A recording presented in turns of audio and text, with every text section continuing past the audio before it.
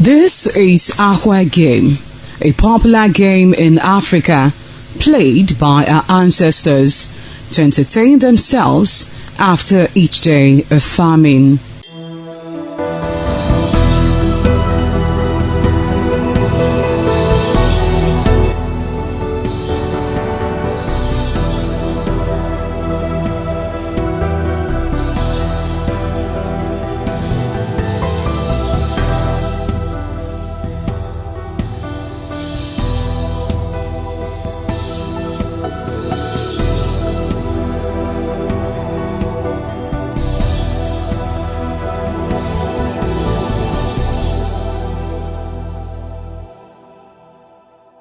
It is also relevant in our coronation in Africa. It is a sport and indeed very interesting, as every seed had a role in the game.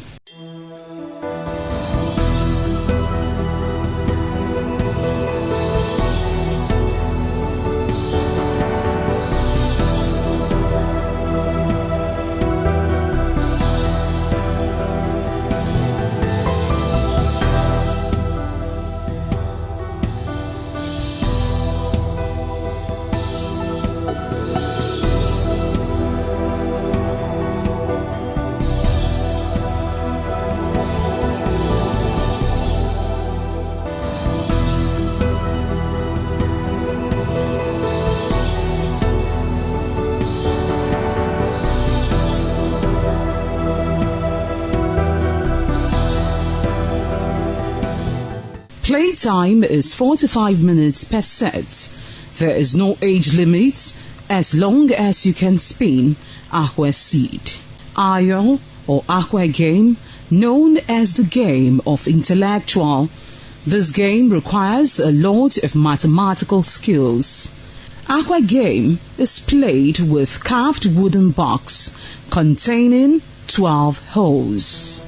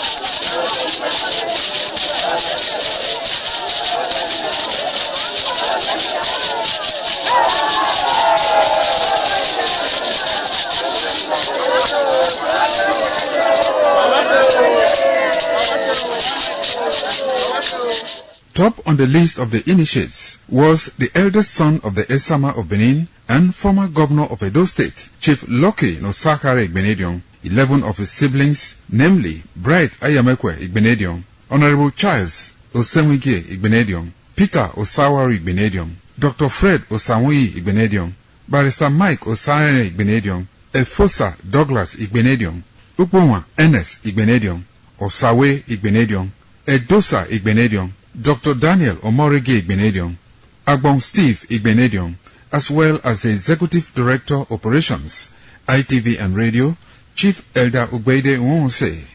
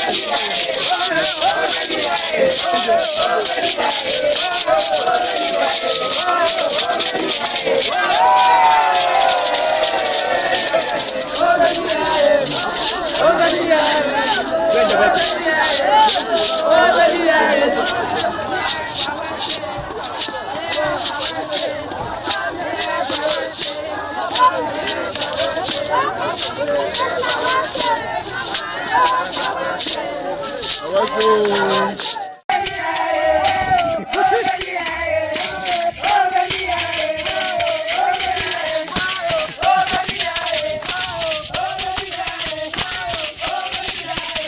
was a vital aspect of Okada community's cultural heritage, which emphasized the significance of age, responsibility, and community service. Over 50 notable sons of Okada were also initiated. According to tradition and customs, those initiated, dressed in white traditional attire, were made to undergo some rituals, while the Odionwe pronounces blessings on them and assisted them to take a seat with the elders.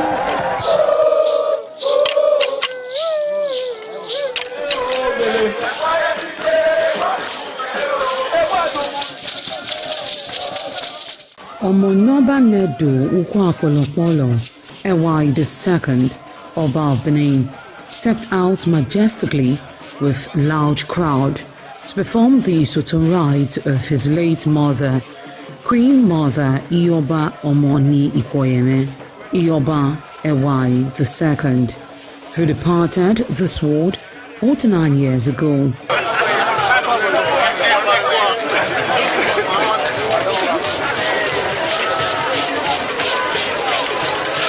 Isoton is a traditional rite of the procession in memory of the departed person's spirit in Benin Kingdom. It is usually heralded by public display of the departed person's influence during their sojourn on earth. The display of a human effigy symbolizing the departed royal matriarch was preceded by the Oba of Benin, who led the procession from his palace to the Immortan Shrine at King Square in Benin City, where he offered prayers for the repose of the soul of the Queen Mother, Ioba Ewai II.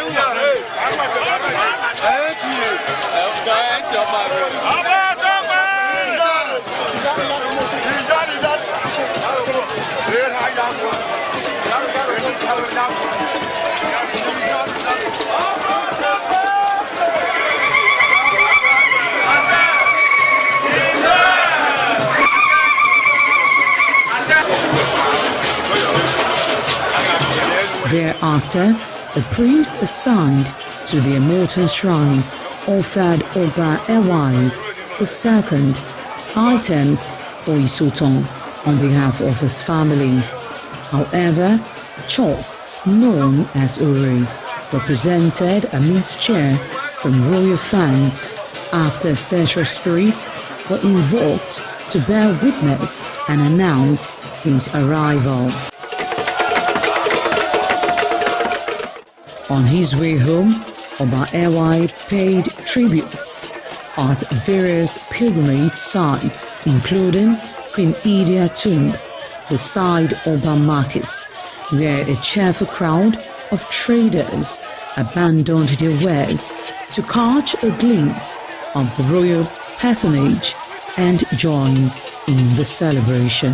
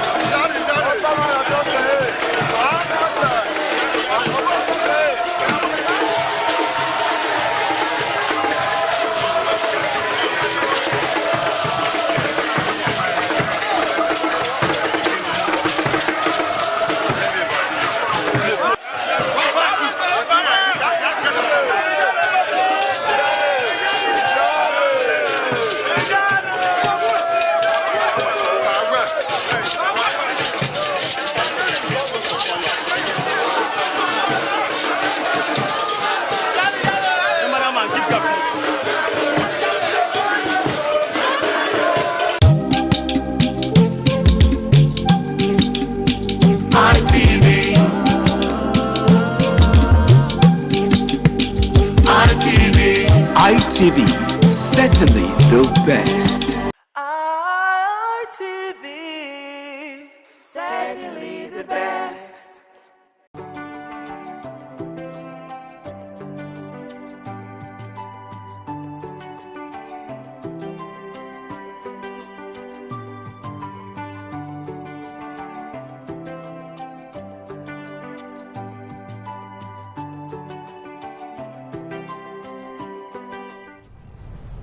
Well, it is always a pleasure to have you join us on yet another amazing episode of Flipside on Independent Television, reaching you live from the city of Benin.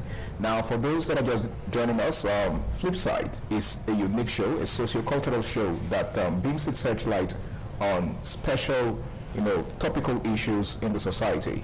Now, there are lots of issues that actually require our attention. And we try to make sure that we, pinpoint them and examine them inside out. That way, we hope that we are able to, bring the needed clarity to these topics. My name is Harry Aigboje, and it's my pleasure to have you join us on this episode of the show. Now, today we're having a very interesting conversation, something that has to do with the leaders of tomorrow, the youth. Now, it's no news that the youth are the most important demographic of every society, of every community. So as much as we understand that the elderly are very important, and of course children as well, but the youths play a very vital role in the development of any society, which is actually the essence of what we're discussing today. Youth participation in politics, myth or movement. Youth participation in politics, myth or movement. Now, if you take a look around you, young people are getting more involved in politics, either actively or passively. Now, what do we make of all of this? Is this a genuine movement, or is just cloud chasing? Now, that's basically what we're going to be trying to make sense of today. And to do this with me are two amazing gentlemen. They are experts in their own fields. To my far left is someone that goes by the name of William Sediak. He is a political analyst, and of course someone who mentors young people as well. It's good to have you on the show, Williams. Thank you very much for having me yet again, Harry. It's nice to be in this studio. Yes, it is nice to have you on board. And of course, seated next to Williams is another brother and friend. He goes by the name of Favor Sadzi. He is a social impact commentator and a passionate youth mobilizer. It's good to have you on the show, bro. Always a pleasure, sir. All right, so a very interesting conversation we have before us, guys. Youth participation in politics, myth or movement. Now, if you take a look around you, there seems to be an increasing visibility of youths in politics, you know, either offline or online, right? Especially online. We see lots of young people, you know, championing movements, you know, that are politically inclined, right? Some of them are actively involved in politics. Some are representing one political party or the other. And then others are just, you know, questioning the process, like, you know, getting involved in the polity, asking questions that need to be asked. You understand? So it's either an active participation or a passive participation. Now, what do you make of this visibility, this increasing visibility in politics? Do you consider it to be a genuine movement or cloud chasing? Let me begin with you, Favor. Yes, I wouldn't call it cloud chasing because the realities of the experience we get in the country today is real. It's not clouds. The hunger, the deprivation, the corruption, every vices we see today are real. So the activities you see is just a resultant effect of all of these characters. So it's not a cloud. It's real. This is reality in front of us, and we have to accept it. Okay, reality in front of us. Williams, do you consider this to be cloud chasing, or it's a genuine movement or genuine passion on the part of the young people?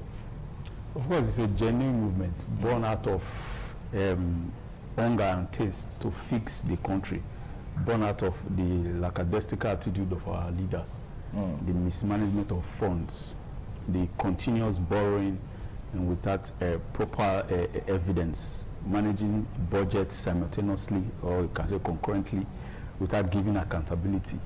So these are arrogant situations in our face, and definitely we're definitely going to sit down and allow this to continue.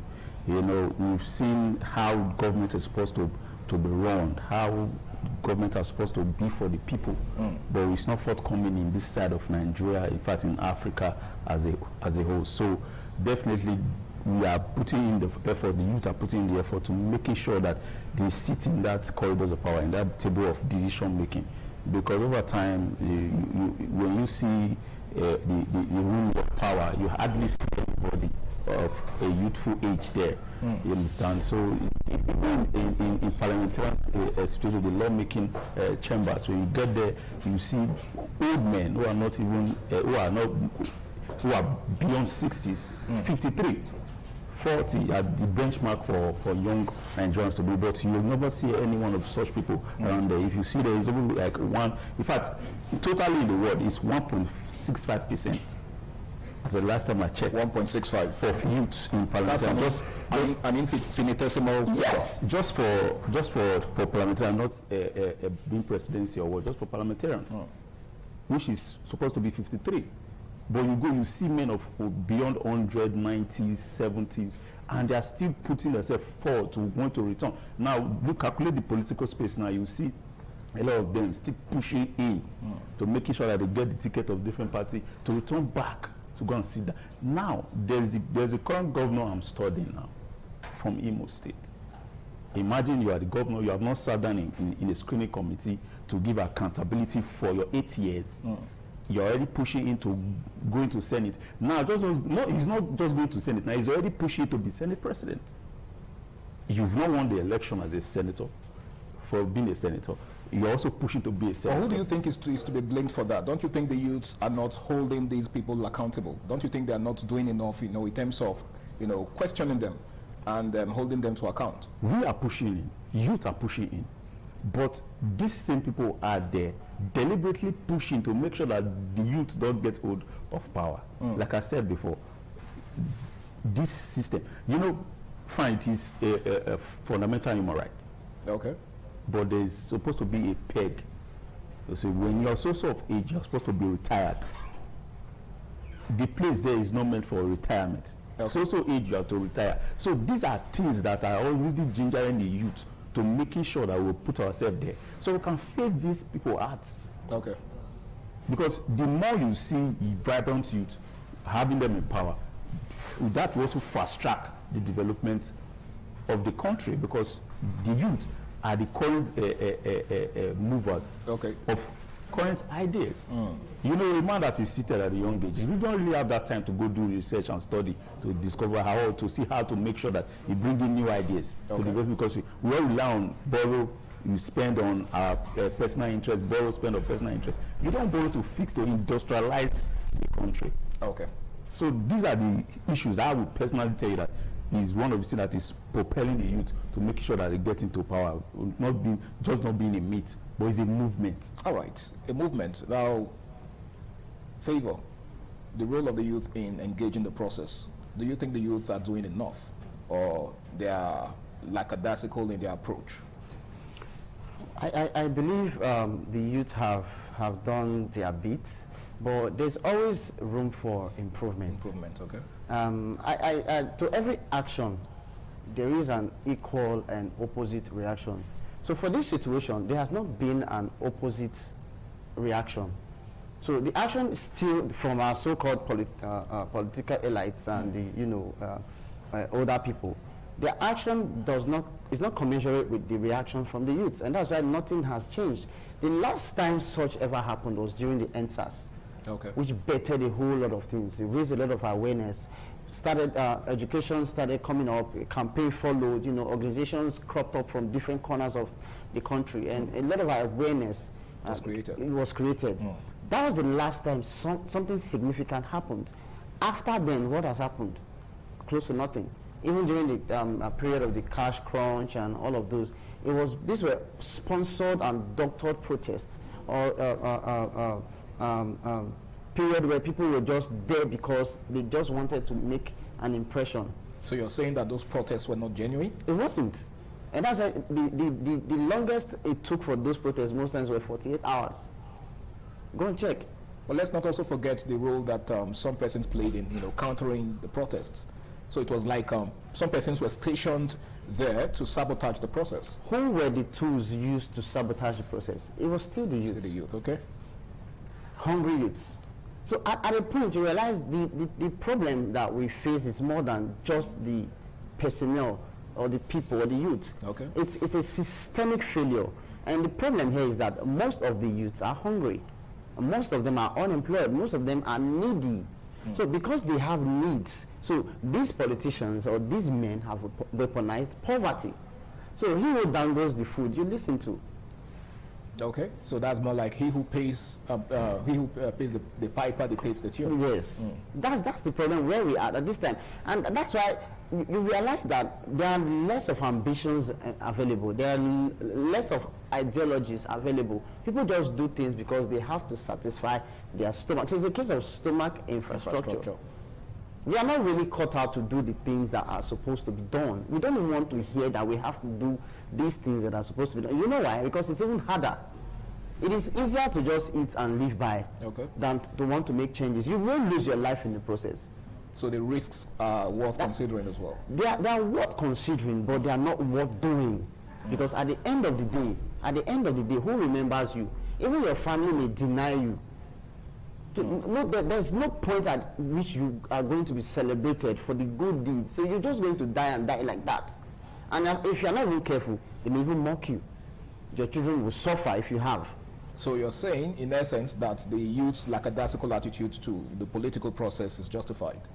Very much justified. Where there's no accountability, there's no recuse, there's no option for trial, there's nothing works. No motivation. No motivation, no incentives. So what am I working for? Let's just leave the system. After all, if I'm doing okay, then I'm just fine.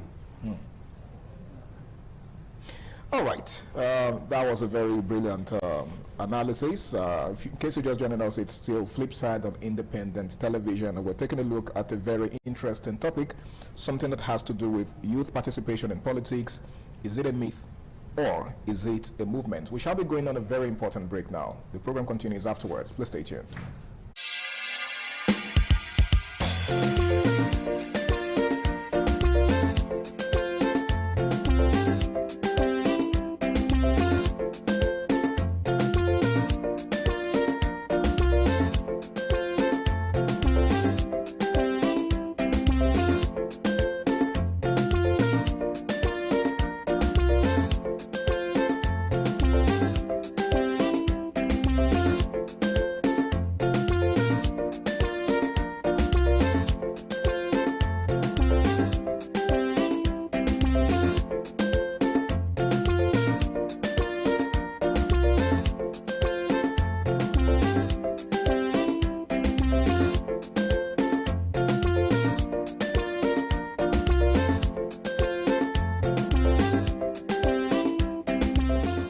influenced youth political consciousness in Nigeria, or nothing has changed? Before the NSAS, I could tell you that the number of youth actively participating in politics were very few.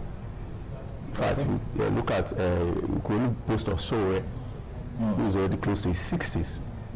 Then, after the NSAS protest, it was an eye-opener. A revolution. A revolution. A lot of people became interested. A lot of youth became interested in politics. Let's see how to push in individuals who are of that youthful age with that mentality to make sure that we want to fix the country, the system. First of all, it's not all about fixing the country. The system itself needs to be fixed. When you fix the system, the country will be fixed. And then for thank to God, somebody came in the picture as at that time. Immediately Peter Obi sprang up, and then he has been there. But you know, there's one thing about the country: somebody who is of a good character is hardly being pinpointed or touchlight. So immediately he sprang up, and the working his background. You know, Nigerians are very, very inquisitive. You just need 2-3 seconds, and then your details, everything about you. Let me deviate a little. There was this young boy from the north who claimed to be 30 years old, who was trying to push himself into the political. If you just few days after he came up, somebody came on and brought up his voters details and everything, and then he was just a 15 years old boy. You know, so you just need, since that instance, you just need 2 seconds. More like an identity scan. Yes, since that instance, you just need 2 seconds for somebody to profile you, and then your details are added. So Mr. Obi came and he was profiled. And people in Nigeria is okay. Let's have to make sure that we push this man. They'll be pushing him up to. Since then, we've had one election cycle. A lot of youth sprang up. Check it the second time now. A lot of youth are now involved in different political parties. As we went for break, there was a young man who we were in the same campaign organization with the last election in Edo State. Okay. He's also dying, and he's a young man. So it was an eye-opener, and it's going to be even more and more developing and improving.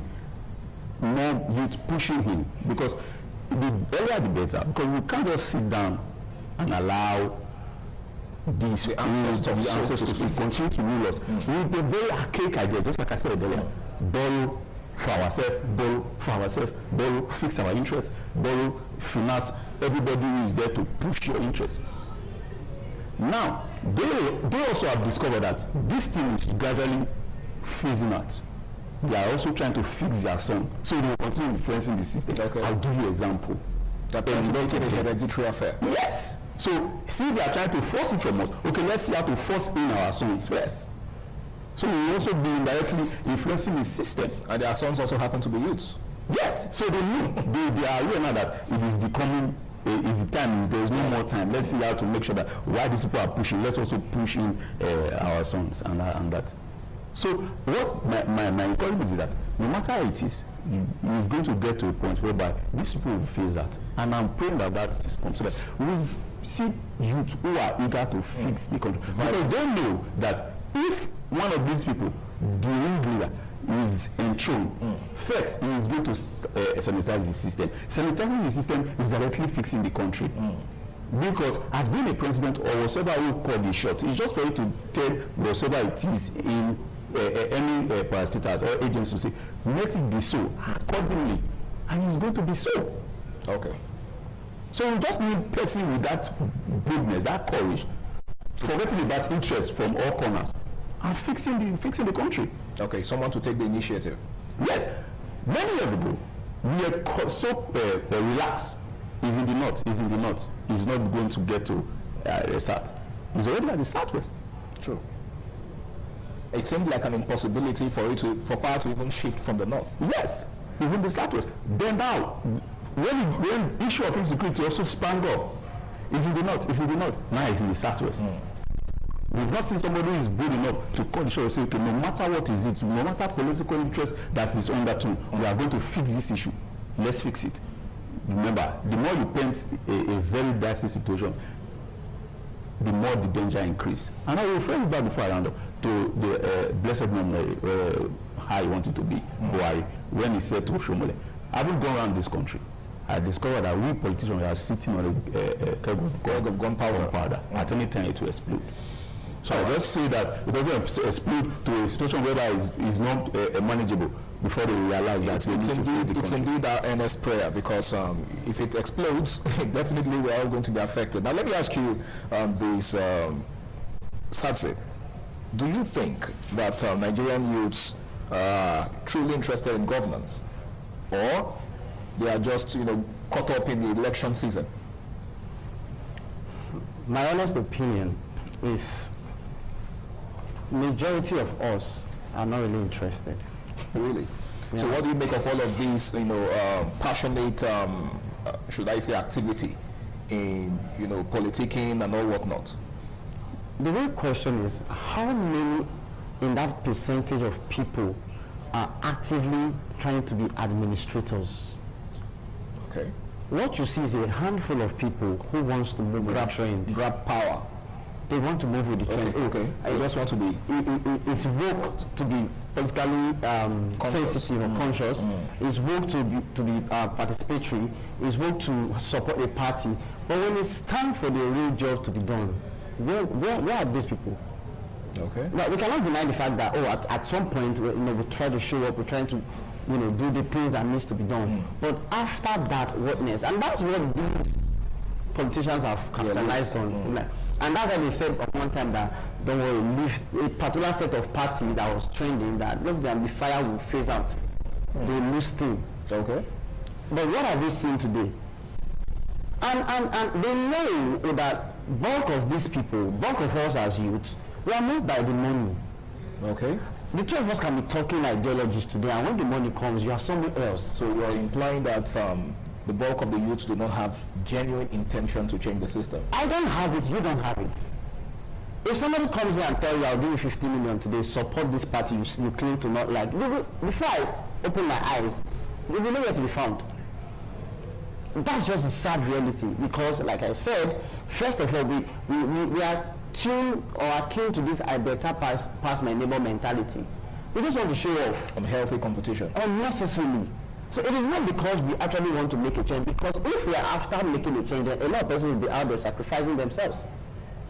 But is that really practically possible? It is possible, because it has happened before. But let's not look at the point where people are victimized and all that. But it is a social construct, and this engineering has been done. It is so good that from every facet you want to look or observe, that they've done 100% a good job. So the law says you can contest, not too young to rewrite. Now the door has been opened, but you open the door, you meet an empty space. There's nothing there for you to do. So you are almost misled to a quota where there's nothing available. Well, it's like you making hay here in the north, and the real deal is happening in the south. You see the distance. So whatever you're going to be doing here will never count. That is how they've engineered the system. When you say they've engineered the system, who exactly are we talking about? The guys at the top. They know themselves. they call and we answer. Who are the unemployed? When they talk about the unemployed people of Nigeria, it is still the what? The youth. The youth. Who are the vices? The youth. So everything you want to consider happens more around the youth. And it's a very big problem. And I don't know as at today, how we are going to solve it, because the number of persons waiting, he was making a point where he said, the youth can get into the corridors of power and make a change. But my fear is, I've seen situations where the people these youth had once criticized, when they feel that finally got the opportunity to be there, they did worse. So it's a case of the number of persons in the queue waiting to become leaders are even waiting to just be the next corrupt leader. Okay, so in a nutshell, you're saying that the youths don't necessarily have a problem with the system. They just have a problem with the fact that it's not their favor.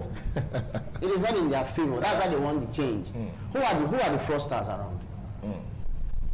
Who are the fraudsters that we talk about? Who are the internet fraudsters that we talk about here and there? That's really disheartening, and it actually doesn't paint a good picture of the future. Now, let me ask you this, Williams. Why do you think many Nigerian youths are avoiding active participation in politics? Williams. The issue, as I said, is as a result of the failure of the system.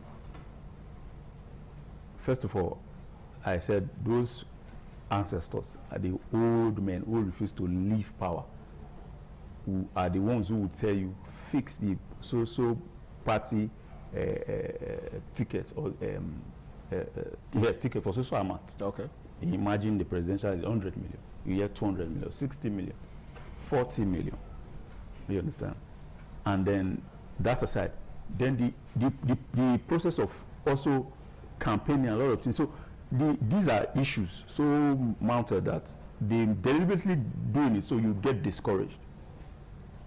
It's not as if they don't want to.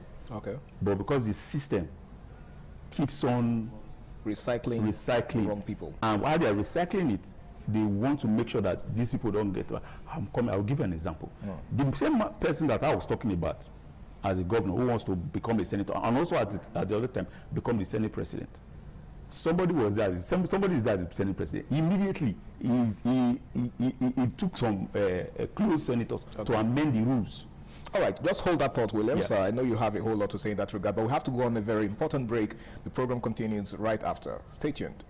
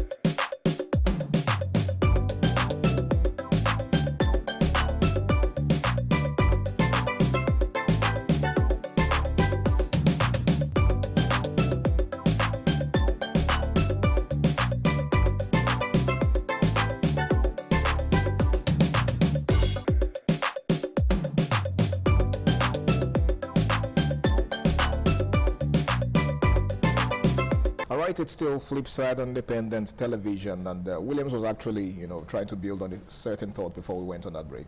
Yes, so as I was saying, the issue, the barriers now, why the youth are shying away.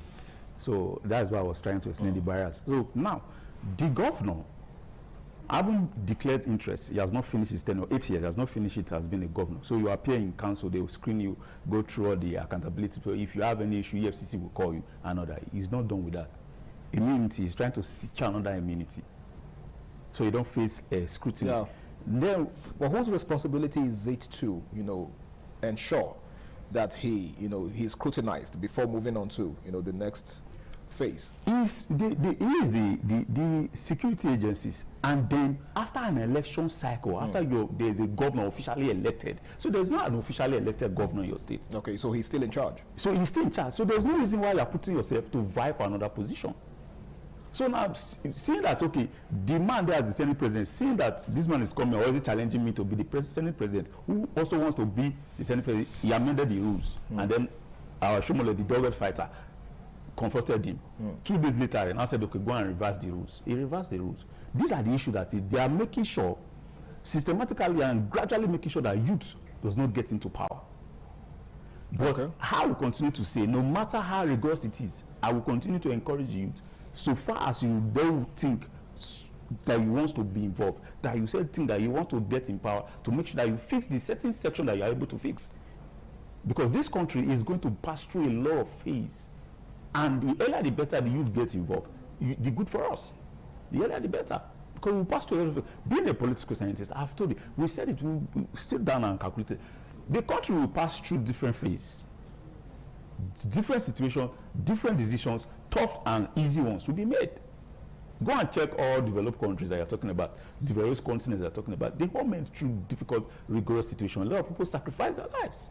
Just like Favor said. Yes, so we are going to so for this issue, because it's like this does not mean that you discourage yourself and say no, I don't want to get involved. You sit down and continue to complain. You go online with your phone and start saying, why are you borrowing money? You are this old man. Are we going to continue like that? Are we going to continue doing that? So no matter it is, if there are 10 million youths who are there, just like Santi said, if there are 10 million youths who want to get involved, and then you are banking as okay, these people are still going to go there to be like the old people who are trying to face the way. Fine, but inside that 10 million, there are people who are still good. They are still going to fix to some certain extent. Now I'll give you an example. Talking about bringing in somebody with that fearless attitude. Imagine Donata has put pen to paper of that 2014 confab. A lot of things in this country will not be debating them by now. So that was on account of the lack of willpower. Yes. So when I'm saying that we need somebody to make the move, yes, and it comes with somebody who does not want to look at interests of whatever that is around him. We'll be having people who are looking at so concerned about the interests. Parochial interests. Yes. Look at the Burkina Faso leader Traore. Yeah. He's making some tough decisions that leaders upon him have not been able to make. So we need somebody who will just come, no matter what it is, make the decision, and then let the country start from there. So just fix the country and then leave the rest and let it start running, starting from somewhere. Because no matter how it is, we need to fix this country and we'll start from somewhere. Of course, I totally agree with you. Thank you very much, Williams. That was a very good one. Now, Favor, do you think, because I would like us to examine the attitude of the youths towards the system, the process, do you think the political apathy that we see amongst young people is as a result of the disappointment at the polls in the past? Because there's an adage that says that only a madman keeps doing the same thing in the same old way and expects a different result. So do you think the political apathy we see amongst the youth is born out of the incessant disappointment that they experience at the polls, or that they experienced at the polls in times past? Without any sentiment, it is a factor. It has contributed to the voter apathy we see. But if you want to critically evaluate the situation, you realize that how long have we pursued this? It's just about 2 election cycles, if I'm not mistaken. Right? Now, this is a problem that has taken longer. So, your 2 trial cannot make the change you're looking for. Okay, you're saying that they've not tried enough? We haven't started. We've not made enough effort? We have not even started. Okay, take for example.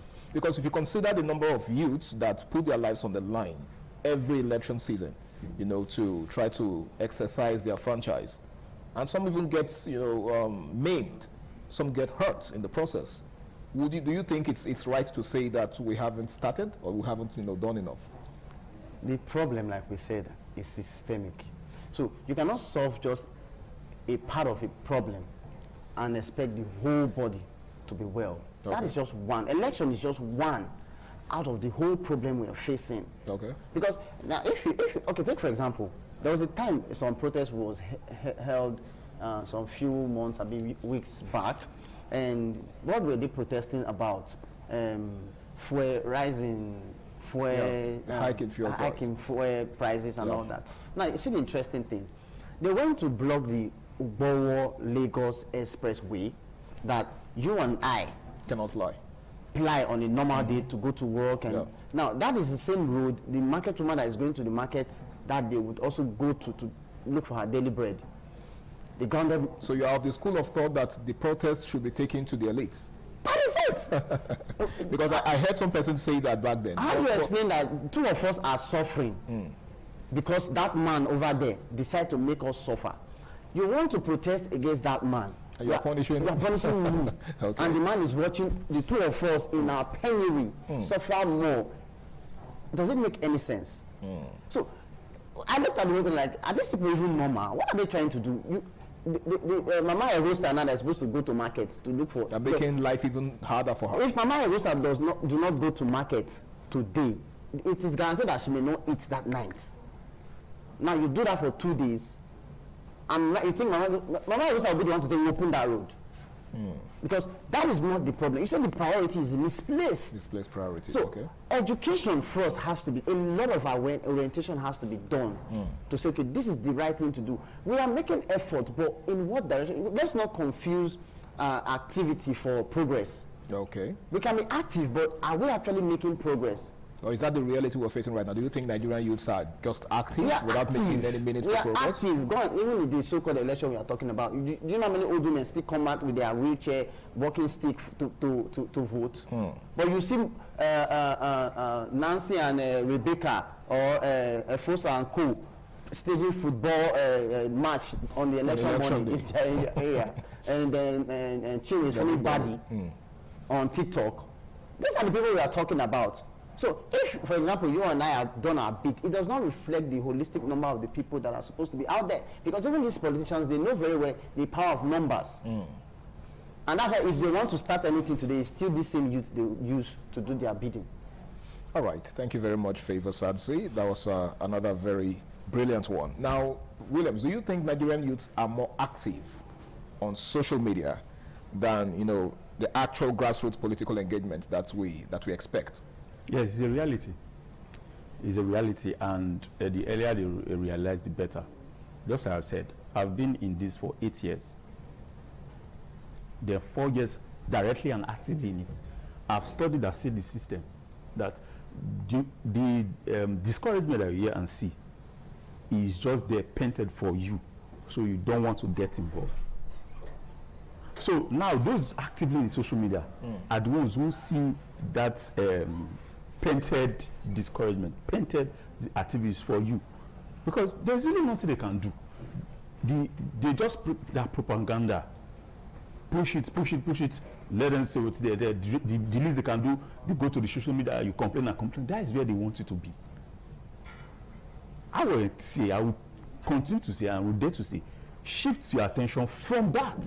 Okay. Put it on, put it down to the field, put it physical. Because they are consciously creating that distraction for you. For example, there have not been any months, any weeks that we are free from saga, that we are free from one trending topic or the other. These things are bound to happen. But exactly. So I was going to ask, isn't that a reality that we can shy away from? As long as young people are active on social media, these things are inevitable. Majority of the things you see are staged and calculated. Oh, really? Yes. They are staged and calculated. So it's funny how you said yes. The earlier you realize that this thing may not be 100% true, let's not allow this thing to disturb us. Just like so I said, you're saying that all of these sagas, all of these trends on social media are calculated at Engineered to keep you there.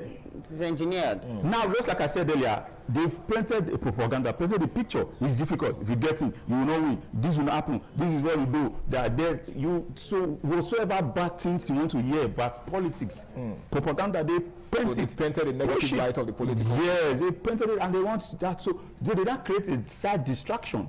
So this is like a consolidation to this distraction. So they pushing money for that. And like just I said, remember how there was another flip side we said about issue I forgot the topic, and I told you that since after the 2020 answers, they discovered that okay, they've been losing on social media grants because it all started from social media, and they could not trace the direct sponsors and the head of the protest. So they said, okay, the best thing to do, let's create our own.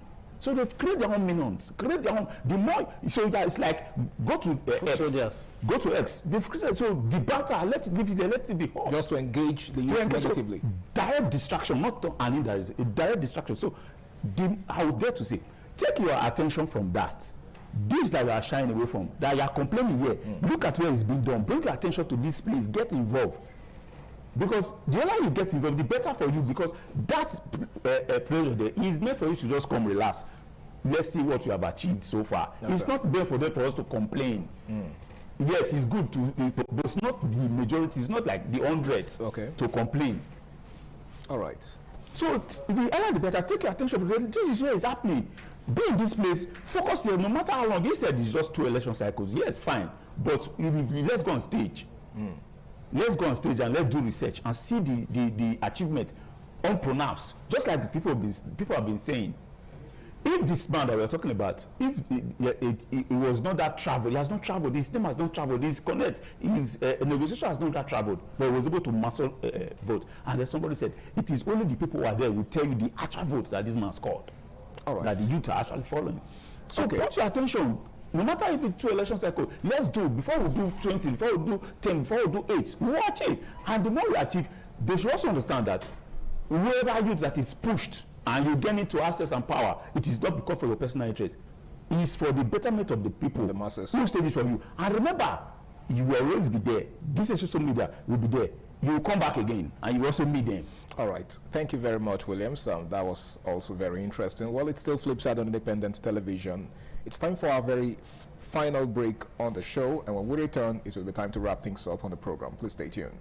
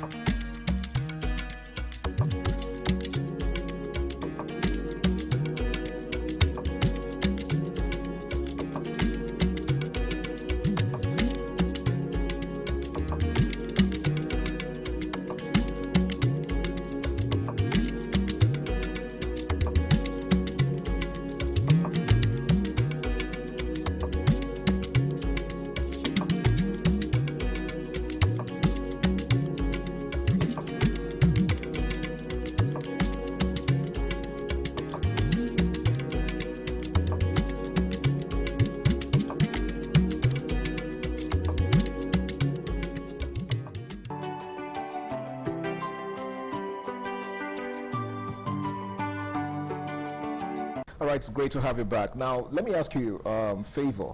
Let's examine the Nigerian political parties.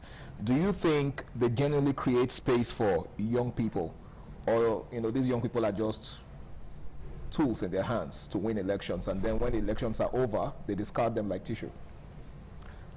If they come to say they genuinely create spaces or slots for people as head administrators, they will be talking with both sides of their tongue.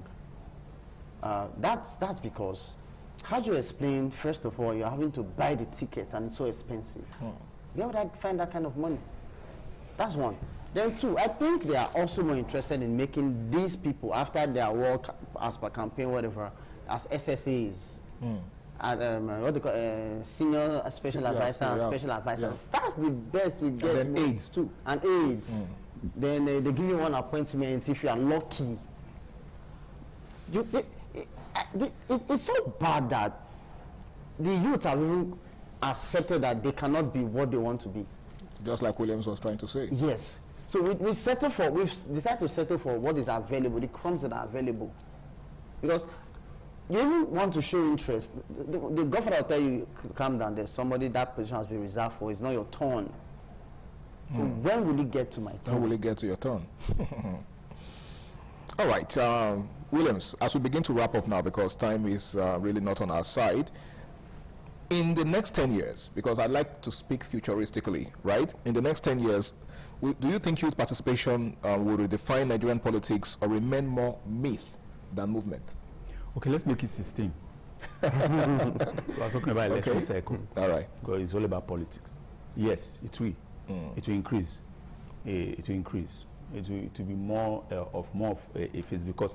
But what are the parameters? What are the pointers? I'll give you the pointers. As long as this country will become difficult, become suffocating, will become more tight, or whatever we call it, I think that's enough. Is enough for you to make sure that no, we don't need to sit down. We need to get involved. Just like I said earlier, no matter what discouragement you are seeing, okay, they just use you. It is of an achievement of starting from somewhere and becoming whatsoever you are giving, and then stay there. Use that place. Show yourself, show your capacity. Use that place to be like a stepping stone to another. Okay. No matter what it is, if you get discouraged, you will fall down. If you get encouraged, you will keep on climbing. Just like I said, go and put your lens. Look at the system critically. You will know that it does not necessarily mean that you need to be the figure man to push the change. And that's what we are trying to do now, currently. That's what we are trying to face at currently. We are trying to make sure that, just like you said, the education is going on. Okay. Yes. We are trying to look at that. You don't need to be doing this too much eye service. Forget about it. Focus on what we are called for to do. Fix it. Because take it or leave it. It's not always the figure that is their cause that fix a lot of things. Affects the change. It's the people around that affect the change. Okay. And we've also discovered that even the figure most times is even interested in changing, but because the people around are majorly the problem. Okay, so you are actually positive and optimistic. Yes, that it is going to increase. Okay, 16 years is going to increase, and even more better than the way it is now. I like your spirit. I actually do hope and wish that we all share the same enthusiasm. Now, let me ask you, finally, right? This is the final moment of the show. What's your advice for young people out there who have lost steam and who have lost interest in the entire process? In less than a minute, Favor. Make yourself valuable. Stay out of corruption personally, because the change we require cannot show in the country except it is individual. So if I make myself good, the country will be good. Amazing. I like the allusion to corruption, because I think that's one of the major challenges that we have. Okay. You can't change anything if you're not different from the system, right? And I totally agree with you. Williams, do you share the same sentiment? It's a simple that's what we are trying to fight. All right. And I want him to also get involved that it is not, if there are 100, it is not all the 100 that are corrupt. But I know there are corrupt youths. I know, for sure. I've been in the system actively 8 years. I know that there are corrupt youths. There are corrupt youths. But we will be aware that the more corrupt you are, the more difficult this country and the more into danger this country will be. All right. Well, in my own final analysis, I'm just going to summarize what both of them have said. Be the change that you want to see, because it's not just enough to sit back in your comfort zone and expect things to change. If you want meaningful changes in the society, in the system, blaze the trail. Be that person that you want every other person to be. Because if your goal is to become or grab power and become like the politicians that you are criticizing, then you're just a hypocrite and nothing is going to change. Well, I want to say a very big thank you to the gentlemen in the house. Favor Sadzi, a social impact commentator, thank you very much for being on the show. And of course to Williams Ediai, a.k.a. Williams Talks. Thank you. Always a pleasure to have you on the show. Thank you very much for being here. Yeah, thank you. All right, it's been Flipside on Independence Television. I want to say a big thank you to every single one of you out there for riding with us from the very start till this moment. Well, it's been an amazing show. My name is Harry Aigbo J, and until I come your way again, same time, same station next week, do the right thing, stay out of trouble, and have yourself a blessed day ahead. Bye for now.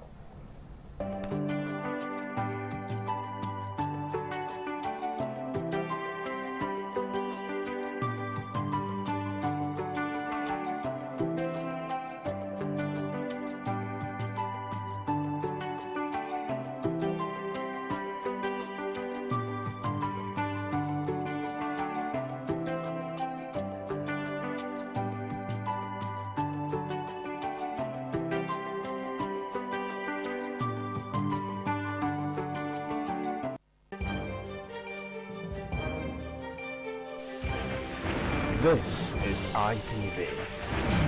Certainly the best. ITV, certainly the best.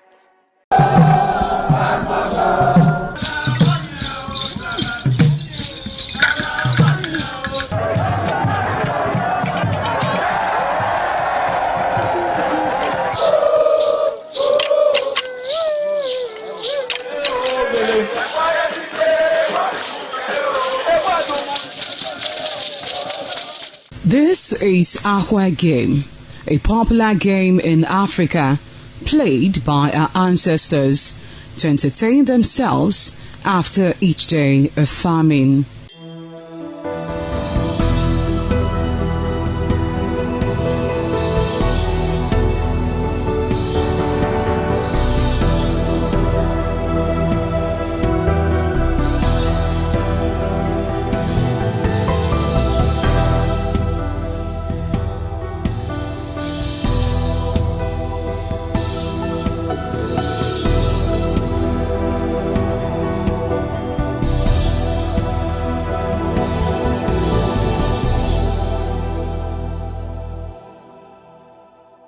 It is also relevant in our coronation in Africa.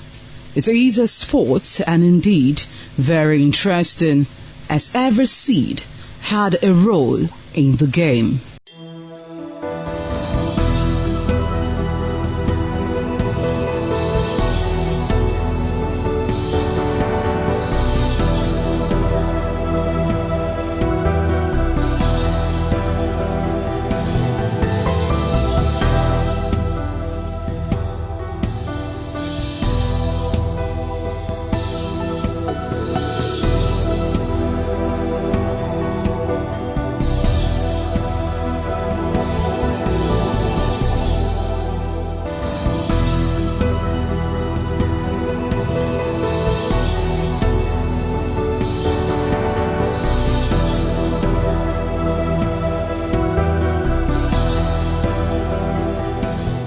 Playtime is 45 minutes per set.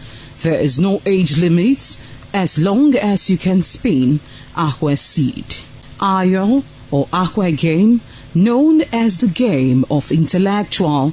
This game requires a lot of mathematical skills.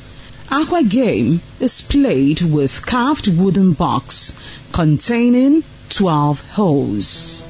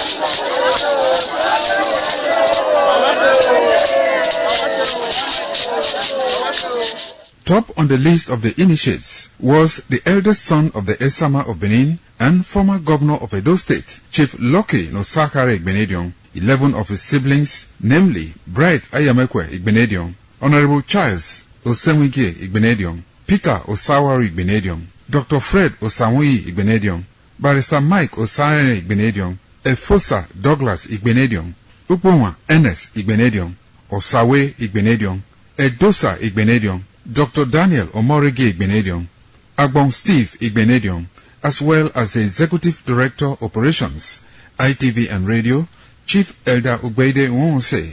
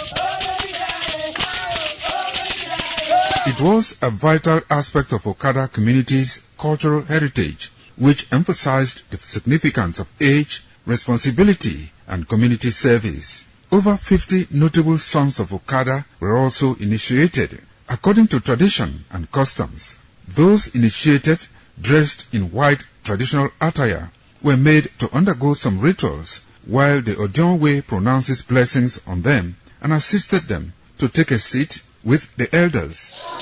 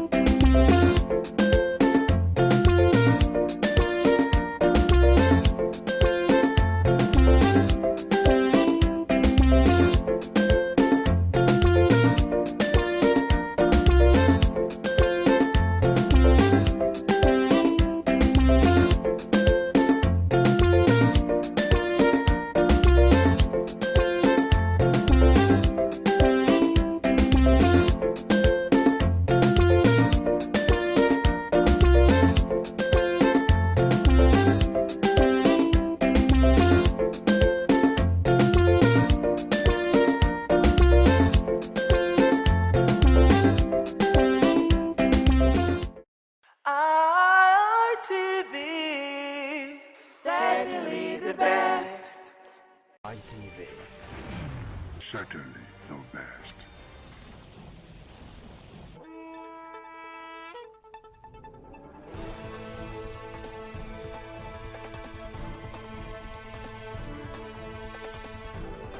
Cannot defend any longer.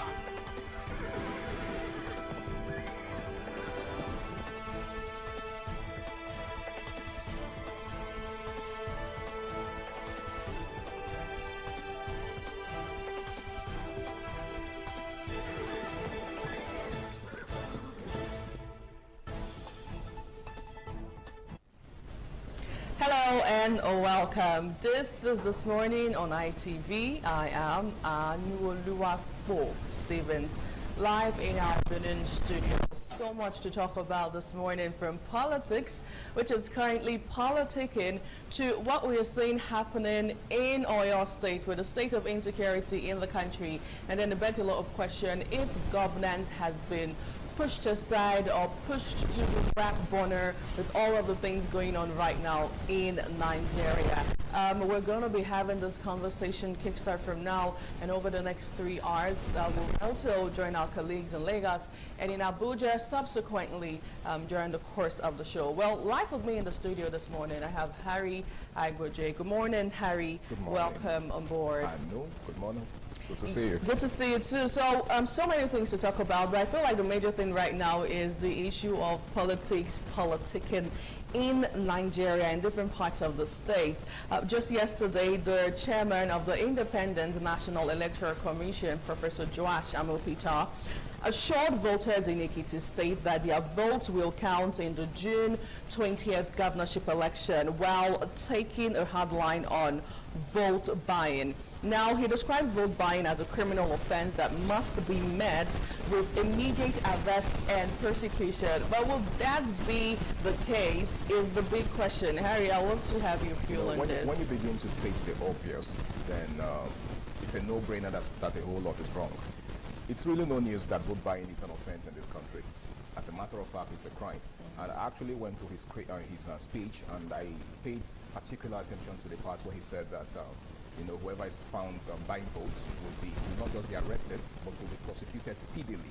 Now, the question is, why is he even having to remind Ekiti people that vote buying is an offense, and of course that their vote will count? Of course, their vote should count. Is it because previous votes have not counted? Is it because there have been a big question mark on the electoral process in the past? So I think these are questions begging for answers. And of course, I also read the part where he made allusion to the Anambra State election, and of course he said that was the first election that was conducted under his watch, and that it was free, fair, and credible. Well, I think that's left for election observers, to give their verdict on. Was it actually free, fair, and credible, and how free, fair, and credible was it? Okay, so in my opinion, it's really not necessary reminding the people that their votes will count, because, as an electoral umpire, I think that's something that they should be able to assure Nigerians on a normal basis.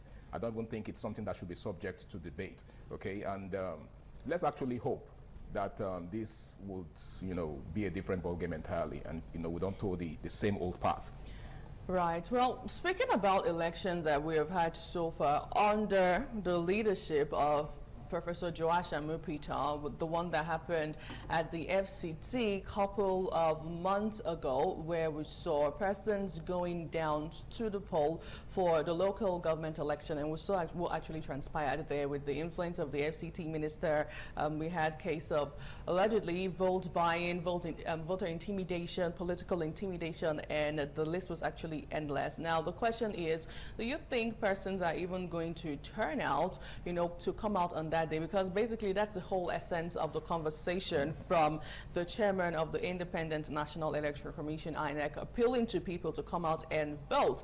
But in a situation, in the case where you're even pleading and begging persons to come out and vote, what does that say about the credibility or the trust, deficits of the system that we are currently seeing eating up in our politics, in also in Nigeria, in our everyday life, between the federal government and the people? Is it that we do not trust the process enough that the INEC chairman have to beg you, the electorate, to come out to choose your preferred candidate for, the governorship election in Ekiti State? A lot of questions this morning begging for answer, Harry. Absolutely. I mean, I think you pretty much summed it up, right? The fact that he has to come out and beg Ekiti people to come out and vote says a lot. It actually, speaks a whole lot about the level of voter apathy that Nigerians have towards the electoral process. As a matter of fact, we've seen cases in the past where people came out to vote en masse, and the result did not reflect the will of the people.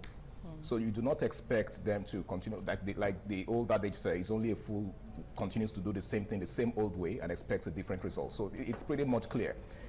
If at any point Nigerians have lost interest in the electoral process, it is because of the level of distrust, that has, played out over time. So I feel like it's the onus lies on them to do the needful.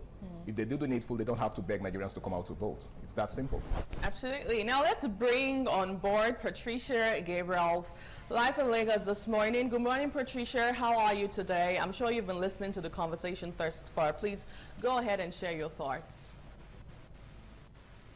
Good morning. I know Lagos is good, and I'm good. Good morning, Harry. Anyway, I've been listening to your conversation this morning, and it has to do with the elections coming around, and the INEC chairman begging for voters to come out and vote, and saying that vote rigging or vote buying, it's an offense, a criminal offense. Of course, we know it's a criminal offense, and we had these statements from INEC church. It always went on we see it live, where you see that monies are being exchanged in the voting polling unit, and nothing has been done. Just like you talked about Abuja, we saw it allegedly where everything went on, and of course, Nigerians do not have, I don't think Nigerians have trust for this present INEC chairman. So that's another problem, trust. The Nigerians have lost trust in him, and so I don't know how he will be able to bring that trust back for Nigerians to be able to trust his words and come out to vote, just like he's asking that they should come out to vote in Ekiti. And we hope, like he said, that vote buying is a criminal offense and will be punished immediately and speedily. Let's hope and see that happens. I know. Those who would say this is not the first time we're hearing the statement that vote buying is a criminal offense. What we want is action. And also, there are also those who would say that the word allegedly has been misused and overused right here in Nigeria. But away from that, let's talk about the biggest news at the moment coming out from Rivers State, with Rivers State politics. So during the tail of the night, we saw the Rivers State Governor, Siminalayi Fubara, withdrawing from Rivers APC governorship primary. Now, Rivers State Governor Siminalayi Fubara has announced his withdrawal from the All Progressive Congress governorship primary election in the state. Well, he made this known in a statement personally signed yesterday, saying he would support whoever emerges as the party's candidate. Well, the governor said his decision followed extensive consultations with family, friends, and political associates. Now, Harry, the big question really is, who really forced Fubara out of the race? Was it or is it rather a political strategy or a personal choice? What do you think played out or is playing out at this point? Does his speech so far reflect that he was forced? I don't think he has implied in any way. He's not going to come out to say that he was. Well, if I force you to do something and then let's say you're the governor, you'll come out and say someone forced you. Well, the truth is, I think I'd rather just take him for his word for now. If he hasn't said that he was forced, well, let's assume that he just decided on his own, to step down. Well, again, we really do understand how toxic the political system is, especially in Rivers State. We understand what has played out in the past couple of months, and of course how they got to this point. So I have a feeling that he must have put one and two together, and he must have seen that the odds are not in his favor. And you know what they say, the best time to leave the stage is when the ovation is loudest. So I guess the man is just trying to respect himself and do the needful before he gets to a point where he becomes an object of ridicule. Okay, now moving over to you, Patricia, there are those who also say that this is really not coming as a shock, because during the conflict resolution we saw happen between the Rivers State Governor and the FCT Minister Nyesom Wike, we actually had it in the news, even though it wasn't confirmed, that some of the criteria that were actually, checkmated for him to return back to office was that he was going to do just one term, pack his belongings and go back to his house. And now we are seeing it playing out. A lot of persons saying, could that be the case? Could that be what is going on at this point? But in your own, with what you've been observing so far, what do you think really played out and it's going on now?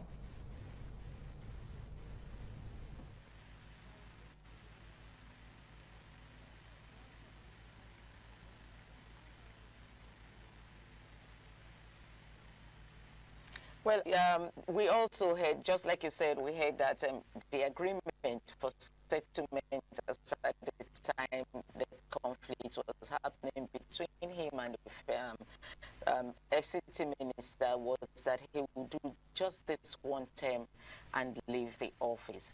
But then again, was he intimidated to accept to that? Was he tried to accept to that? I really understand it's going on state, and it's funny that one man has just this so much power in his state. And nobody could curtail him or have a proper settlement. He had his 2 terms. While allow Fubara terms, must godfather him. I don't know. I think I think he accepted out of intention or out of fear. I don't know. Truly, I don't know what is playing out in his head right now or playing out in Rivers State right now. Okay, well, I'm sure everybody actually knows how the Rivers State politics has been over the years, with what we saw with the issue of godfatherism between FCT minister and the current Rivers State governor.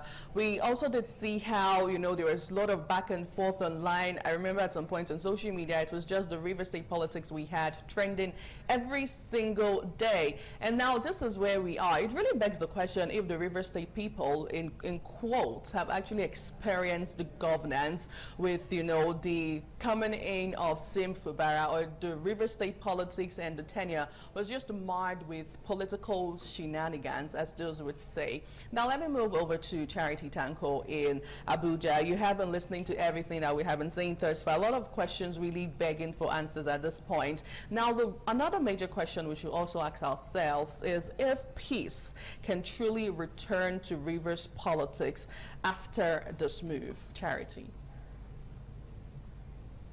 Well, good morning, and thank you very much.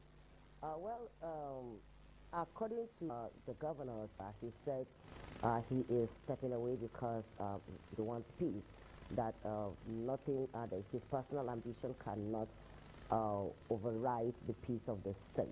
So hopefully, because since he became a governor, it has been from one problem to another, since he had a fallout with his political godfather, who happens to be the minister of the Federal Capital Territory.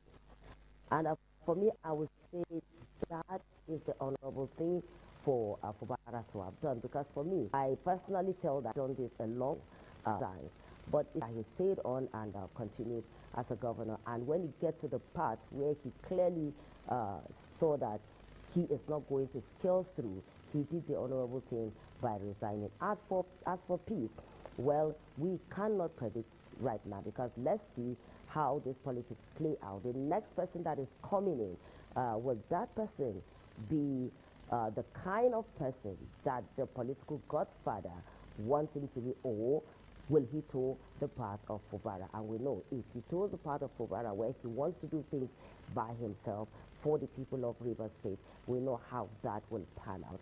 But if he becomes a yes sir boy, then let's just assume that this will return to Rivers State. As we are now, it is worthy of note to know that, to say that peace returning to Rivers State solely dependent who emerge as the governor, next governor of Rivers State, and how his relationship will be with the political godfather. Okay, ladies and gentlemen, I'll allow us to leave the conversation here with a final question. what becomes of Fubara's political future? Let me start with you, Harry. What becomes of his future? Are we going to see him in politics again, or this is like the end? Because there are those who would say he doesn't even look like a politician or act like the normal Nigerian politician. Well, I don't know if it's written on the forehead, but I personally think that the Fubara is a dogged person. At least we've seen that in his dealings with the FCT minister, especially in their squabbles all along. And if there's anything I believe Nigerians can take away from that, it's the fact that he's a very, very fierce politician. So I really don't know if he still has any political ambition in the future, but I have a feeling that he might want to reconsider another line of politics, maybe not governorship, because I believe that the sky is broad enough for everyone to, to soar. But I have a feeling that he might have, an intention, to run either in one capacity of governance or the other. But I don't think he's done with politics. Okay, well, we'll see. Patricia Gabriels, what do you think? What becomes of the future of the political ambition of Sim Fubara? Patricia, if you're still there. Yes, we all know that the past governors run back to the Senate, but unfortunately, I don't think he has the time to do that anymore. But I'm looking at the president compensating him with an appointment. Okay, well, we'll see how things eventually pan out. Charity Tanko, what do you think? What do you think is going to play out with his political ambition moving forward? In politics, not a politician in the first place. When the former governor of Rivers State, who is the minister of FCT, brought him into politics. But like Patricia said, it depends on the arrangement or the agreement he entered into before withdrawal, because I want to believe that he didn't just wake up and decided by himself to withdraw. He said after wide consultation. So the consultation could have meant that he had a discussion with President Bola Tinubu, and who knows, maybe he could be one of the ministers or whatever appointments they can give him after the election in 2027, but we'll wait to see. Well, let's definitely wait to see how everything will pan out in the nearest future. Now, Charity, what are we getting from your plate, or from your end this morning? Please take it away. From Abuja this morning is the 2027 election coming on, the primaries ongoing, and the worsening security situation in the country. On the other side, politicians are busy campaigning and preparing for elections, and on the other side, Nigerians are being kidnapped, maimed, killed in every nook and cranny of the state. So we will be having a security expert, Jonathan Odnoja, who will be speaking to this topic. We're looking forward to that amazing conversation. Now, back to you, Patricia. What's in from Lagos today?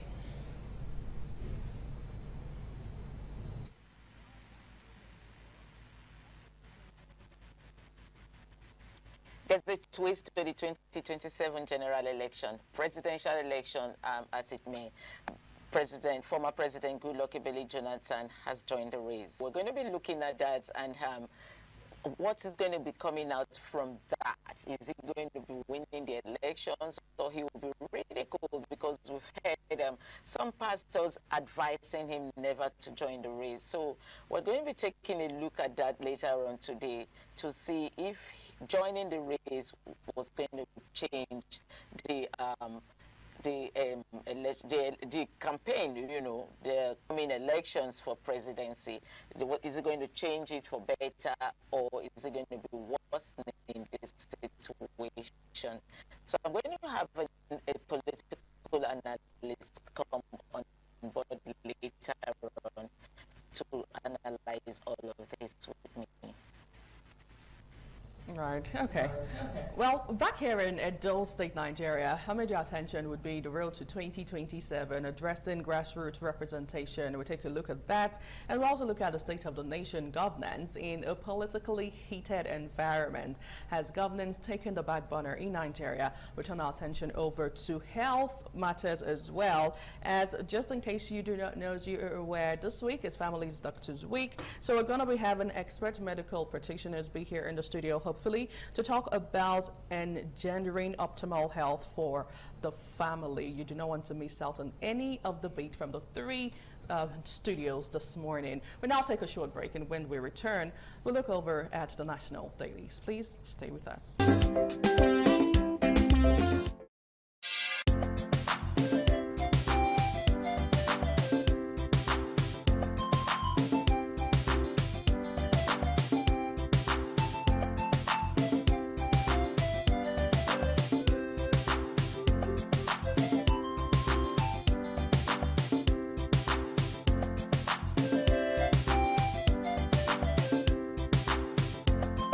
Welcome back. You're on to This Morning on ITV. Now let's look at a couple of national dailies today. We'll start off with the Daily Sun newspaper. And the major headline says, 2027, Jonathan warns of looming danger. Subwriter says, darker days ahead if court continues to determine outcome of elections. Hinks fate on May 26 court ruling. On page 6, you get details of that story. Presidency moves to rewrite 26 years telecoms policy. Eyes 1.6 trillion naira revenue, 2 million jobs on page 25. Court decides ADC, APC. Court decides ADC, AP, others registration June 5th. Subwriter says, as Atiku Amechi's Hayatu Din gets ADC's screening. Well, still on page 6. Nigeria now produces 10,000 passports per hour. Decades of delay ended with a centralized system. Who's speaking? The minister, right there. I think we need to give it up to the minister for all of the amazing things that he has done so far with the speedy processing of passports and a whole lot of other reforms that has been going on in that sector. While still on the front page of the Daily Sun newspaper today, police confirm abduction of 2 CRIN staff in Ibadan on page 4. Fragile peace in Vastis under threat by federal government. Who is speaking? ASU has that to say. And also, 2027, Governor Sim Fubara withdraws from APC primaries on page 27. Well, that's all the Daily Sun have for us this morning. Harry. Okay, and next is the Daily Trust newspaper, and the screamer here says, APC governorship primaries. Fubara withdraws as aspirants battle in 8 states. APC governorship primaries, Fubara withdraws as aspirants battle in 8 states.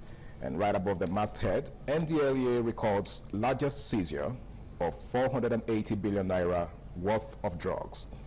NDLEA records largest seizure of 480 billion naira worth of drugs, and that's on page 17 of the Daily Trust newspaper. And right next to that, 9 persons die in Kano, Ondo, Gombe, Lagos road crashes.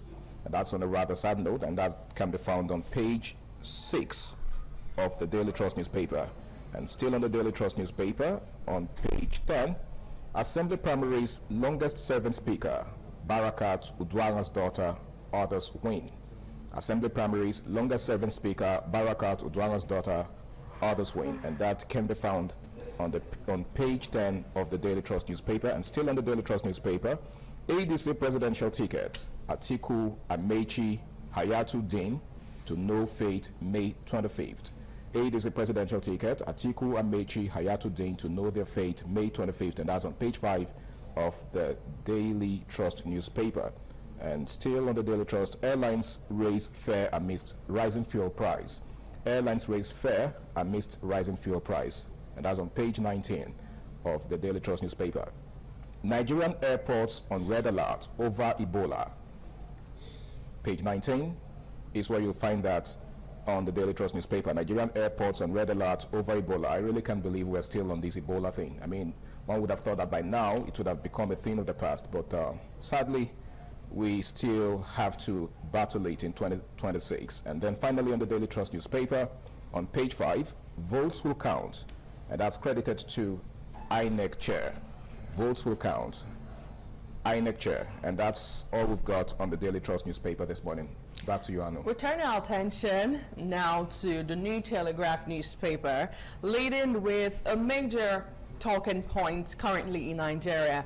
As it says, insecurity, rising attacks on schools, NUT threatens a strike, says enough is enough.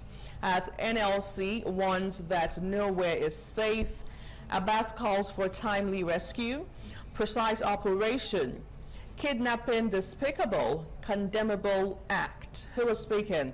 Bishop Alade Kugbe has that to say on page 3 and 27.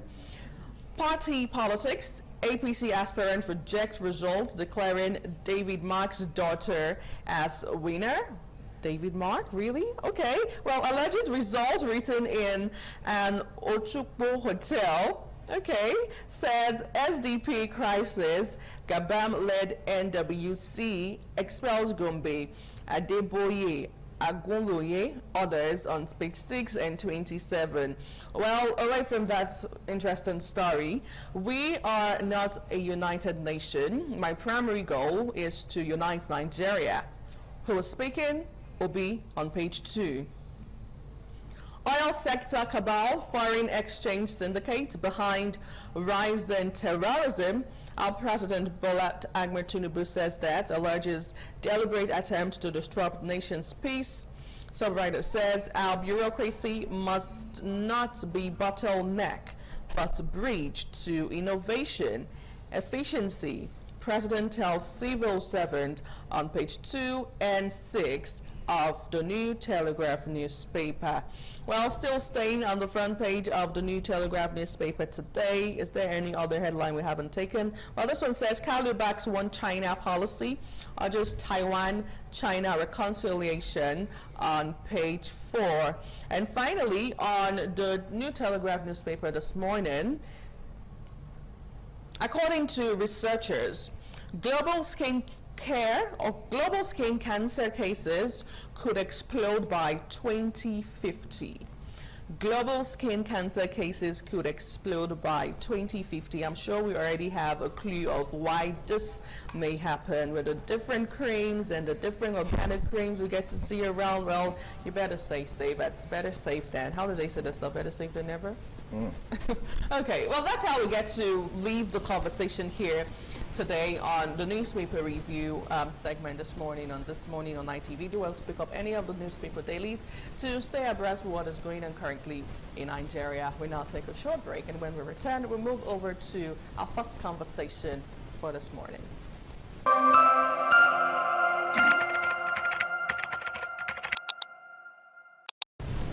Welcome back.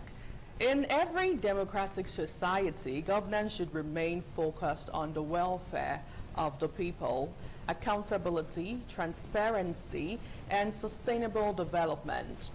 However, when politics becomes excessively polarized and power-driven, governance often suffers. Public interest can be overshadowed by political rivalry, ethnic divisions, propaganda, and personal ambition, now leaving the needs of ordinary citizens unattended. Well, today we seek to examine the growing gap between political activity and effective governance in Nigeria. We will explore the root causes of governance deficits, the impact on democratic institutions and national development, and also the need for leadership to prioritize service delivery over political competition.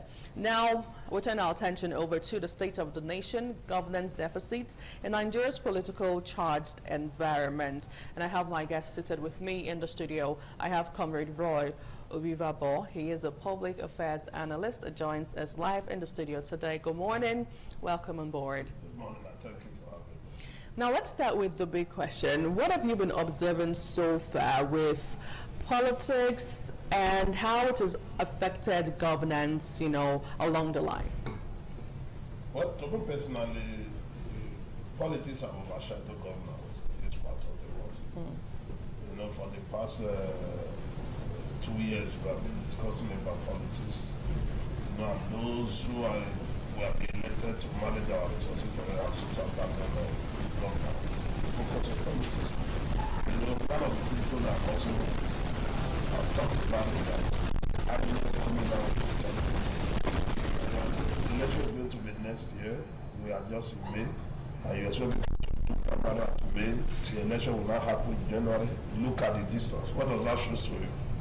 That governors will automatically will be relegated, and people will now focus on politics. Over the last 2 years, we have been bothered about the politics. Nobody is even interested in governance, and that is why there is no serious commitment for the government and those we have elected. You agree with me that the situation in Nigeria now is a situation that is pitiable.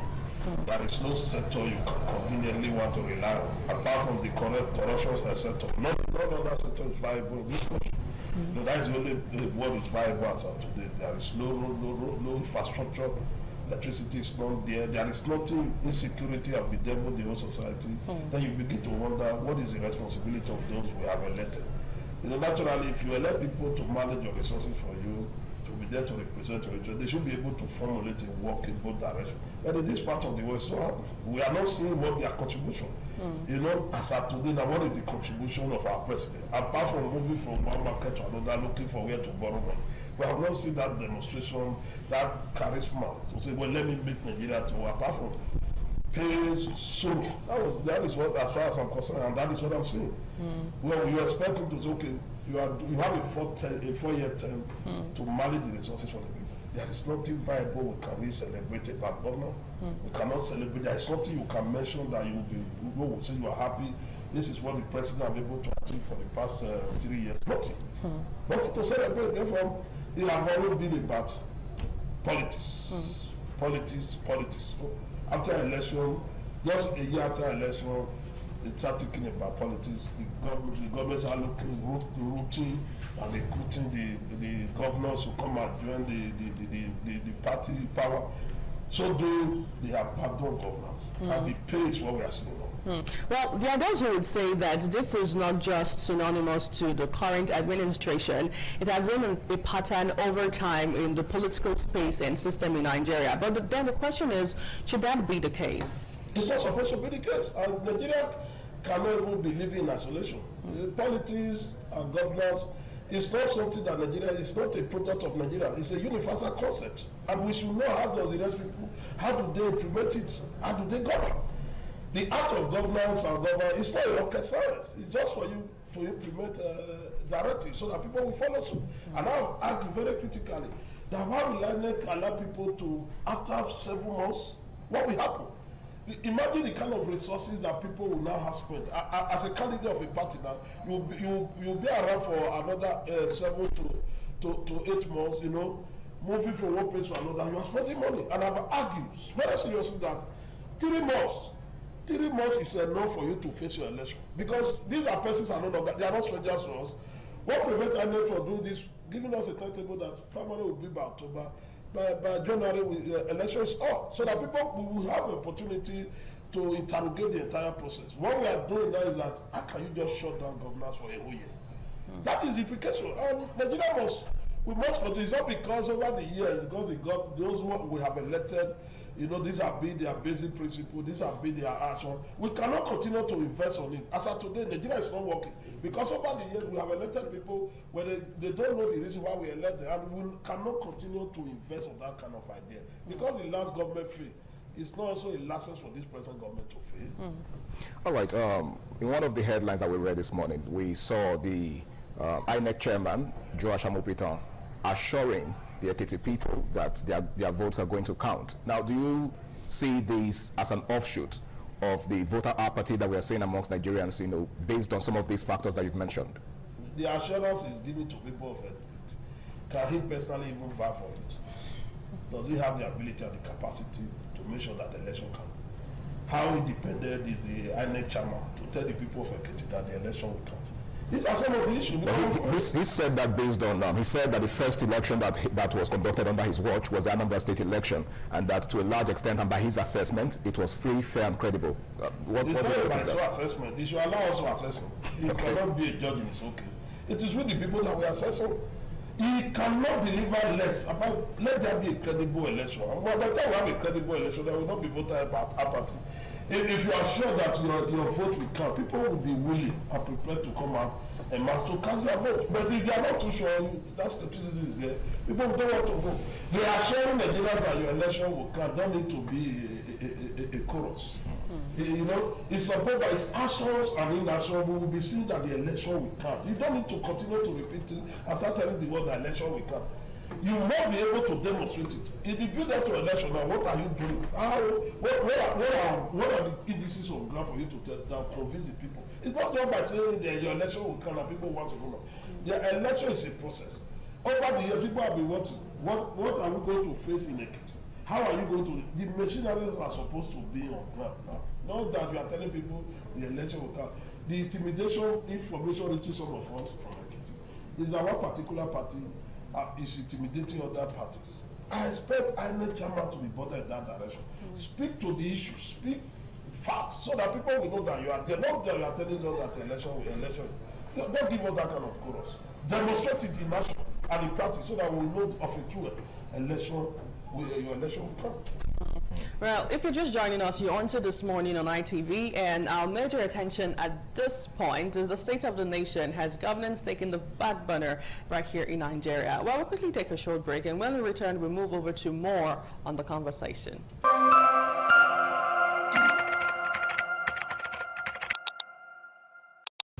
Well, thank you so much for staying with us. We're still on to the nation, the state of the nation. That's our focal point at this moment. And we have another amazing personality joining us this morning, Honorable Jonathan Okosu, political analyst, joins live for us here in the studio today. Thank you so much indeed for coming.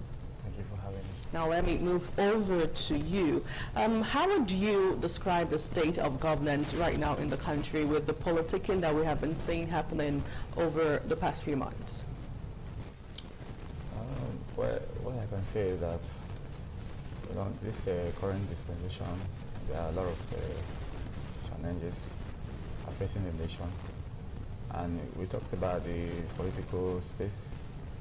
And as you know, we are just going through primaries of elections across the state. And we are watching videos, and we are seeing a lot of irregularities that is ongoing. And so we still have a long way to go. I would say that for free. We have a long way to go. That's all. Okay. Now, what are some of the impacts that you have seen over time within the space of 4 months that politicking, the rate at which it has actually spiked up, has begun to affect governance in Nigeria, in insecurity, and in other parts of the country? Well, one of the issues that is actually affecting the country is political instability, and we have a lot of other issues. We cannot decline corruption of the politicians.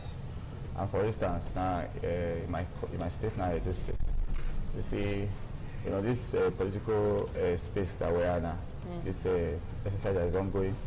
A lot of persons having their own interests. Either if you don't get this, you go to the other divide. You know, you see the same with circling of leaders, and then we begin to have the same problem where people are being imposed even against the will of the people. So these are issues, and the security is a global concern anyway. But for what we are saying, I would say that we still have a long way to go, you know, in tackling these issues. Now, talking about security that she just made mention of, some persons are beginning to read some sort of political undertone to it.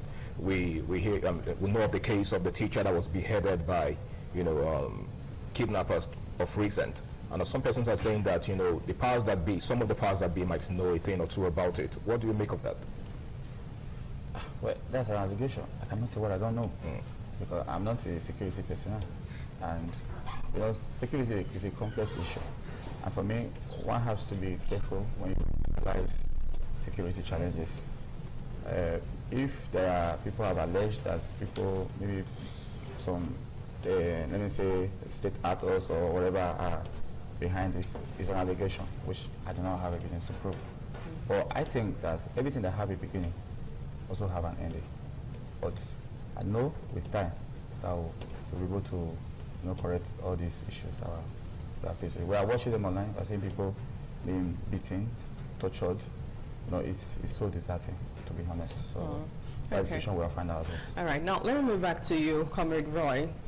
How really has governance deficits eaten deep into the system? Every now and then we hear what happens with insecurity in Nigeria. The latest one is the one that actually happened a couple of days ago in Oyo State with teachers and children. Children are not even left out. And it seems to, a lot of Nigerians that we're just moving as it's now a norm, and we're just going about our daily activities as if nothing really happened. But aside insecurity, what about the state of the economy? How bad is it at this point? Are we making progress, or politicking is now the new order of the day? We are not making progress. Just listen to this report. Did you see any progress here? All what you read out there is they are politicking. They know somebody you have to withdraw for them. There is no deliberate attempt from the government, from those in government, to provide solution for us. We have been, as we are talking now, people are still under the captivity, especially from Oyo State. Look at the volume of persons that are there. When I look at, I think the names were yesterday dailies, all the names are there. So much little as 6 years. Do you know the implication of that? Do you know the psychological damage that will be going on to the parents of those ones? Do you know what people are passing through? That your boys are no longer with you for almost a week. The government is not bothered. How we are saying the government is just reassuring the people without doing anything. Why? Because all the attention of that is shifted to politics. They are not even interested in criminal. What does it take the Nigerian government to provide a baby girl for all of us? One of the very first of government is welfare of the people. They will be able to protect the welfare of the people. It's very paramount. Now the government is not doing that. The government is not providing any solution. As I yesterday listened to the central bank policy statement, and they put, imagine, as of today we are talking about taking a loan, you have to service with 46.6. What does that show to you? What kind of business are you going to do? I was telling the woman, the bestseller yesterday, and I said, you know the implication of that? Let's assume you are buying a bottle of beer at 1,000. You are removing 26% away to service your loan. You know the implication? The implication that you are not going to be making a headway. And that is where we are. We expect government to be more proactive. Rather, we have a government that is always reacting. The docility that have been there for us in this society is unprecedented, to the extent that people are not, we are not seeing it as a normal thing. When somebody is kidnapped now, we see it as a normal thing. There is no day you don't hear reports that people are being kidnapped. There is no day you don't hear report of insecurity. Have you been able, has government been able to demonstrate any serious capacity for you to take them serious? As of today, they are interested in politics. Everybody, those in government, they are interested in politics. And that is what takes the time. With the newspaper reviews, it's a clear indication that governors have since collapsed. Governors is on holiday. The only thing that we are seeing now is pure politics. Anywhere you go, there is no office you go to now in Nigeria, you are going to meet a person who is represented. From the senior, they are in their villages, nobody is interested. From the governors, all of them, they are in their villages, that's what we are talking. From the president, the ministers, nobody is in the office. And how do you expect the society to work like that? You use 2 years for politicking. When are you going to formulate policy that will affect the life of the people? And that is why we'll continue to remain where we are. It is what it is because we have a system that is not working, and all of us are beginning to believe in the system. We are not seeing it as a normal thing. We not, when person's life is taken now, we don't see it as anything. You can see the vulnerability in all of us now. All of a sudden, the humanity in us is gone. We are beginning to be very heartless now, because on a daily basis, we are hearing reports that people are being kidnapped, people are being killed unnecessarily. What is the function of our government? We must continue to ask questions. What is the Nigerian government doing for any of us? As of today, you source for your light. As of today, you source for your water. As of today, people are spending their own money to navigate their house. You look for your protection. You have to protect yourself. What is Nigerian government doing for an average Nigerian? We must continue to ask these people questions. We are not there to be there. Once they get there, they are bound. How can you use 2 years to be politicking? On a 4-year term, you use 2 years. Why will I make, if we have a system that is working, and continue to say, why will I make come up and release a timetable that after primary, you have to spend another 8 months to campaign? What kind of a system, where have it worked like that? In the process of campaign, are you going to be talking about governance again? We will not be talking about government. Therefore, the Nigerian government, everything about our system is poor and is fundamentally wrong. And I don't know how we tend to face this thing. Even the people are not helpless. Nigerians are helpless. We are overwhelmed. We are all lamenting on a daily basis. There's not very just like I saw a very respected professor, Professor Wole Soyinka, telling the world that he can no longer buy fuel. What does that show to you? A professor of that standard is telling you that can no longer afford. What is that the life of people like us? How are we not going to cope? How are Nigeria cope? Now you have to be buying fuel, a liter of fuel almost 1,500. How are you going to do your investment that you will make profit? Now everything we are doing, we are not resulting to self-help. And you are telling me we have government? We don't have. With due respect to those who are there, we don't have government because they have to do something different. You cannot just look at the energy they are spending in politics and politics. If they spend that energy to fight insecurity, right? Other 2 weeks, this country will be a safe place for all of us. Okay. But they won't do that. They won't do that. Well, perhaps that's why maybe we get to hear every single time that 4 years is really not enough to change the trajectory of Nigeria, and then they have to, come back again for another second term. But let's even talk about politics that has taken the toll and, the order of the day in Nigeria. Is it really handled properly? Is it really being done well? Just a couple of days ago, we saw the APC primaries being held, and, moving forward from today up until other days, we're also going to see other parties have their own primaries being held, and it has been marred with controversies, intimidation. Yesterday we saw Honorable Desmond Elliott coming out to say, you know what, I'm out of the race. Someone has been there for 3 terms. And then you wonder what he's still doing there when he wants to go back again for the 4th time. And yesterday, another big one from Rivers Politics, where we saw Governor Sim Fubara withdrawing from APC primaries. I'd really love to get your take on it, Mr. Roy. What do you think played out here? No, somebody called Desmond Elliott. It's an English. It's an opportunity was given to you to serve the people 3 times. Are you the only person there? That is 3 times, 3 times, you do 3 times or 4. That's about 12 years. 12 years. 12 years is taken away from the life of a man. What is remaining?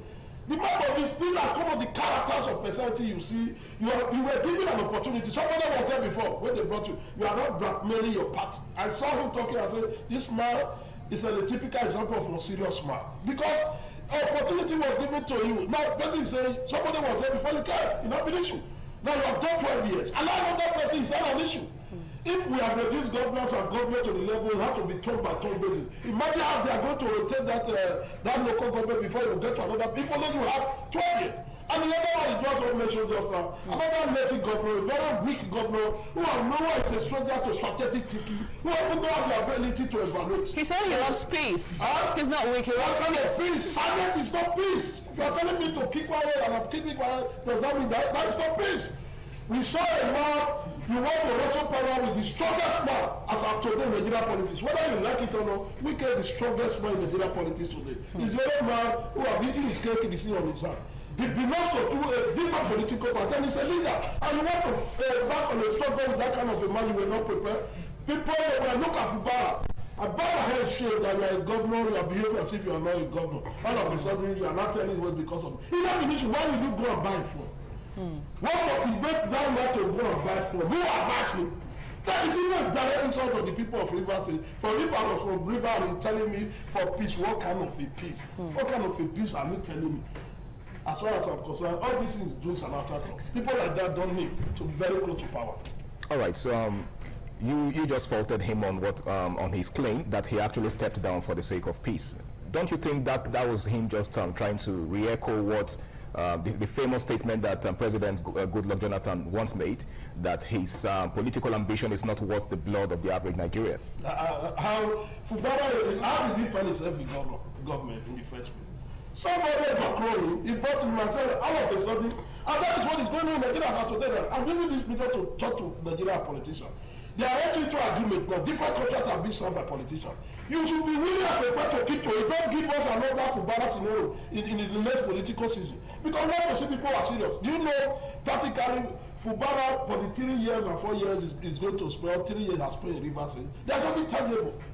That was a man that was brought out of ceremoniously. You see, a governor went on a holiday for 6 months as a result of inefficiency, as a result of not being strategic, as a result of not being thinking. For how much are we continue to invest on lazy tickers? And people does well, you are telling me that because of what kind of peace? Is it not the Donata you just mentioned now? Is it not the same Donata we are seeing now? Who is standing well? Is now is withdrawing. You know, it's dilly-dally. Right. Again, it's contesting or not contesting. People are talking, you have been screened. You have not been able to come out to tell Nigeria, I am not contesting, I am contesting. Okay, let me quickly move over to you, Honorable Jonathan, real quickly as we wrap up the conversation. What should Nigerians do at this point? Are we truly helpless? I want to speak from the angle of being practical. I believe in democracy. And when you mentioned about Desmond Elliott and Fubara, and my big brother here said he's a weak governor and all that. You see, all these things, they fall short of democratic tendencies. And for instance, I just passed through a primary in my local government, and I saw the intimidation, I saw the bullying, I saw people being coerced to work against their own interests. That is the situation we are in. And all these issues that we are facing in this country is because people are being imposed. You have rights to contest an election, and you also have a right to go on a free and fair election, a level playing ground for all. But they won't do that. They will impose. So you see, when people withdraw from the race, it's because they saw that the primaries has already been compromised. So they have to walk away.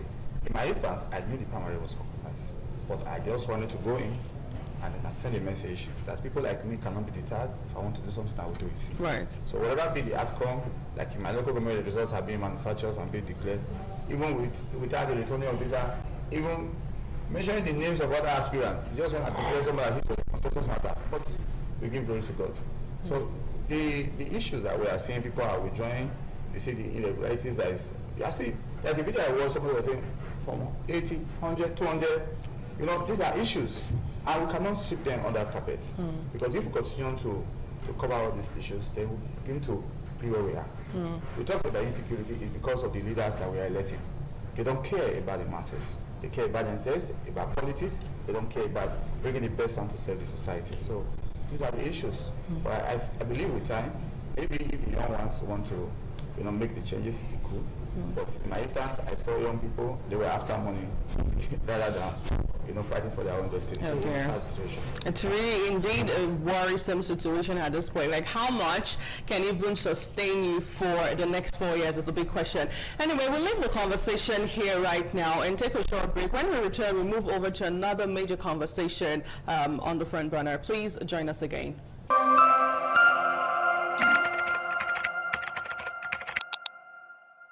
Welcome back. Well, thank you so much for joining us. If you're just joining, you're on to This Morning on ITV. And now we take a look at another major conversation currently, you know, shaping the realities of Nigeria. The road to 20 calls for concerns. And I still have my guests seated with us here in the studio this morning. But I'd really love to start with you, Honorable Solomon. Really, what is the grassroots, Jonathan, right? So what does the grassroots representation really truly means in today's, you know, political parties?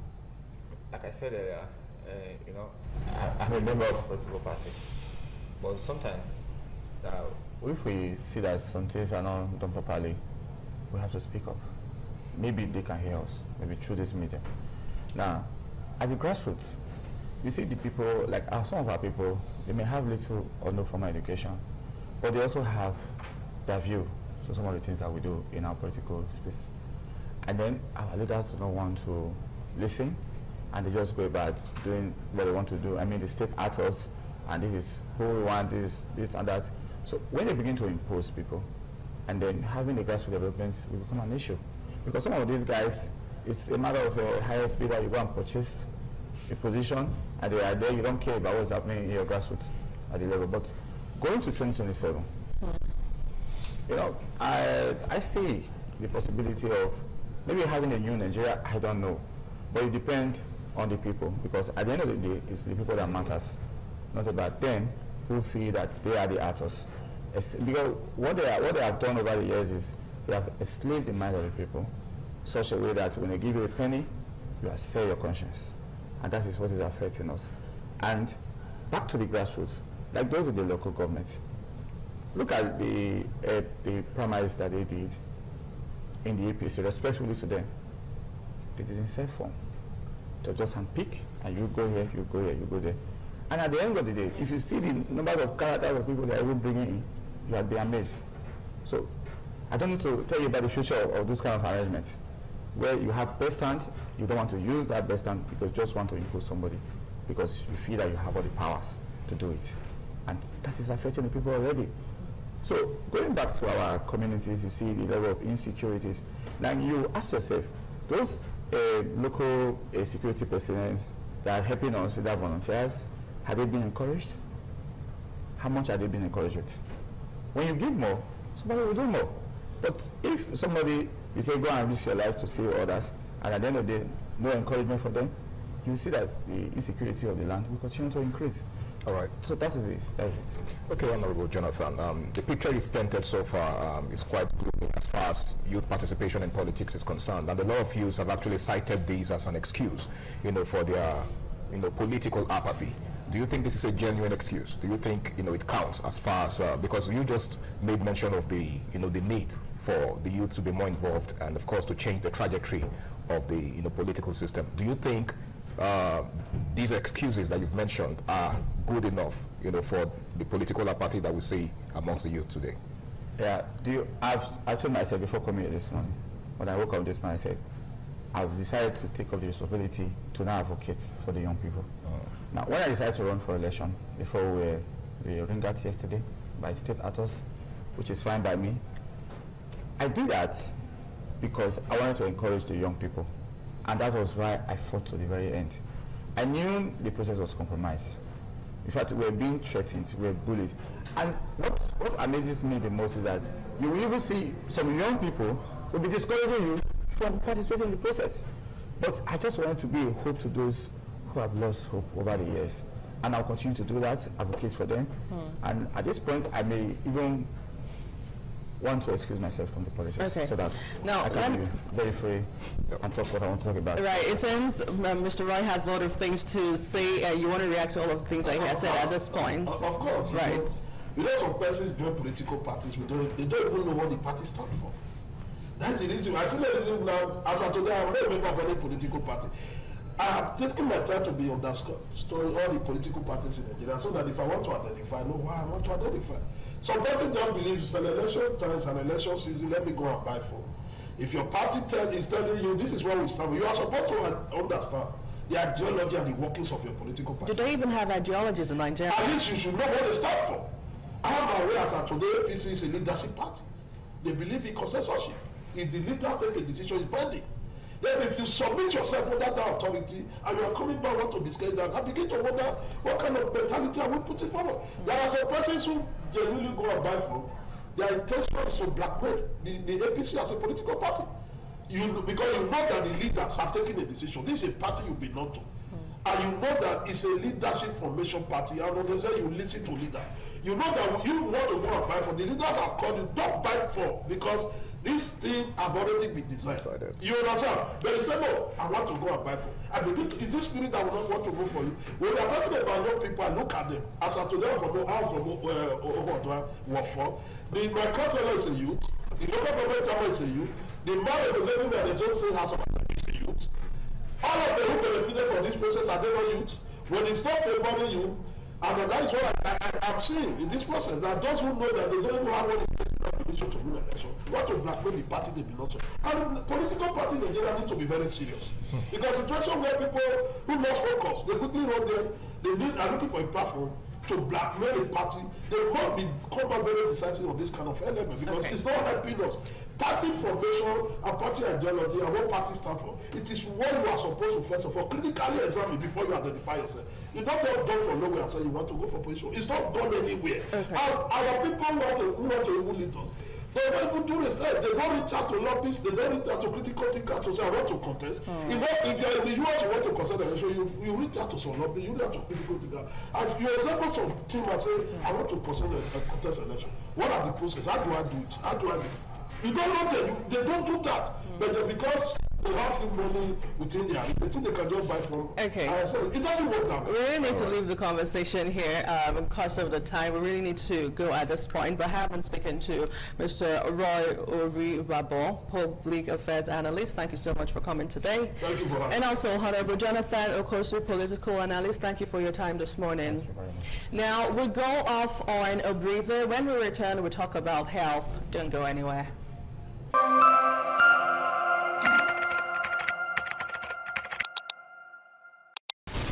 On the 19th of May 2026, so globally every single year is tagged the Family's Doctor Day, or perhaps the Family's Doctor Week.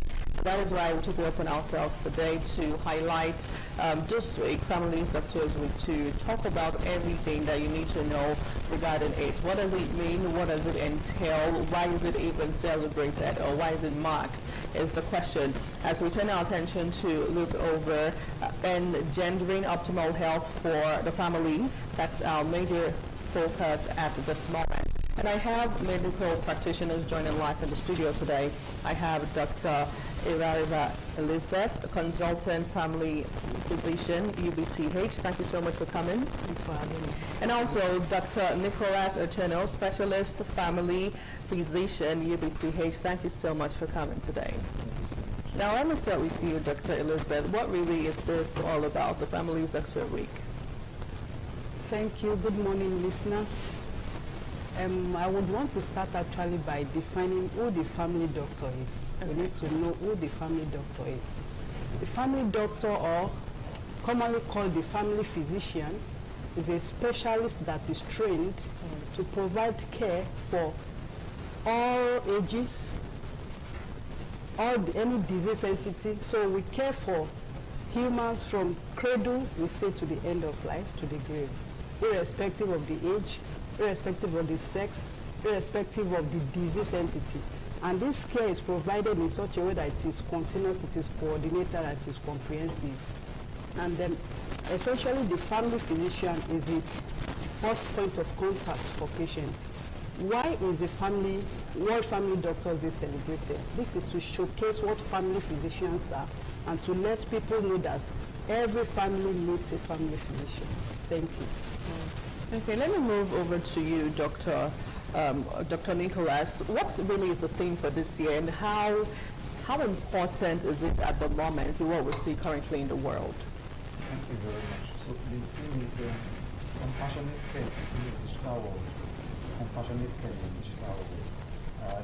The theme was chosen to emphasize the rapid integration of tech generally and AI in particular into healthcare. Many persons have this fear that with time AI may, replace doctors, or perhaps AI may begin to replace that bond that doctors have with their patients. But the thing was chosen to emphasize that doctors still value compassion, empathy, and fellow feeling as a standard of care for patients. All right, let me ask you this, Dr. Elizabeth, right? You said in opening that the essence of the Family Doctors Day, right, is to create an awareness that there are professionals whose responsibility is to cater for the needs of people of all ages. Okay, I'm sure there are some persons out there who actually think that a family doctor is a doctor who's trained to take care of a family. Okay, now how do you just juxtapose both? And do you think enough awareness has been created over time, concerning this particular subject? Okay, so let me start from the last question. Has enough awareness been created? Well, we will say thanks to ITV for giving us the opportunity to talk to the populace. And I'm sure it is not just Nigerians that are listening to us, because it's an international program. The awareness is not so much because you find people not knowing that the family physicians are there. And that boils down to the fact that it is really not well known yet. You also mentioned that people think the family doctor is the one that is taking care of a particular family.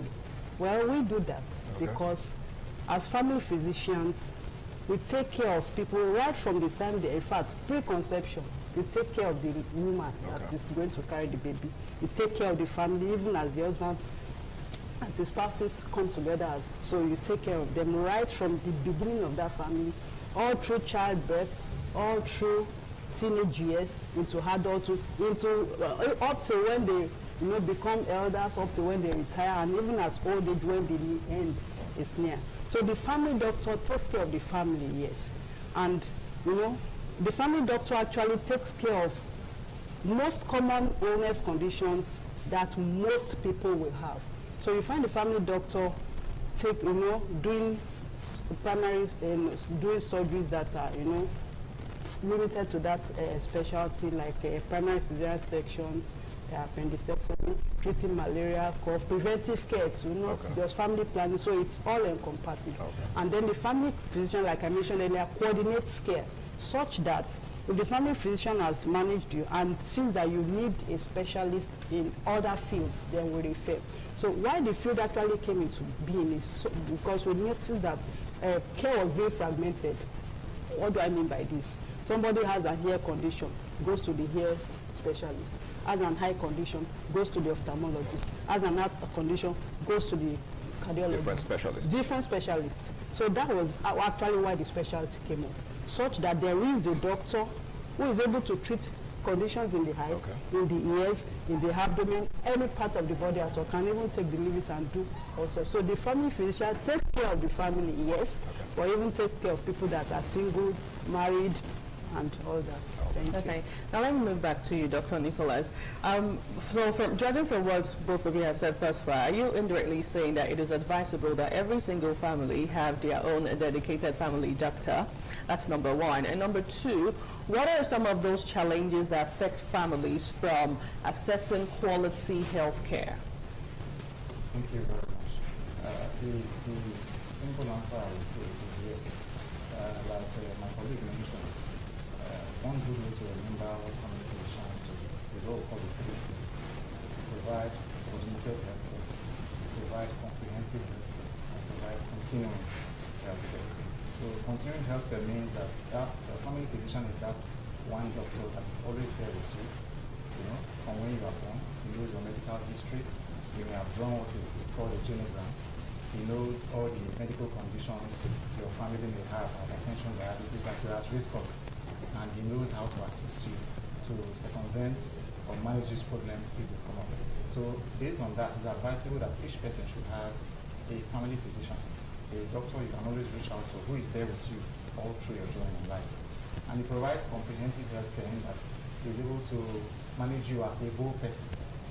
Many doctors just see, or some doctors just see patients as just a bag of cells, but we see patients holistically. And we look into their psychological makeup, their social makeup. So for that reason, you need a family physician to manage you in that aspect. For example, a woman is hypertensive, she's taking BP drugs, it's not well controlled, her BP is going up, she's coming to clinic. What is the problem? A family physician might probe and say that, okay, this woman may have family dysfunction. Maybe she just divorced. Maybe her husband is beating her up at home. Maybe she's not sleeping well. Maybe she has post-traumatic stress disorder, PTSD. Maybe she suffered a trauma some months or years back and it's affecting her. Cortisol levels are high. Recognizing this helps us to manage the woman holistically. So yes, you need that kind of doctor to manage you. Families may have challenges that prevent them from seeking health care. Key among them is, the level of education. Unfortunately, in our environment, some persons may have a poor health-seeking behavior. Why? Because they don't just feel that if they are sick, they can go and take a book. Or if they are sick, they can go to the chemist. So they're used to self-help. And then funds is a problem too. A woman may know that she needs health care or her child needs to be treated for malaria, but she's more comfortable maybe just taking something small, paracetamol or anything, because she doesn't have the money. Or she goes to a woman who is pregnant. I've met a patient who was pregnant, she started bleeding, she went to the hospital, they told her a particular amount to pay, of course she had to pay, she didn't have the money. So funds is the problem. So these are some of the challenges that some families may have in seeking healthcare. All right, let me ask you this, Dr. Elizabeth. You made mention earlier that the difference, or one of the concerns that some persons have raised over time is the fact that, okay, I think it was Dr. Nicholas that actually said that a time will come when AI will take over human doctors. Now, what do you think is the significance of humanity, of compassion, in medical care? And, how do you think, human beings will be affected when or if, AI finally replaces human doctors? Thank you very much. I would say that AI cannot take the place of humanity. What do I mean? AI will not be able to show compassion, will not be able to show empathy. For example, you are talking to a patient, and the patient says, AI cannot understand that. So you should be able to read her body language? Yes. Okay. Will not be able to read the body language. And then, you are talking to a patient. Sometimes you would need to break bad news. Let me use that for example. And there are steps to doing this. The woman may start crying while I'm breaking the news, and I'm handing out an handkerchief. And AI may not be able to do that. That's so empathy. Empathy, essentially. That's what. So the AI would not be able to put itself in the place of the human being to have the feeling and the illness experience of that individual. So as much as AIs are good, as much as telemedicine is good, as much as digital tools are useful in healthcare, they cannot completely stand in place of what humans will do with regards to empathy. Okay. Okay, now let me move back to you, Dr. Nicholas. What would you say to families who still perhaps do not even have any idea or just feel nonchalant about, getting a dedicated family physician for that particular family? I would recommend that healthcare, health is paramount. I would recommend that families should try to take their health seriously. It can be challenging, especially in our environment, because, as I've mentioned, funds may be scarce. Then it's natural to take a medicine that was recommended for you by a neighbor, or to take a medicine that you feel works for your workmates. But it's good to have a family physician, because, as we have mentioned, family physicians, while we are not jack of all trades, as it were, we do have our limitations, but we are trained to recognize and manage a variety of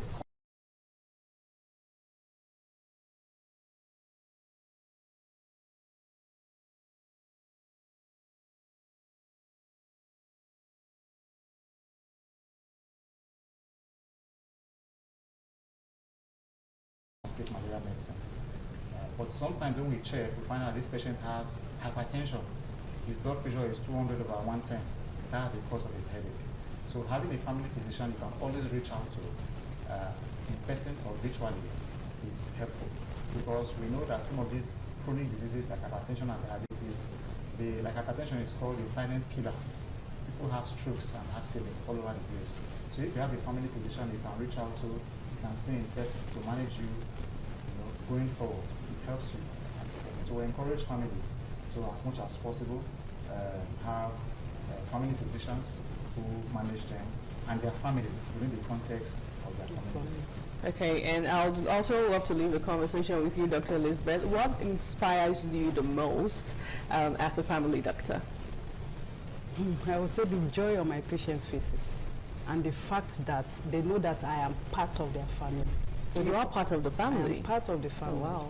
Yeah. So you know them to you know their finances, you know much about them, and you can actually guide them, along the line. Guide them through. Amazing. It's been an amazing, eye-opening time, I must confess, so far with Dr. Ebariba Elizabeth, consultant family physician, UBTH, and also Dr. Nicholas Otono, specialist family physician, UBTH. Thank you so much for gracing our studio today. And of course, happy Family Week. Thank you. Right. Now that's our bits right here this morning in our Benin studio. We'll take a short break and we'll move over to Abuja for more conversation. Please stay with us.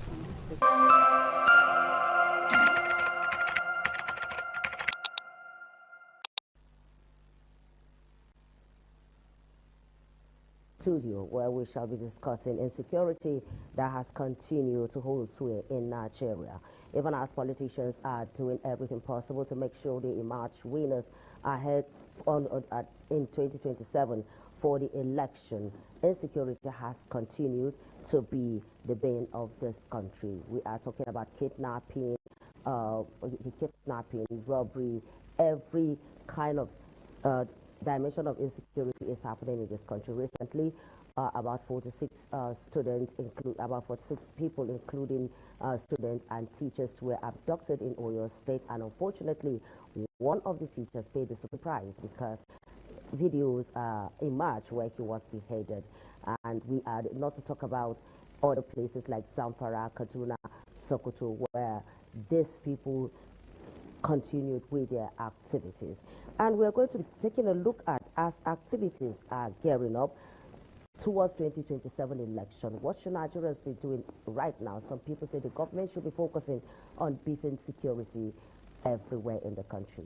Well, we will be discussing that with no other person than a security expert in the person of Mr. Jonathan Onoja, who has been with us severally to discuss insecurity, and we're going to be looking at that side by side. Good morning, sir. Good morning to you, Danko. Good morning. Good morning. Good to hear and good to see you once again. Thank you so much. Thank you. Well, 2027 elections primaries are ongoing. Everybody is busy trying to secure their ticket and everything. And the question on the lips of Nigerians is that who is working to secure the lives of Nigerians? Now, as a security expert, what is your take on all of this? Once again, I say good morning to you and good morning to Nigerians. Good morning to ITV. Thank you for the good job you're doing. It's a very wonderful question you've asked this morning. Every politician, political gladiators at the various states, including at the national level,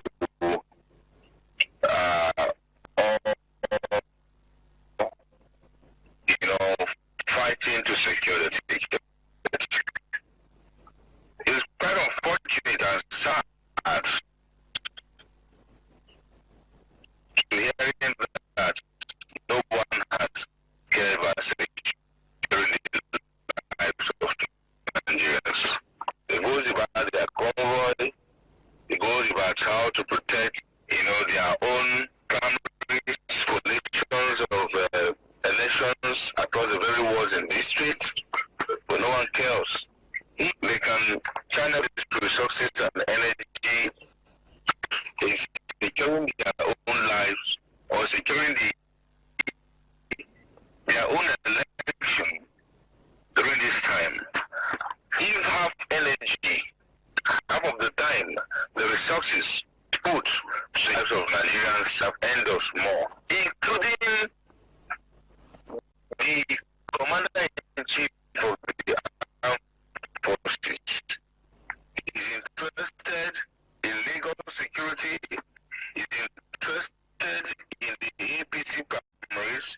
Unfortunately, he's not interested in the safety of lives and properties of Nigeria as the commander-in-chief of the armed forces. First and foremost, this morning, let me communicate to the people of the states. Let me also condole the families that have loved ones in the recent abductions of school children and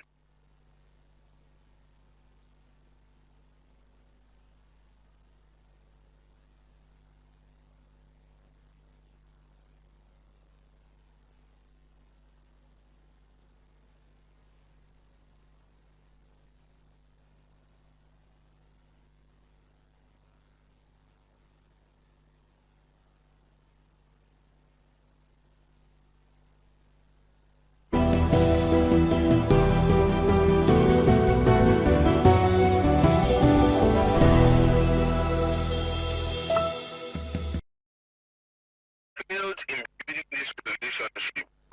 We are concerned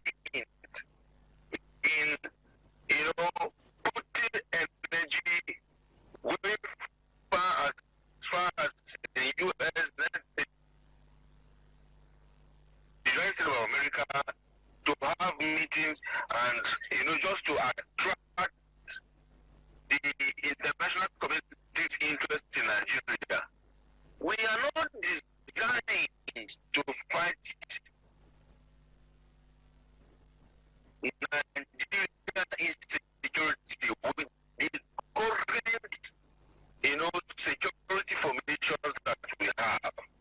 We continue to deploy our military even to election duties. Our military is too low to election duties. You are going to see. We had it back then in Rivers State when we declared a state of emergency. We declared on insecurity. Our Nigerian politics has become where Mr. President's interest is where we are deployed to where we are having the worst of insecurity. Mr. Jonathan, through your thoughts there, you cannot can you say that more interested in politics, because you and I know that he has declared a state of emergency and security in Nigeria.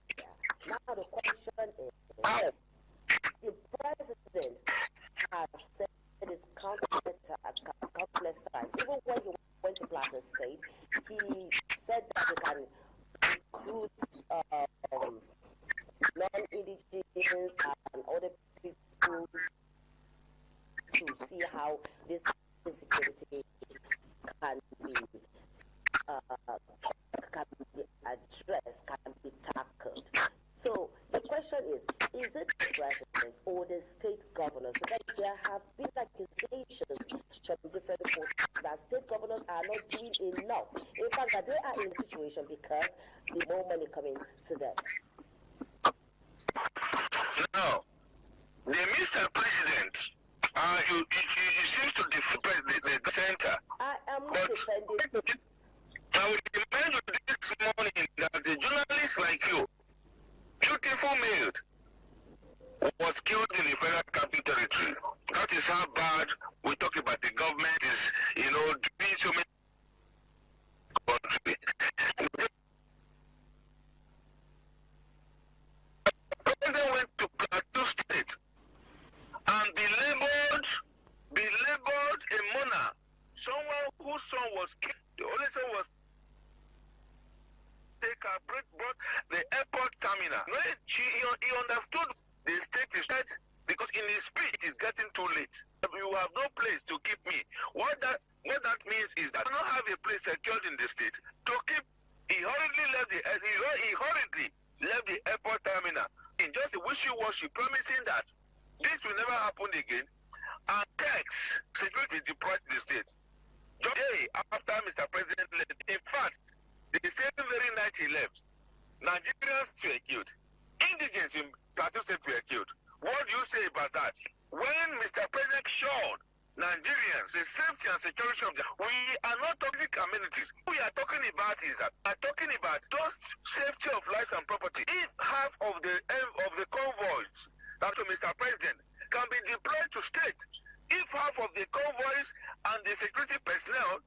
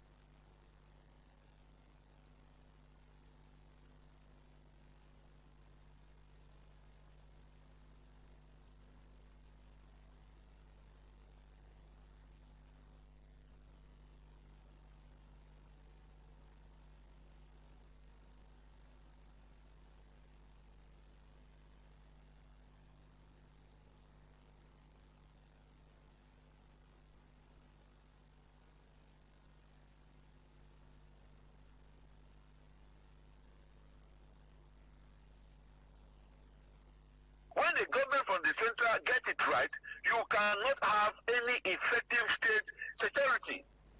We are having a national insecurity, and that is why the former president of this country, His Excellency former President Goodluck Jonathan Ebele, came up with the issue of the national confab. He didn't say state confab, he said national confab. Reason being that state comes with their problems, and the national look at it, that look at this is where the problem is going to come from, and this is where the solution is. That is why it was tagged the national confab. The current president, President Bola Ahmed Tinubu, came with the renewed agenda, promising security for the people.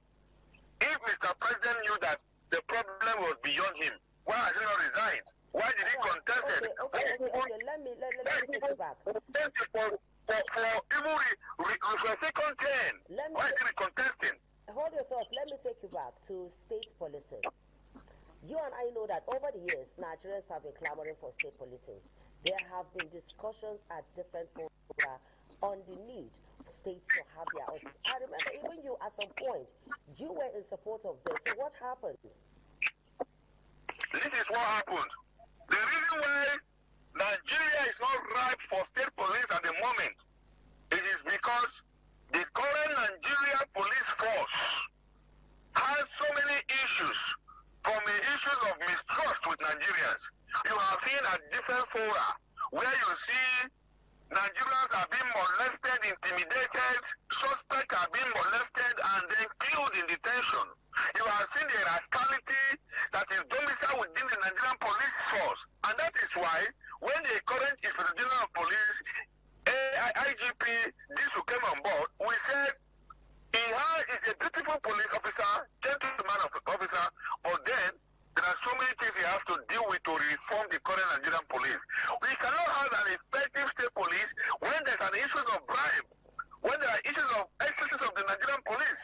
When they go across the state now and you carry a full load of arms, just bring 500 naira with your left hand while you are driving and give it to a Nigerian police officer. Standing on the road, you are going to hear clear road for the service driver. This is hard our current has become. We are talking about bail, is bail free. Until we are able to reform the current Nigerian police, we cannot talk about an effective state police. What is state police? State police is going to work crystallize into community policing. This community policing. Community policing is the community versus the police. When the community does not talk to the police, how do you want to have an effective community policing? Until the people begin to correct police for this, when we reform effective Nigerian police,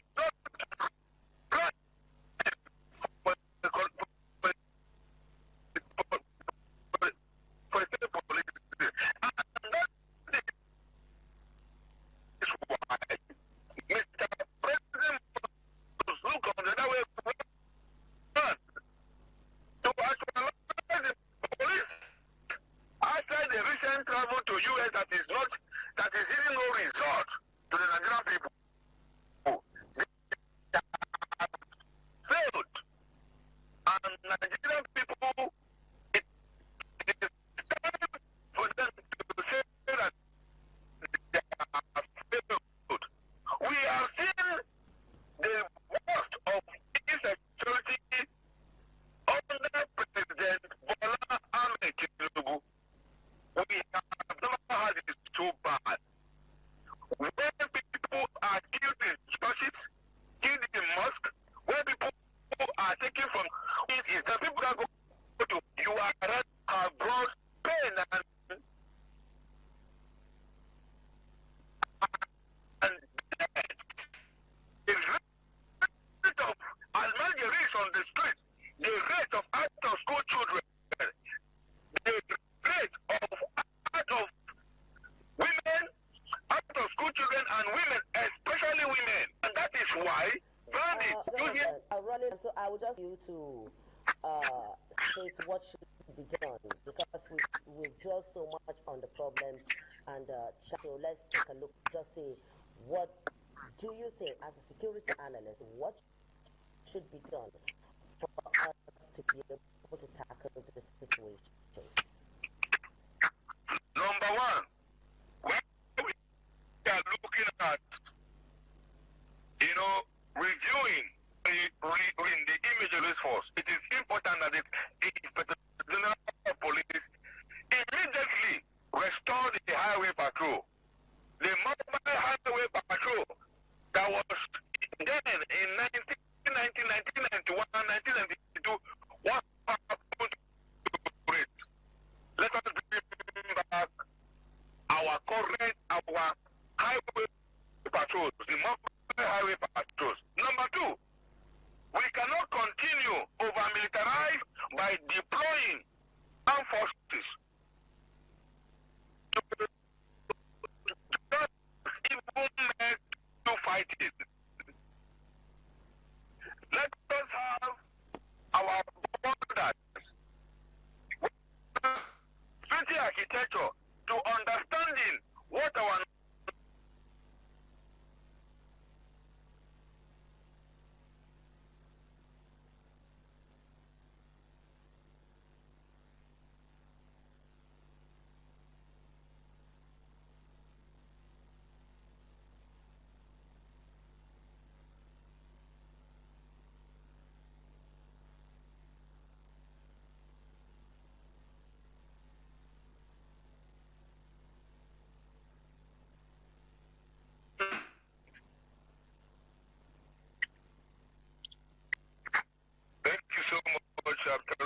Thank you for having your program. Good morning, Nigerians, once again. Thank you. Well, that was the discussion with security analyst Jonathan Isaac, where he talked about what government should do to tackle insecurity. 2027 is just around the corner. Yes, he did say something that election the military needs to get back to their primary duty of protecting the... Hello, good morning and welcome to the continuation of This Morning on ITV from our Lagos Network studio. I am Patricia Uremu Gabriels. It's good to have you this morning. This morning from the studio, we're going to be looking at former President Goodluck Ebele Jonathan, who has recently joined the race, and what the effect of the forthcoming presidential election will be. What will this be? Is it going to be dividing the votes, or is he going to win the ticket? You know, it's like so a lot. He said a lot of people have been asking him to come back to the race, and Nigerians really wanted him back. Is that the truth? Is that what it is playing out like? Oh, there's a hidden agenda to this. We're going to be looking at that and finding out from our guest, who is a political analyst and a social affair commentator, who is going to be helping us to, really put this in a percentage and make us understand President Ebele Jonathan's comeback. Don't forget, the pastor asked him never to join the race. It would be a disgraceful affair for him. So we're going to be taking a look at all of this. And from this studio this morning, we have Prince Francis Chilaka. Good morning, Patricia. How are you? I'm very well. Thank you for joining us. And like I said, Prince Chilaka is a political analyst and a social affairs commentator. Thank you. You're welcome. I mean, it's your first day or first time in our studio. You got a nice place. Thank you. So, President Jonathan has joined the race. Let me ask you a common man question. How does it feel to you? Well, I should throw back the question to Jonathan. What did he live in Asoro? For me, well, I wouldn't begin to, be hard on him, because he has not come out straight to tell Nigerians that he's contesting. We need to have our facts before we begin to say look at the pros and cons and all of that. But he has not come out to say, I am contesting. But his party, PDP, has said they have cleared him, he has got the presidential ticket. It's one, you know, politics, especially Nigerian politicians, they can say a lot of things. What they say in the night is different from what they say in the morning. What they say in the morning is actually different from what they would say in the afternoon. But they're going to say the same thing. Yes, I know people have been asking him to come out and contest, but you know, if he's smart, which I think he is, he would not accept that. Because the same people asking you to come out are the same people who called you clueless. These are the same people who carry the coffin. You're alive and they carry the coffin of you. And there was no name they didn't call him. And, you know, the whole thing about the insecurity in the land today has not abated. It's even worse than it was when he said, when he left, when the Chibos and all of that girls happened. It was worse.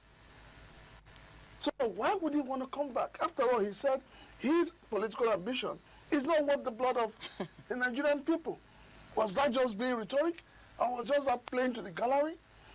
So I think that former President Jonathan should remain where he is as a statesman. That's how you feel, but the former president is just joined the presidential. That's what we see online, and everyone is talking about it. A lot of reactions. It has generated a lot of reactions.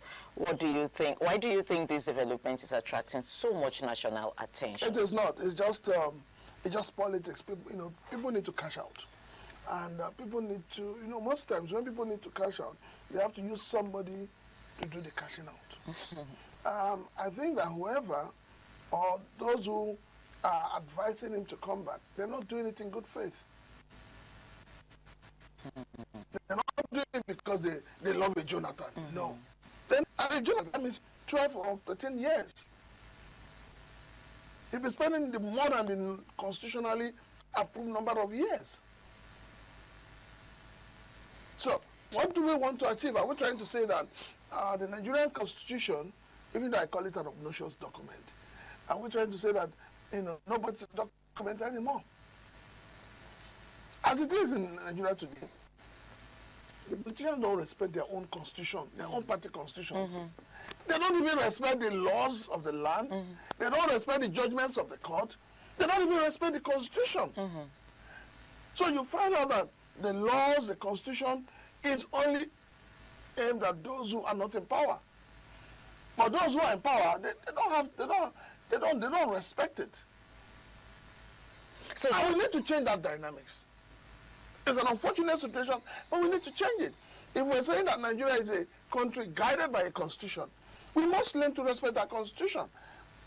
But if we're saying that that constitution has become obnoxious, like a lot of us believe, then we need to change it. Well, like I said, Jonathan had an opportunity to change the constitution of Nigeria with his confab. But the question is, why was he unable to implement it? Maybe that's what he's coming back to do. Don't you think so? I keep asking myself, what do they really live in Asoro that they all want to come back to?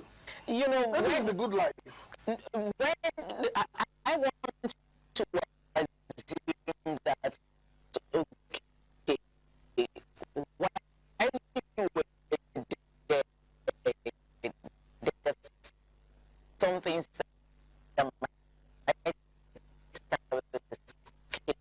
escaped you that you thought you could have done better. And now that you're out of the office, you're seeing it very clearly, and you are, let me go back and do. Even when they go back, they still misbehave.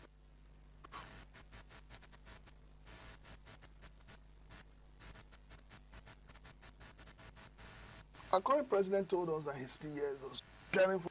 So when decides who's politician, the impeachment document for Abasa, because I thought the president endorsed it. Is that the kind of democracy we want to have? Is that the kind of country we want to leave to the younger generation of Nigerians? So when people talk about democracy, you ask yourself, what do we have today? It's supposed to be democracy. It's supposed to be government for the people, by the people, and for the people. And for the people. Is that what we have? So this same democracy we're talking about, they're telling us that 140 million Nigerians are in multi-dimensional poverty. I don't know which level you fall into. Because everybody now has a level of poverty where they are. So I don't know what Jonathan is coming to do for Nigeria. I think he should just, like I said, I've told a lot of persons who care to hear, he should remain where he is. Okay, let's assume, because you are saying he hasn't come out clearly to declare, but everyone in Nigeria is saying that he has obtained the PDP. To obtain a card is different from obtaining the form. Did you see him obtain the form? No, we heard that he has been cleared by PDP. Did you see him obtain the form? Well, there's no picture to that. And you know the funfair that goes with, even when Mr. President was not there, they bought form for him. You saw the thing was televised. He is the sitting president. It doesn't matter. So, until he comes out to say, I am in the race, moreover, which of the PDP? Let us. That's a question I wanted to ask, because we have the president, the governor for your state, who also said he has won to run for presidency. So we need to know which of the PDP, because a wicked faction is there, Seyi Makinde's faction is there. So which of them will present the candidate? But Seyi Makinde also had gotten the form too. That is what we are saying. Now, so if he has gotten the form, at what point clear Jonathan? At what point did the screen, even though they are saying, no, because he has been there before. It's a consensus. But does Makinde agree with that? So do you think all of this will affect? Let's assume he's coming. Let's assume he's running for the office. Do you think all of this will affect him? I think people will remind him the things he didn't do well, and those things will haunt him. Yes. And I know that his own people will also tell him to his face that he couldn't even build a road for them. He couldn't bring development to them. No, but that's you. This is politics, like you said. You never can tell. Nigerians are becoming more aware. We need to get to that level, and that's where we are today. Nigerians are becoming more aware. Nigerians want to participate. Nigerians are beginning to ask questions. Even though sometimes when you ask those questions, you are either arrested or beaten up, but Nigerians are beginning to ask questions, and those questions need to be answered. The years you spent as a president, what will you tell us today is your legacy? Well, Jonathan will tell you he has a lot of legacies that you might not notice, but he has it documented. Because as far as I'm concerned, when you talk about legacies, you talk about the late Jakonde of Lagos. What his legacies are there? You talk about the late Samuel Bakwe of Imo State. His legacies are, people see them every day. Yeah, people also see Jonathan's legacies in the north. I'm trying to. Oh my God. That's why you hear that the Northerners are wanting him to come back. You have seen the Northerners saying they want to buy him the tickets and all that. Well, you know that between you and I know those are people who they just brought together, and like we say, it's politics. They are not the real Northerners. Do we have the real Northerners? We have the real and the fake Northerners. The fake Northerners are always the ones who are ready to push anybody. And they always have an agenda. But they will never make the agenda known until when it's time to make it known. But the truth of the matter is that, yes, I have a lot of respect and regards for Jonathan. But this whole idea of coming back to contest, he should forget it. Okay, that's your opinion about Nathan. He should forget it. But we're on a TV program. Our viewers are listening. So let's just go on to assume that he is actually going to come to contest. What strength does Joe bring into? There's no specific. Isn't the rule? field, we know it's not structure.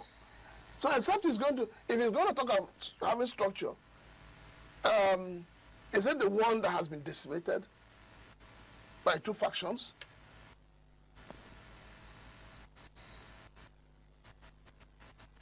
So when you say he has a structure, we need to know the kind of structure he has.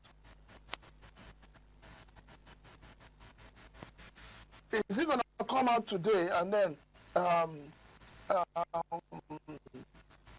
weekend will also bring his own candidate? Let me bring the point now creating deep possible thing to be right. The man is thrown in the towel. Yeah. So, how are you going to unite the party? How are you going to unite a man? But how does that affect the president? How are you going to unite a man who claims to be the leader of a faction of a PDP, working against the PDP, and elevating an APC that is not a member? Where's going to be the reconciliation?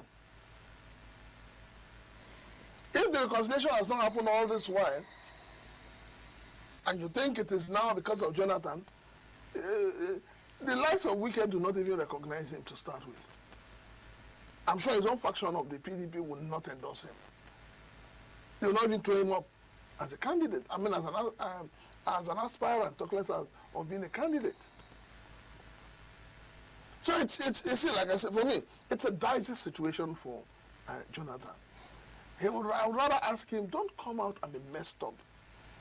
Well, talking about don't come out and be messed up, we have a clergy who actually give him that advice. So I want to think that, well, some Nigerians say he's being used as a mole to, divide the votes. How true do you think that's going to be? Let me start with the clergy. Let them stay in one place. Because when Jonathan was the president, these same clergies joined forces. They were all at Ojota asking him to go. These same clergies, they didn't see anything good in him. So if I am him, I'll keep away from the clergy. Yeah, but the advice is he shouldn't come. I don't want to know. No. They should keep their advice.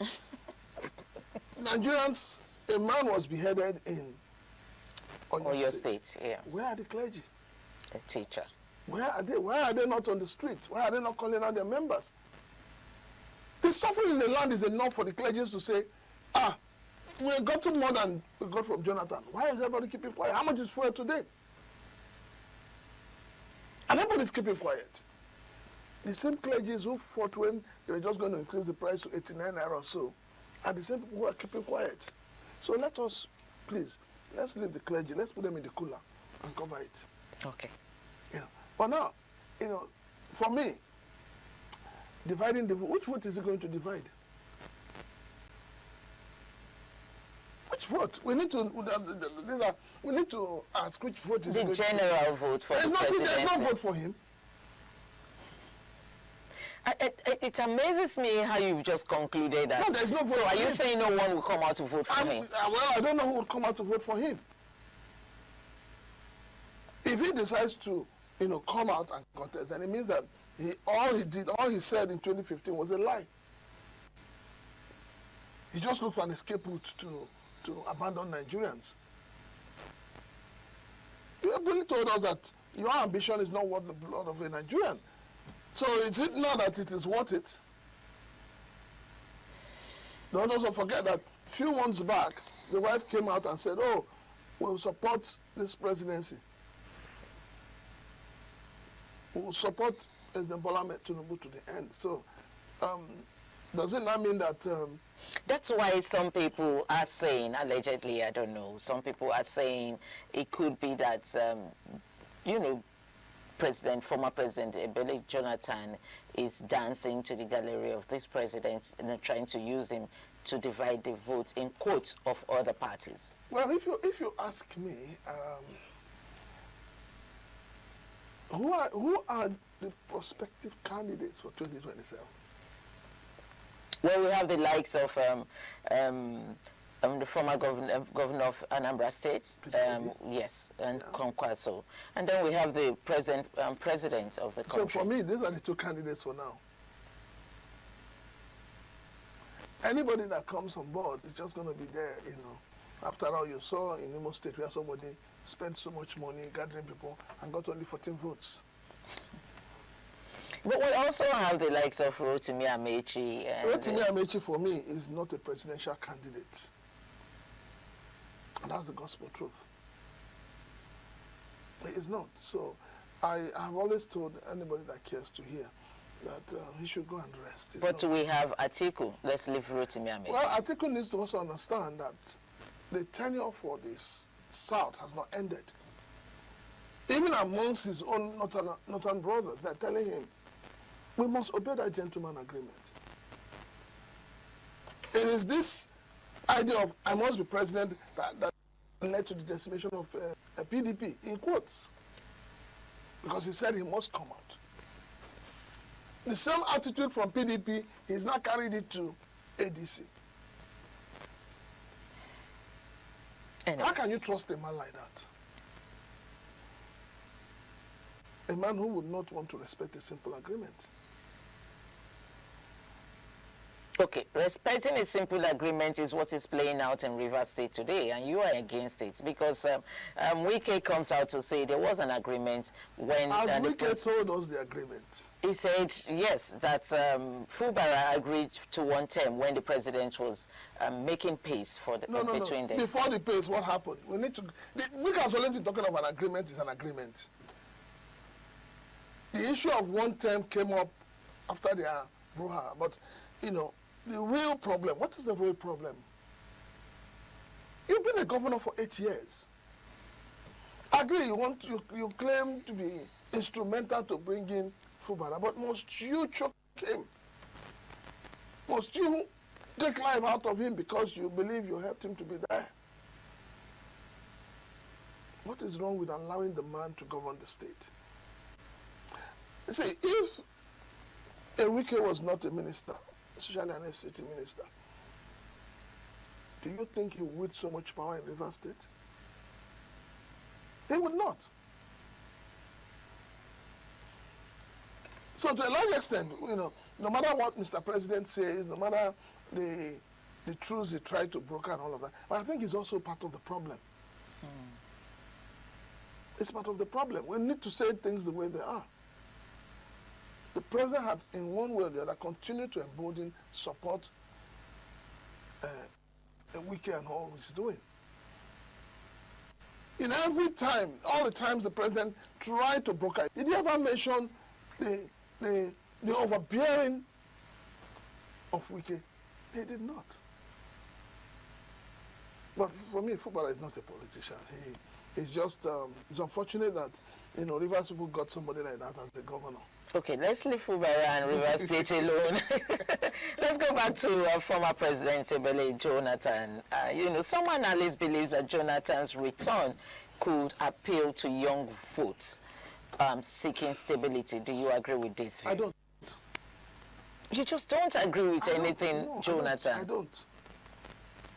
Why? Why do you... See, the young people of Nigeria today, if we say the young people, it will take a magical wand to get them to abandon Epitobi. People of Nigeria see Epitobi as somebody that is dignified, as somebody that, you know, has ticked all the boxes. As someone that has ticked all the boxes. So you need to understand. For me, I don't have a problem with Jonathan. Prince Chilaka, I'm going to stop you here because we're going to be going for a very short break. We'll be right back. When we come back, we continue the discussion.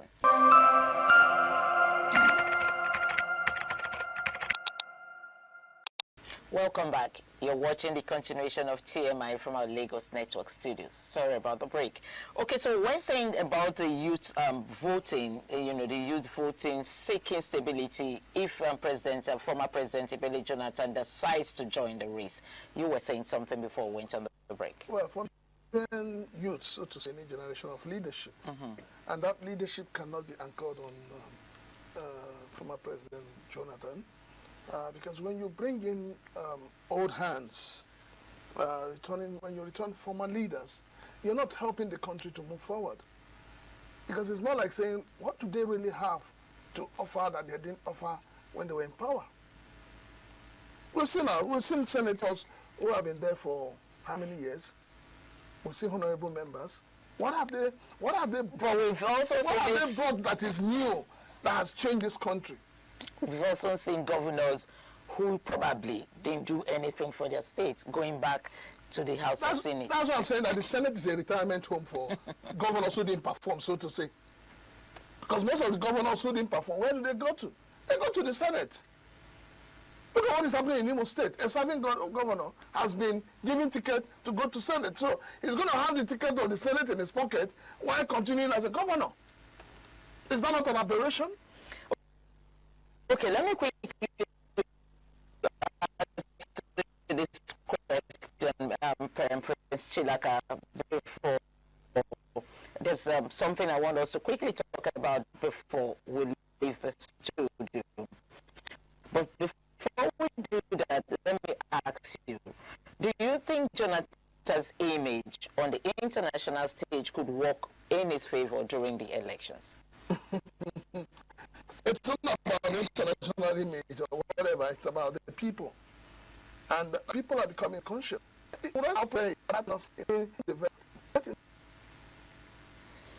Anyways, I will not want us to leave here today without talking about the insecurity in Oyo State. It's becoming alarming. I saw the video of the teacher who was beheaded and all that. So I told myself I won't leave the studio this morning without us touching on the insecurity, especially as it's going on in Oyo State right now, and it's coming close. When you say insecurity in Oyo State, you're also getting it wrong. I've always said to people, we kept focusing on insecurity in the north, and a lot of us in the south, we just felt we're not concerned in us. We were behaving like those in the Titanic. When the thing was sinking, the people on that were struggling to survive, people were merrimenting on top. And that's what's happening in Nigeria. We all just believe that, oh, this insecurity is in the north. Yeah. And unfortunately, it was a Nigerian problem. And so because it's a Nigerian problem, it's filtering down. It's filtering down really fast. So we need, it's something that needs serious check. We need to, for me, let me say this, I've always said it, government needs to stop this whole thing about de-radicalization, integration, reintegration. They need to stop it. They need to stop it. Because somebody who has helped kill, who has killed our people, displaced them from their ancestral home, forced them into IDP camps, raped their daughters and their mothers, and then you say you are integrating them into the society. We are building monsters, whether we like it or not. I pray that what is happening in South Africa does not happen in Nigeria, because the generation of South Africans you have are people who only saw one thing, violence. And what we are building today is we are building a generation of young Nigerians that are beginning to see violence as a way of life. Well, one more question before we leave here. It's so sad about what is actually going on in Nigeria, and then particularly in Oyo State as it is right now. Do you think the present president or the present government is doing enough? They're not doing enough. Because this whole... You know, Jonathan was removed principally because of insecurity. But the APC government, right from late Buhari to date, have not done anything about it. Gumi has always been all over the place. Gumi said a few weeks back that the government know these people. They know them by name. They know where they stay. And nobody in government has refuted that. Gumi has been advocating that they should be given some presence in the budget. And I keep asking, why? Is it anybody's fault that some people have decided to become lazy? It's nobody's fault. But the truth of the matter is that the government is not doing enough. They need to, for you to curb this, you need to decimate these people, take them out. There is no need keeping them, because the more you keep them, you integrate them back into the society, they still go back to where they've been all along. Prince Chilaka, I must thank you so much for having time to come and join us on TMI this morning. And then it's very unfortunate that the 30 minutes seems not to be 30 minutes when we're talking about Nigeria. So I'm pleading in public, you have to come back so we can conclude on what we...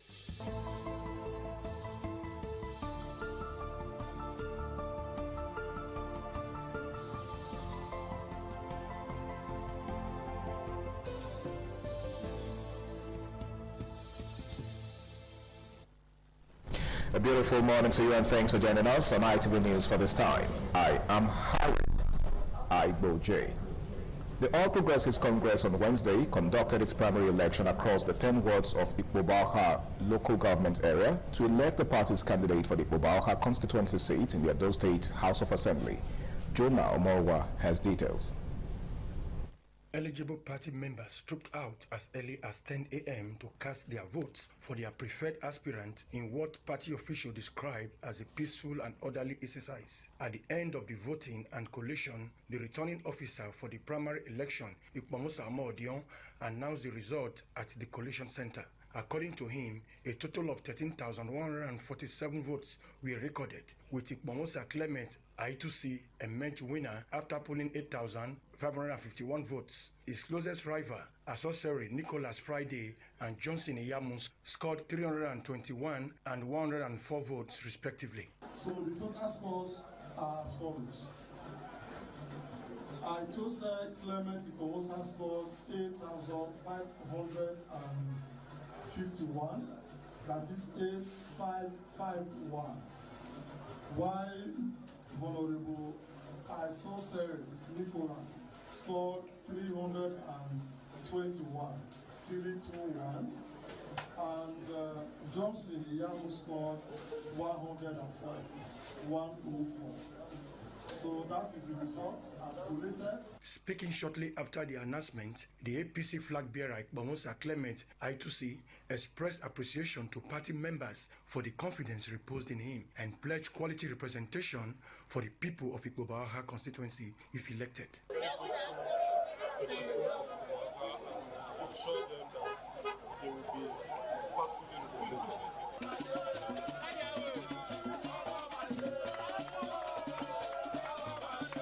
Officials of the Independent National Electoral Commission, INEC, monitored the exercise across the 10 wards, while security operatives were deployed to ensure law and order throughout the primary election.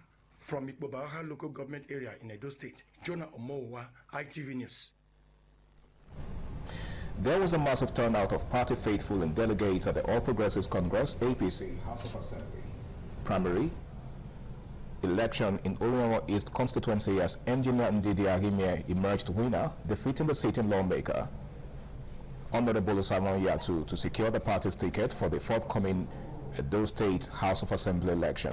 The exercise, which attracted supporters from various communities across the constituency, was followed by jubilation and celebration after the announcement of the final results.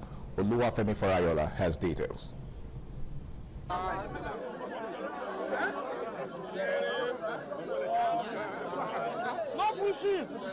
At Igbanke Ward 12, the primary election, held under tight security and monitored by party officials, attracted delegates from various wards across Orionwa East local government area.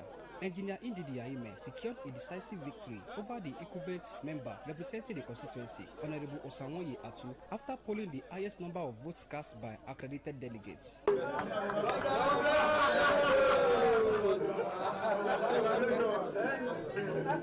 Party officials commended the peaceful conduct of the exercise and praised delegates for maintaining order throughout the process. This is a wonderful primary, the one that you can describe as tsunami, going by the crowd to celebrate our son. The one that the banking community have been hearing from the crowd that you have seen. It is an acknowledged fact that people are rooting for him. I want to congratulate the winner of this primary election, the person of Ndidi Arimie. I want to also use this opportunity to appreciate the people of Orion East Constituency 1 for coming out en masse to vote for our son, the proud son of Igbenke.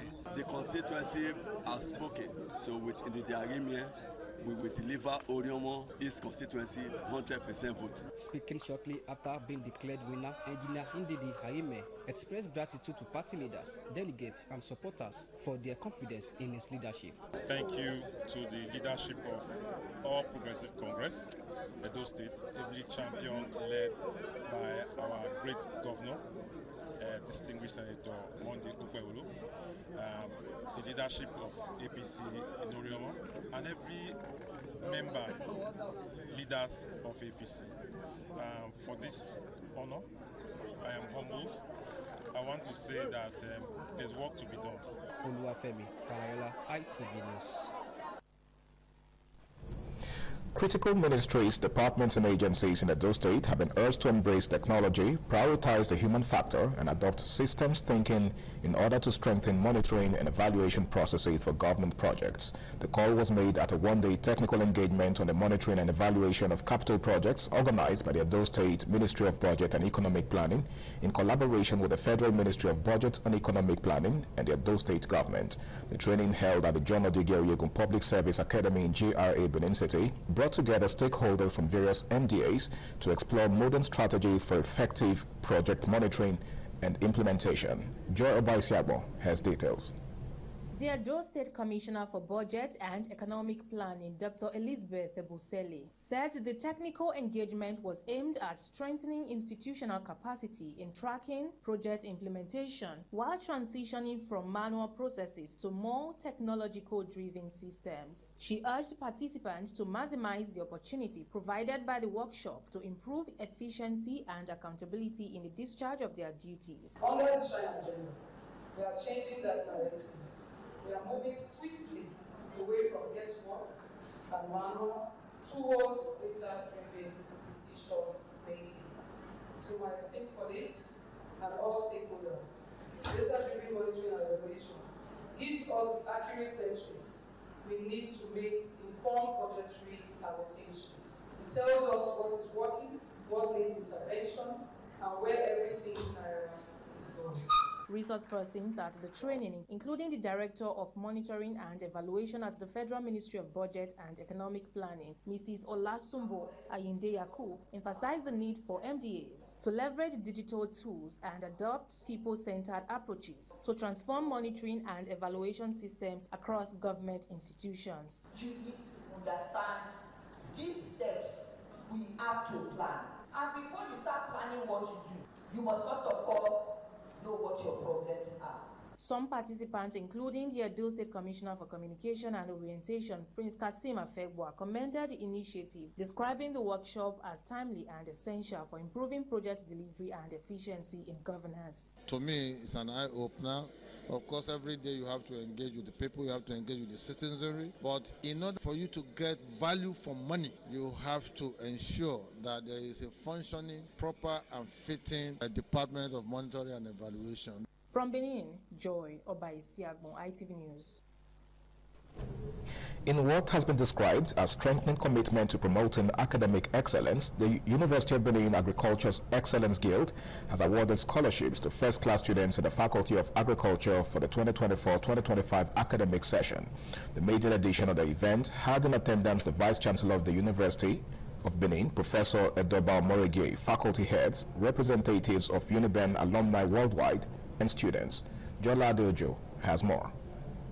Founded in 2025, the University of Benin Agriculture Excellence Guild, UAEG, is a body driven by alumni of the Faculty of Agriculture, dedicated to promoting professional networking and fulfilling corporate social responsibility to the faculty Vice-Chancellor of the University of Benin, Professor Edoba Amoigi, represented by Professor Eddie Iragbe, commended the initiative. On behalf of the Vice-Chancellor, congratulate the initiative. There will be recognition and appreciation from the university that will be sent to those members of the set, and please continue to live with us and know that we always stand by you. Chairman of the Uniben Agricultural Excellence Guild, Dr. Osarodion Nosahai, and Vice Chairman Dr. Smith Evivie expressed confidence that the scholarship initiative would be sustained. As we honor the award recipients, we also send a clear message to every student seated here. Excellence is possible, it's visible, and excellence is worth pursuing. Again, this is what UAG stands for. It's more than just an association, it is a call to action. The highlight of the event was a presentation of scholarships to exceptional students in the 200, 300, and 400 levels, as well as the presentation of the Victor Adegoke Adegbite Award, instituted in honor of a late first-class graduate to the overall best graduating student for the 2024-2025 academic session. On behalf of all the award recipients, I sincerely appreciate the University of Benin Agricultural Excellence for conceiving this noble idea. Earlier, the Dean of the Faculty of Agriculture, Professor Christopher Mokaru, and other stakeholders stressed the importance of the initiative in motivating students. A lot of the students have been able to get a clear view of how hard work is. This will go a long way to encourage other students to also put in their best. So much effort has gone in from our members across all parts of the world. From Benin, Jala Diojo, ITV News. The Center for Gender Studies, University of Benin, in collaboration with the Adesua Africa Charitable Foundation, has held a one-day conference themed Gender and Sustainable Cultural Practices to promote meaningful dialogue and inspire sustainable solutions. Esther Goro reports that the event, which held at the Akin Deco Auditorium, University of Benin, focused on how education and advocacy play vital roles in shaping conversations around gender inclusion and societal development. Usemu Jamil Sage has details. The conference provided a platform for reflection and collaborative engagement on gender and cultural sustainability. Representative Vice-Chancellor Professor Christopher Osubo highlighted that understanding gender and embracing positive cultural transformation are key to long-term societal development. Culture defines a people. Gender is an issue, and when it comes to cultural practices, it's usually tailored along gender lines. Speaking on behalf of the founder of the Adesua Africa Charitable Foundation, Dr. Shola Okunkporo stressed that sustainable cultural practices should preserve values that are inclusive, just, and beneficial to society. When we speak about sustainable cultural practices, we're talking about traditions and systems that preserve identity while promoting fairness, dignity, inclusion, and progress for all people. Director of the Center for General Studies, Professor Lucy Okukpon, further highlighted that understanding gender and embracing positive cultural transformation are key to long-term societal development. To our young people, they are supposed to maintain the culture, sustain it from one generation to another without harming the environment. One of the participants, Uyi Irabo Uleta, a student of Sacred Heart Secondary School, described the conference as informative and impactful. Gender should be always respected. That it's not only boys' gender that should be allowed in the society today, to be allowed in the positions of leaders and other politics.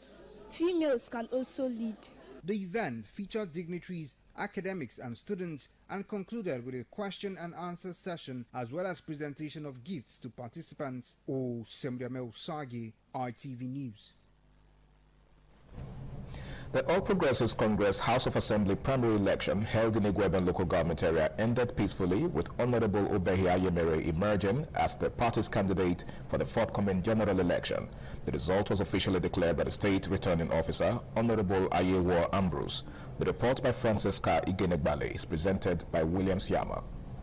After the House of Assembly primary election, the de facto APC leader in Igwebe local government area, Honorable Ephraim Arebose, described the exercise as peaceful, free and fair, saying that the party is united and ready for the 2027 general elections. He congratulated Honorable Obey Ayemere, pointing out that the candidate had long enjoyed the endorsement of party leaders and members.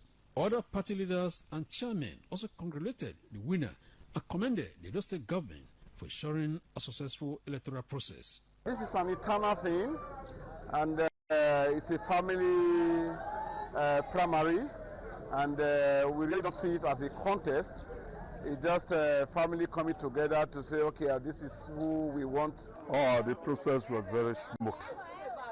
The primary was fair, very good, and they all captured their vote for engineer. We coming out unanimously to endorse our candidate, Honorable Obey Ayemere, and you can see the crop of leaders that were here today. Who is who? They were all here.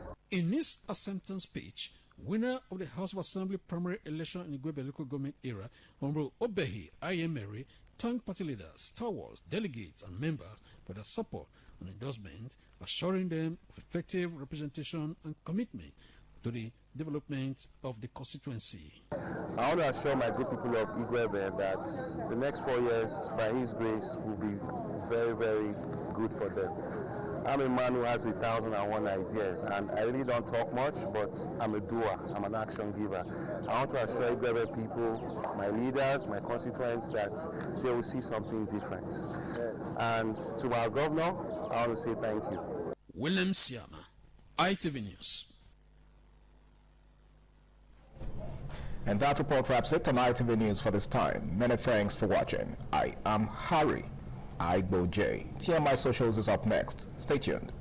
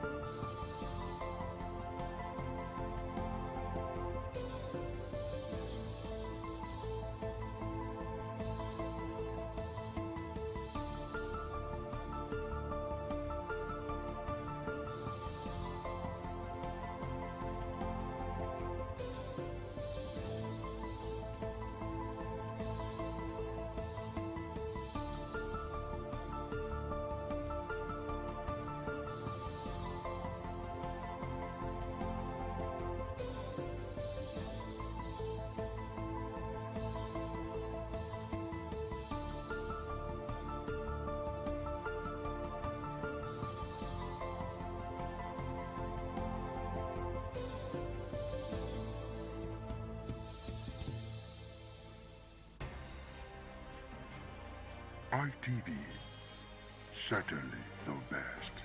ITV, certainly the best.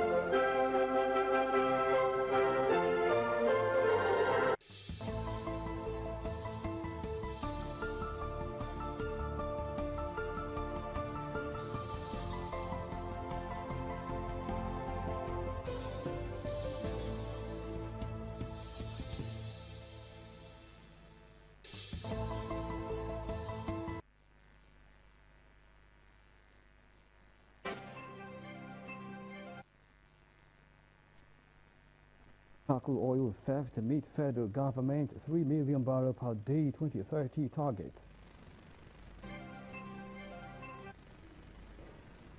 Vice Presidential team leads APC members to Borno governorship primary election. Have some team spirit.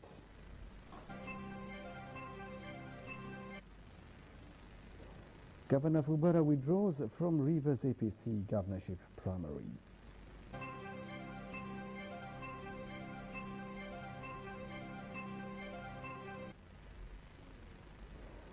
Governor Sanwo-Olu describes Lagos APC governorship primaries as peaceful.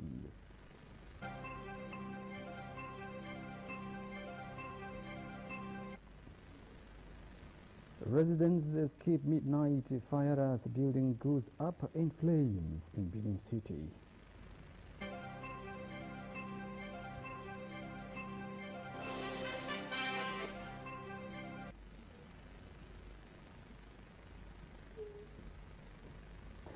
Hello, good evening, and many thanks indeed for joining us on the news broadcast. I am Organi Victor, presenting from Abuja Network Studios. I am being joined at Benin Studios by Olohije Ohifo-Hai. Hi, Olohije. Thanks a great deal for joining me on the presentation. And how is Abuja this evening? Abuja is calm, cool, and collected, and I hope Benin City is same. Also in Lagos Network Studios, I have Patricia Gabriels, who will be giving us stories from that axis. Hi, Pat. Good evening, and thanks a great deal for joining me. Good evening. It's good to see you on the screen tonight. It's good to see you too. Don't forget you can watch ITV live online at www.itvradioNG.com/live. Endeavor to follow us on all our social media platforms, X, Instagram, YouTube, and TikTok at ITV Radio NG. Let's now bring you the news in earnest. The Nigerian Navy has vowed to intensify anti-crude oil theft operations in collaboration with other security agencies to boost oil production and support the federal government target of producing 3 million barrels per day by 2030. Defense correspondent John Taylor reports that the Chief of Policy and Plans, Nigerian Navy Rear Admiral Akinola Olodude, said this during a press conference to commence activities marking the Nigerian Navy's 70th anniversary celebration in Abuja. Let's bring you the report. The activities of economic saboteurs in the Niger Delta region has continued to threaten the OPEC crude oil production quota and the federal government target. The Nigerian Navy has over time continued to wage war against crude oil theft and other maritime crimes in the Niger Delta. The Navy, as part of its activities heralding the commencement of its 70th anniversary celebration, convened this press conference to intimate the general public on its contribution to national security. Speaking at the conference, the Chief of the Naval Staff, Rear Admiral Akinola Olodude, vowed that the Navy will intensify operation against crude oil theft to meet the federal government target. The Nigerian Navy has been leading in executing anti-crude oil theft and anti-illegal refining operations over the years, in collaboration with sister services and security agencies within the Niger Delta. According to the Nigerian National Petroleum Corporation Limited, this has led to an increase in average crude oil production from 1.258 million barrels per day in January 2023 to a 5-year high of 1.71 million barrels per day as at April 2026. Admiral Olodude said the Navy will host the Sea Power for Africa Symposium 6th edition in Nigeria. To the 1st of June 2026, where we'll be having an international fleet review at the Eco Atlantic waterfront. This event is to be reviewed by the President and Commander-in-Chief of the Armed Forces, Federal Republic of Nigeria, President Bola Ahmed Tinubu. He will be personally conducting the trooping and presentation of colors to the Nigerian Navy. Juma prayers, interdenominational church service, and humanitarian outreaches also feature the 70th anniversary celebration. From Abuja, John Taylor, News. Still talking security, army staff and GD should improve provision for enhanced operational efficiency.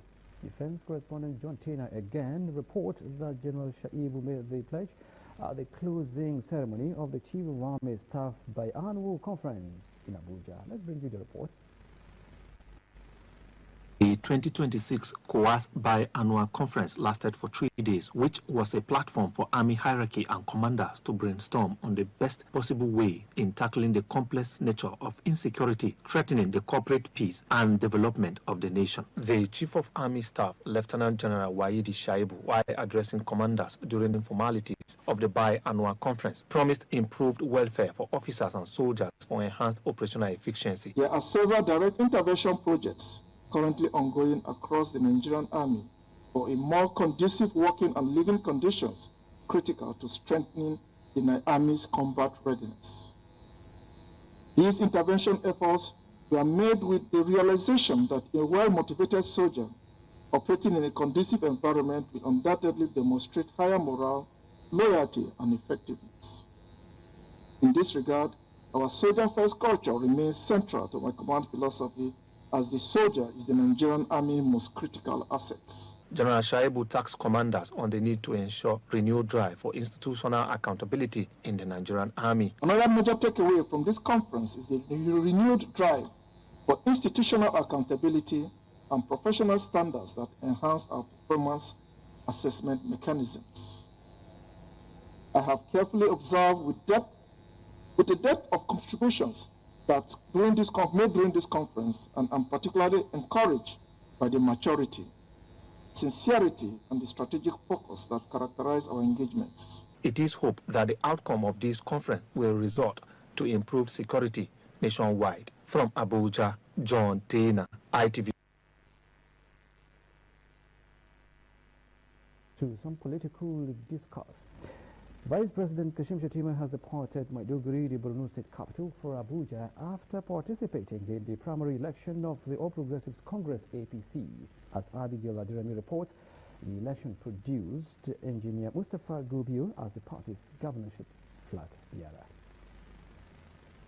The vice president, who led the governor of Borno State, Professor Babagana Zulum, and other APC members in the state to the party's governorship primary, urged all stakeholders to work towards the overall victory of the APC. He says the moment to call on party members to ensure unity, bury hatchets, and commit themselves to the success of the party. The vice president stressed the need to move the nation forward under an administration of integrity. He implored party members to see the affirmation of the party's governorship flag bearer as a collective resolve to get the best candidate who can deliver on economic growth, security, and a brighter future for the state.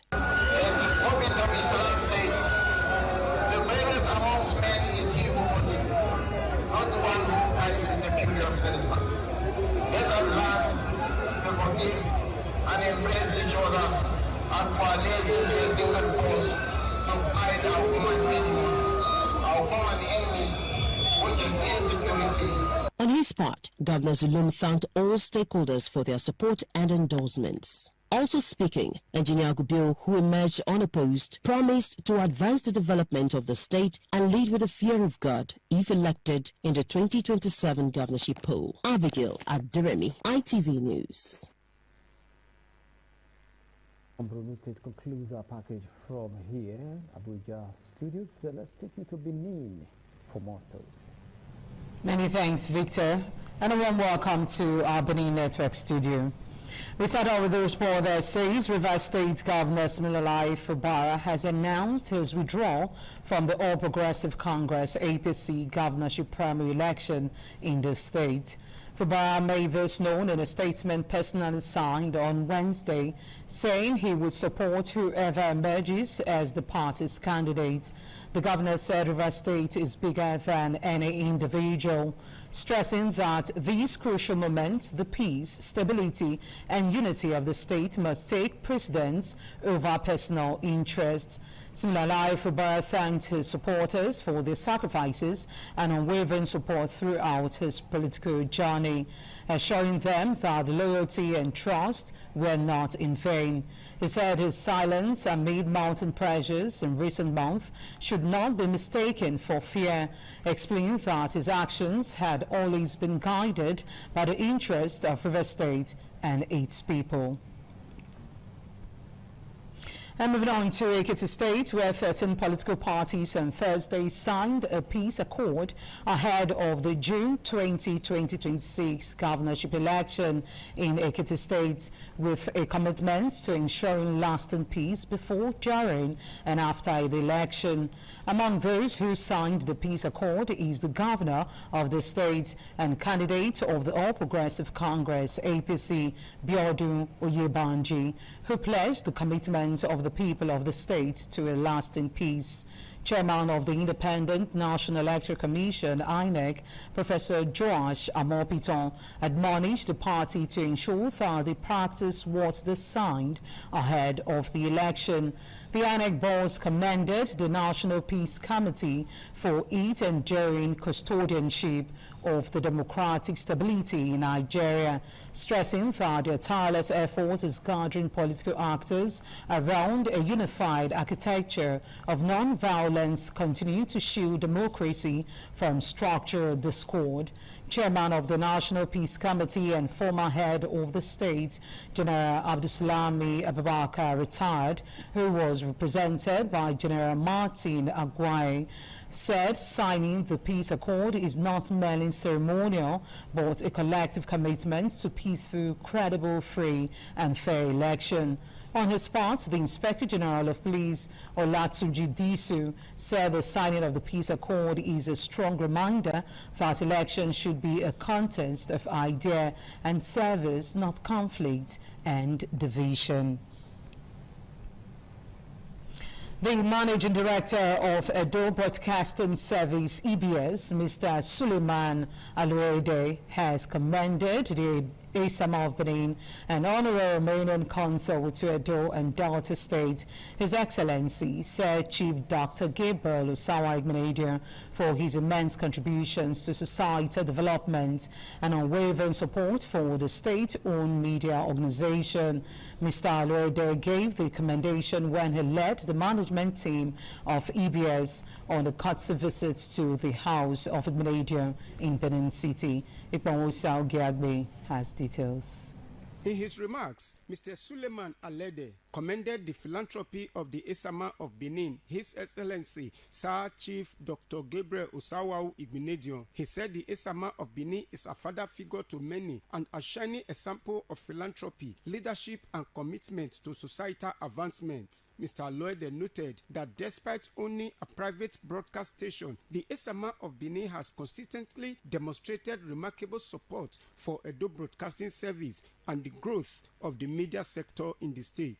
He described Sir Chief Dr. Gabriel Usawa Igbenedion, the Esama of Benin, as a respected elder statesman whose humanitarian gestures and investments in education, media, and national development have positively impacted countless lives across the country. According to the EBS Managing Director, the visit was aimed at appreciating the Esama of Benin for his long-standing goodwill towards the organization, while also strengthening the cordial relationship between EBS and the revered Benin chief. We're here to say thank you, because when I was talking about people who are detribalized,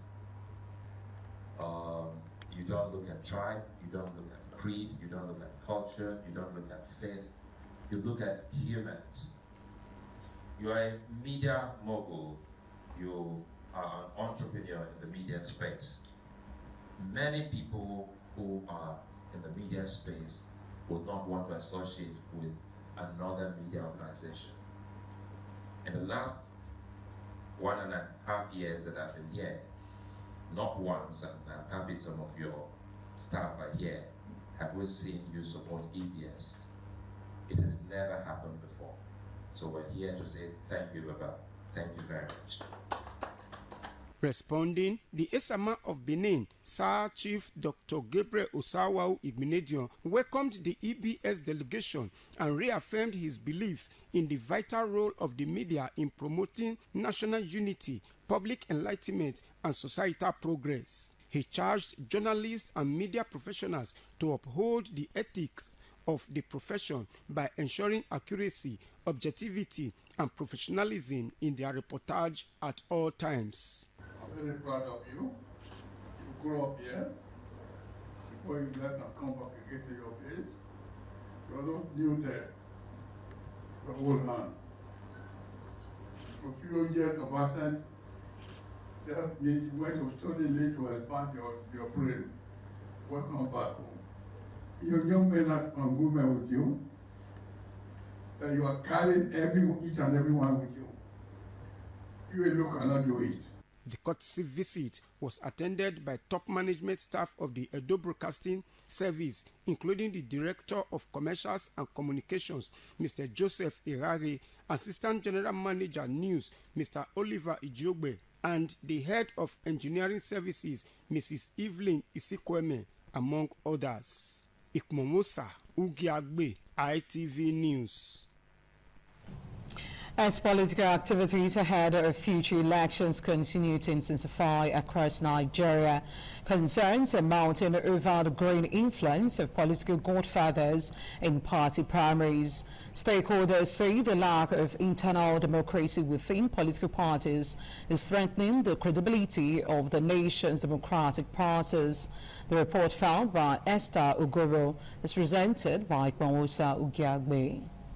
Political analyst Bishop Bright Olumesi says internal democracy within Nigeria's political parties has almost completely collapsed. According to him, the outcome of many recent party primaries was heavily influenced and manipulated by powerful political figures, leaving little room for credible leadership to emerge. He warned that politicians produced through godfatherism often prioritize personal interest and political loyalty above national development, while calling on party leaders to promote transparency, fairness, and accountability in the electoral process. Democracy ought to have given people opportunity to aspire. Today, leaders, godfathers had preferred candidates. Also speaking, Dr. Evis Agwanyima observed that several politicians correctly condemning the system were once direct beneficiaries of the same flawed political structure. He stressed the need for political actors to accept responsibility and work collectively towards strengthening democratic institutions and values in the country. So very painful that APC has not learned from the misfortune of PDP. In the same vein, political analyst Mr. Isaac Ukponahusi criticized the conduct of recent party primaries, describing them as neither free nor fair. He expressed concern that the continued failure to ensure credible internal electoral processes is eroding public confidence in democracy. I'm here with great ecstasy in my mind, because I know that Edo people really spoke with one voice. The analysts unanimously agreed that godfatherism remains one of the major obstacles to Nigeria's democratic growth. They called on political parties to embrace merit, competence, integrity, and transparency in the emergence of leaders rather than allowing political influence and manipulation to determine electoral outcomes. Ikmomosa Ugiagbe, ITV News.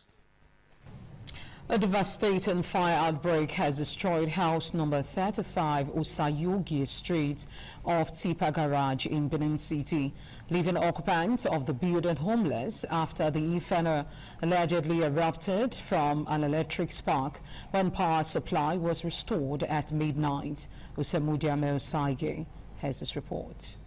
It was a harrowing experience for Ekosway family, owners of house number 35, Osayogie Street, off Tipa Garage, Igwosa, Benin City, as their home was burnt down by a midnight fire. According to the owners, the inferno started shortly after electricity was restored to the neighborhood following hours of outage. They said sparks suddenly emerged from an electrical connection in the building before flames engulfed the house within minutes, and they were unable to salvage any of their property as the fire destroyed household valuables including electronics, furniture, clothing, important documents, and other personal belongings. They appeal to Edo State government and kind-hearted individuals to come to their aid in assisting them rebuild their lives. At about some minutes after 12 this morning, when the NEPA, they brought their light, all of a sudden they discovered there was a spark at the back where the cable is there. So before I know, before I got out, got to the whole place.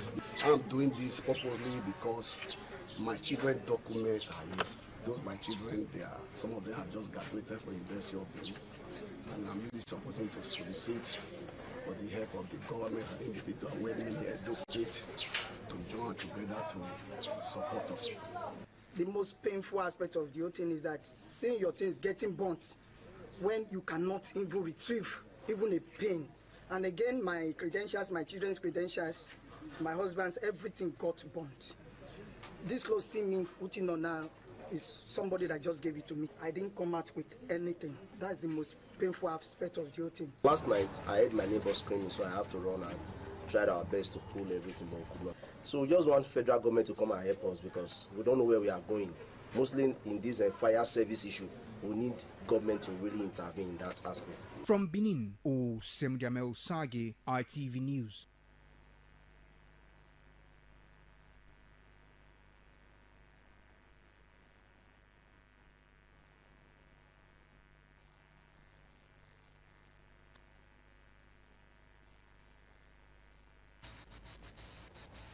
That's really hard. Let's look in Lagos tomorrow. Time is waiting.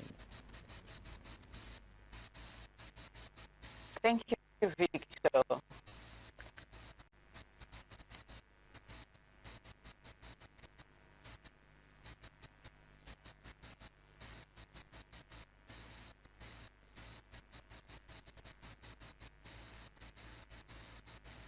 Thank you, Victor, and welcome to ITV in Lagos Center. Okay, Lagos State Governor Sanwo-Olu has participated in the Progressive Congress governorship primary elections at Ward E3, Lagos Island, describing the exercise as peaceful, orderly, and reflective of internal party democracy. The governor, who arrived at the polling venue alongside his wife, Dr. Ibiju, said the day process party members had level to freely participate in the party's governorship candidate. Speaking after casting his vote, Governor Sanwo-Olu said electoral officials and party representatives were on ground credible, noting the massive turnout of the party faithful at the ward.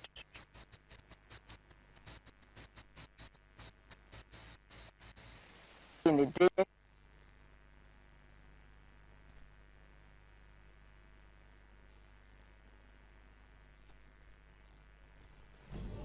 our sincere apologies for that technical issue. We'll now go on a short break. We'll be right back.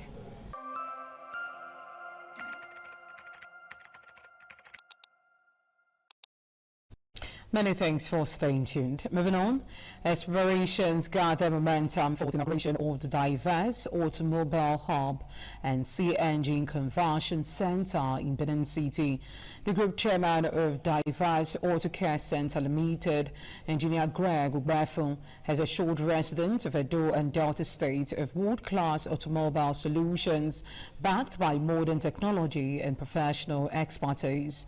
Engineer Ugbefun gave the assurance during an inspection tour of the ultra-modern facility located at Kilometer 6 Akle Road opposite Edo Production Center before Limit Junction, Benin City. Patience Osaragiwa has details.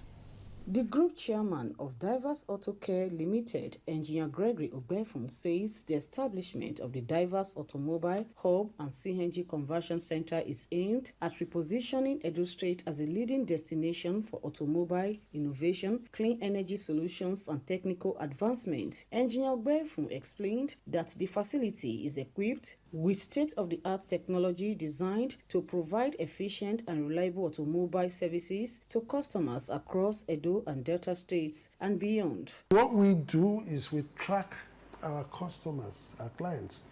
If we've done anything on your car that requires checking periodically, there's an automatic prompt that makes the service advisors send you a message that your car is due for this, or your car, remember from the diagnosis, is due for that, and they keep you. We're trying to up it in such a way now you can actually track the maintenance of your vehicle on your phone. He further stated that the company is fully prepared to support Nigerians' transition to cleaner and more affordable energy alternatives through strategic investments in modern equipment, skilled empowerment, safety compliance, and continuous staff training. Trying to also help to domesticate what is happening in other climes in our own home state. To create training opportunities for children. We are in touch with most of the tertiary institutions, and we've let them know that the facility is available for them for internship of the children doing the relevant courses. The inauguration ceremony, slated for Tuesday, May 26, 2026, is expected to attract key stakeholders from the automobile, transport, energy, and business sectors, alongside government officials and members of the public. From Benin, Patience Osaugiwa, ITV News. The Speaker of the Edo State House of Assembly and member representing Owan West constituency, Blessing Agbebaku, has secured the All Progressive Congress ticket to contest the 2026 Edo State House of Assembly election. Agbebaku emerged victorious in the APC primary election held in Owan West local government area on Wednesday, May 20th, 2026. Joy Obaisiagbon has details. Party members and supporters turned out in large numbers for the APC primary election in Owan West, in what the party leaders described as a strong endorsement of the Speaker's leadership and performance in office. At the end of the exercise, Blessing Agbebaku was declared winner by the Chief Returning Officer, Dandi Imokwede. According to the official results announced, Agbebaku polled 2,846 votes to defeat other aspirants in the contest. Atako Gold secured 60 votes, Oimai George scored 31 votes, while Frank Ilaboya and Juliana Ihawo recorded no votes. Blessing Sheriff Agbebaku scored a total of 2,846 votes. Speaking shortly after the declaration of results, Agbebaku expressed appreciation to APC members in Owan West for what he described as their overwhelming support and confidence in his leadership. Let me thank the people of Owan West for another mandate to continue in 2027. I also thank our Governor Monday Beolo, who has also deemed it fit that I have done very well for my people, that I should continue. Let me also thank the leadership of our West Local Government for also accepting. Also speaking, the APS leader of the APC in Owan West, Lucky Oimai, alongside the party chairman in the local government, Frank David, called on party faithful to remain united ahead of the general elections. They described Agbebaku as a dependable leader, capable of delivering the dividends of democracy to the constituency. To give him another opportunity because of the job he has done. He has all the support of the people. Joy Obaisiagbon reporting. Still talking politics, the All Progressive Congress APC has concluded its primary election for the Oedo East constituency seat in the Edo State House of Assembly, with aspirant Ede Debi emerging winner of the exercise with 3,120 votes. His closest rival, Honorable Uyi Omosigo and Irene Ujo, polled 69 and 68 votes respectively, while Raphael Edobogo secured 39 votes. Ofera Neto has his reports. The APC primary election in Oedo East constituency witnessed a large turnout of party members across various wards under a peaceful and orderly atmosphere. At Ward 4, where aspirant Eddie Debi cast his vote, party members queued openly and votes were counted in the presence of supporters and party officials. The aspirant also visited the exercise in Wards 1, 2 and 3 before proceeding to the APC Oedo Local Government Secretariat on Wire Road for the official declaration of results. At the end of the collation, Eddie Debi emerged winner with 3,120 votes to defeat other aspirants in the contest. Cumulatively, the total votes cast for Edebiri Edwin is 3,120. The total votes for Mosigo is 69. Irene Ojo pulled total votes 68. And of course, Suomo Raphael Edogo 36 votes. Abu pulled the highest number of votes in these primaries. Edebiri Edwin is therefore returned elected.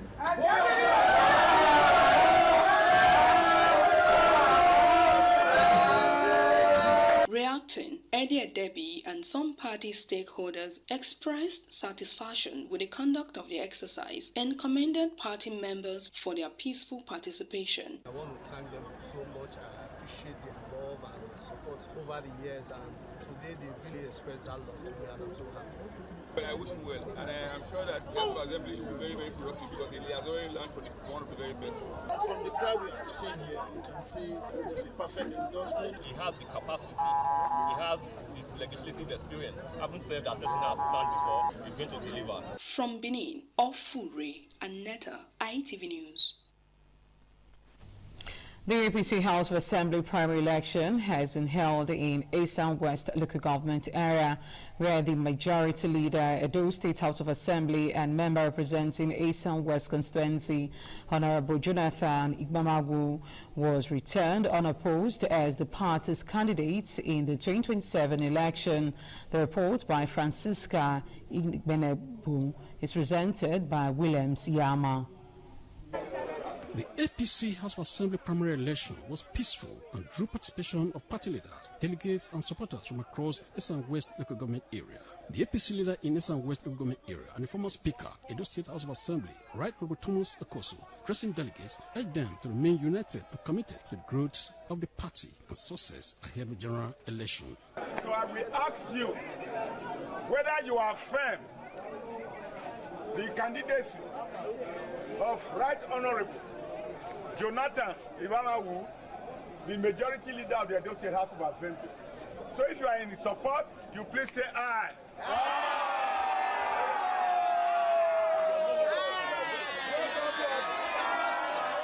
In his acceptance speech, winner of the primary election and majority leader, Edo State House of Assembly, Honorable Jonathan Igbamagu, expressed gratitude to delegates, party leaders and supporters for the confidence reposed in him.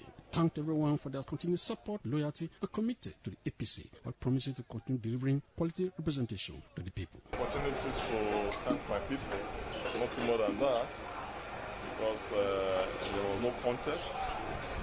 It was just purely an affirmation. Because I was an unopposed candidate even before today. So the essence of today is to appreciate my people for that confidence that they repose in me, to tell them that I'm ready to always do the needful for all of them.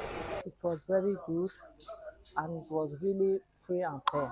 Jonathan going back, it was not a mistake at all. It showed that the people of Esan West are unanimous in the decision to send back Honorable Jonathan Igbamagu.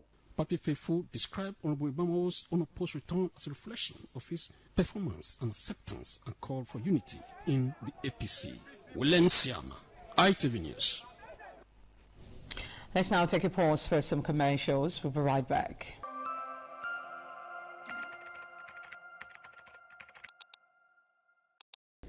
Many thanks for staying tuned. Moving on, the Livelihood Improvement Family Enterprise in the Niger Delta Project, Life ND, in collaboration with the International Fund for Agricultural Development, IFAD, the Niger Delta Development Commission and the Edo State Government has flagged off the 6th edition of the Working Capital Disbursement to beneficiaries and graduated 630 batch, one incumbent under the additional financing program. The ceremony took place at the ADJ Royalty Hotel and Suites, GRA, Benin City. Patience Saragura has details. The Agribusiness Coordinator, Mrs. Antonia Ezenwa, who represented the National Project Coordinator of the Life ND, Dr. Abiodun Sani, described the program as a strategic intervention aimed at reducing unemployment, promoting food security, and encouraging entrepreneurship among youths and women in the Niger Delta region. By providing the critical funding for this project, the federal government has demonstrated that empowering youths, young people in agriculture is not just a policy on paper, but a complete strategy for food security, job creation, and national economic growth. Representing Edo State Government, the Permanent Secretary, Ministry of Agriculture and Food Security, Mrs. Bamayi Osadebame, reaffirmed government's commitment to agricultural transformation and youth empowerment. The unwavering commitment of Edo State Government towards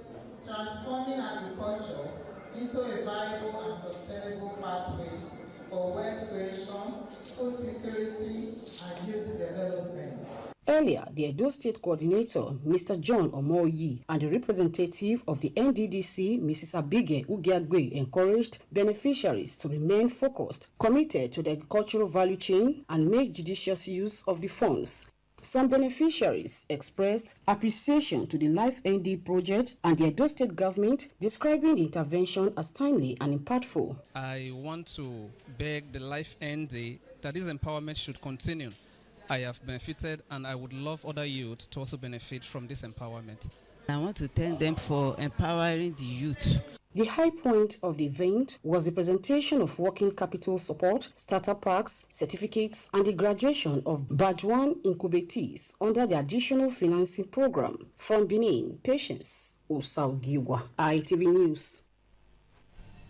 A one-day stakeholders engagement organized by Christian Women for Excellence and Empowerment Nigeria Society has been held in Benin City with a focus on combating gender-based violence through holistic empowerment of women in rural and urban areas in Edo State. Deborah Redfern reports that the event brought together stakeholders from different backgrounds. Stakeholders in Edo State came together to renew calls for stronger collaboration in tackling gender-based violence through the holistic empowerment of women. The coordinator, Queens, Mrs. Victoria Deleye, says the gathering is to discuss practical strategies for protecting women and girls from abuse and discrimination. The goal is to reduce this gender-based violence, and ultimately eliminate it completely. So we all working together as collaborators. In a keynote presentation and a lecture on the role of state and non-state actors in combating gender-based violence, Professor Margaret Abihui and Comrade Jude Obasami highlights the menace of gender-based violence and ways to tackling it with collective responsibility and commitment from all stakeholders through deliberate policies. Gender-based violence. It threatens human dignity, our peace, and it threatens sustainable development. Embed the law into daily social fabric and traditional governance to build a sustainable ecosystem for justice. There were goodwill messages from the Ministry of Women Affairs, FIDA, Christian and Muslim communities, and other stakeholders. We are there as an organization to help the survivors to get justice. We're taking it to all the nook and cranny of Edo State, and we will say no to gender-based violence. We stand in total support of every sincere effort aimed at protecting the dignity, safety, and God-given value of women and the girl child in our society. For us in the Muslim community, gender-based violence is prohibited. High points of the event, which held in collaboration with Amandal Institutes for Policy and Leadership Advancement, was the signing of Stakeholders Commitment Charter. In Benin, Deborah Ubefun, ITV News. As part of love and in celebration of 1 year anniversary, Successful Gallant Ladies Club has donated baby care items to nursing mothers at the University of Benin Teaching Hospital at Ugbowo, Benin City. The outreach was led by the acting president and all the ladies of the great club. The report filed by Ruth Osumbo is presented by Williams Yama. Successful Gallant Ladies Club celebrated our first anniversary in a unique way as members of the club were warmly received at the University of Benin Teaching Hospital, where they donated baby items like diapers, wipes, toiletries at the nursing mother ward and maternity ward for the well-being of women and to support humanitarian services. Commenting during the outreach, representative of the president of the club, Mrs. Meg Odile, described the outreach as an opportunity to give back to the society, appreciated members for their support and commitment since the establishment of the club. In celebration for my year, we are here at the UBTH to present gifts to the nursing mothers because we know a lot of us will be very glad to receive this. So we are here to give back to the society. And we are here to show love to our nursing mothers and all those that are in need of it. We are here to give the less privileged ones. Because we are happy. We like giving things out, sharing things to the children. Some nursing mothers who benefited from the outreach expressed gratitude to the club, describing the outreach as timely and impactful. And I'm so happy for the gift. I came here without no hope, but they gave me hope. I'm so grateful. God bless you all. Thank you very much for the practice you did to us.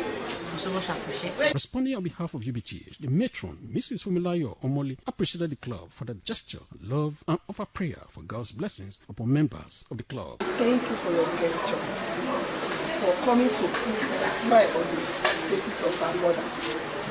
Even as you have sown this seed, the Lord will water you. Amen. The outreach ended with attainment and cutting of the one-year anniversary cake. Food items were distributed to widows at Christ Apostolic Church of God Mission, Ugbo, Benin City. Successful Gallant Ladies Club is made up of women of integrity and excellence. From Benin, William Siama, ITV News. Let's now take a break. We'll be right back.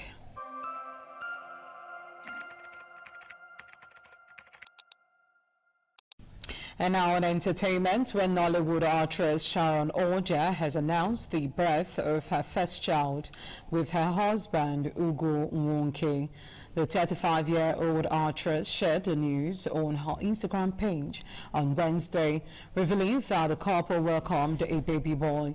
The announcement came as a surprise to many fans, as Sharon had kept her pregnancy private for several months. Accompanying the post were maternity footage showing the actress and her husband during a pregnancy photo shoot. In her caption, Sharon described motherhood as the fulfillment of a long life dream and reflected on how pregnancy deepened her understanding of God's love. The arrival of their son comes less than 2 years after Sharon and Ugo stalled wedding ceremonies in 2024.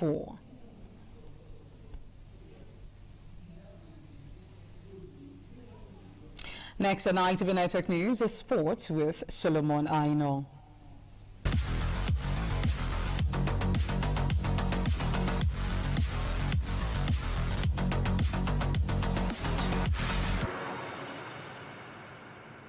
And on sport news, several countries participating in the 2026 FIFA World Cup began unveiling their provincial and final squad lists with a number of surprises, recalls and notable omission dominating headlines across football world. Defending football powerhouse Germany officially announced its final squad of the tournament, with coach Julian Nagelsmann recalling veteran goalkeeper Manuel Neuer from international retirement. The German squad also featured exciting young talent, including Bayern Munich teenager Leonard Karl. In Africa, Senegal released a strong provincial squad headlined by the return of captain Sadio Mane. Coach Papatoué also included experienced stars such as Khalidou Koulibaly, Edouard Mendy and Idrissa Gueye in the 28-man list. Meanwhile, Iran generated controversy after forward Sada Azmoun was left out of the squad. Despite the omission, the striker publicly backed the national team and wished them success at the tournament. For Egypt, one of the major talking points was the inclusion of young Hamza Abdulkarim, who currently plays within the Barcelona Athletic setup. The youngster is regarded as one of the emerging talent to watch at the tournament. According to FIFA regulation, participating countries must submit their final 26-man squad before the official deadline in early June, although injured players can still be replaced before each nation opening match. And that's it from the Sport Desk. I am Solomon Aino.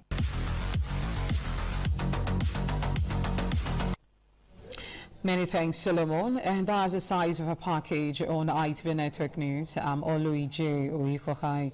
Do have yourself a blessed night rest. Bye for now.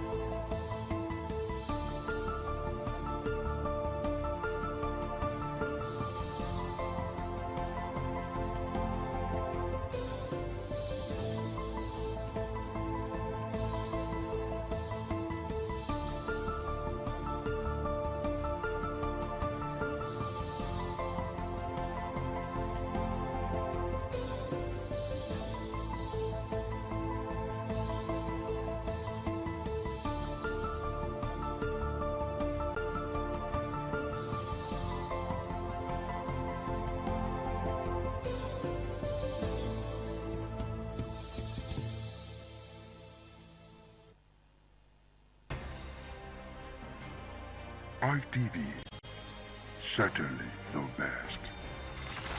ITV, certainly the best.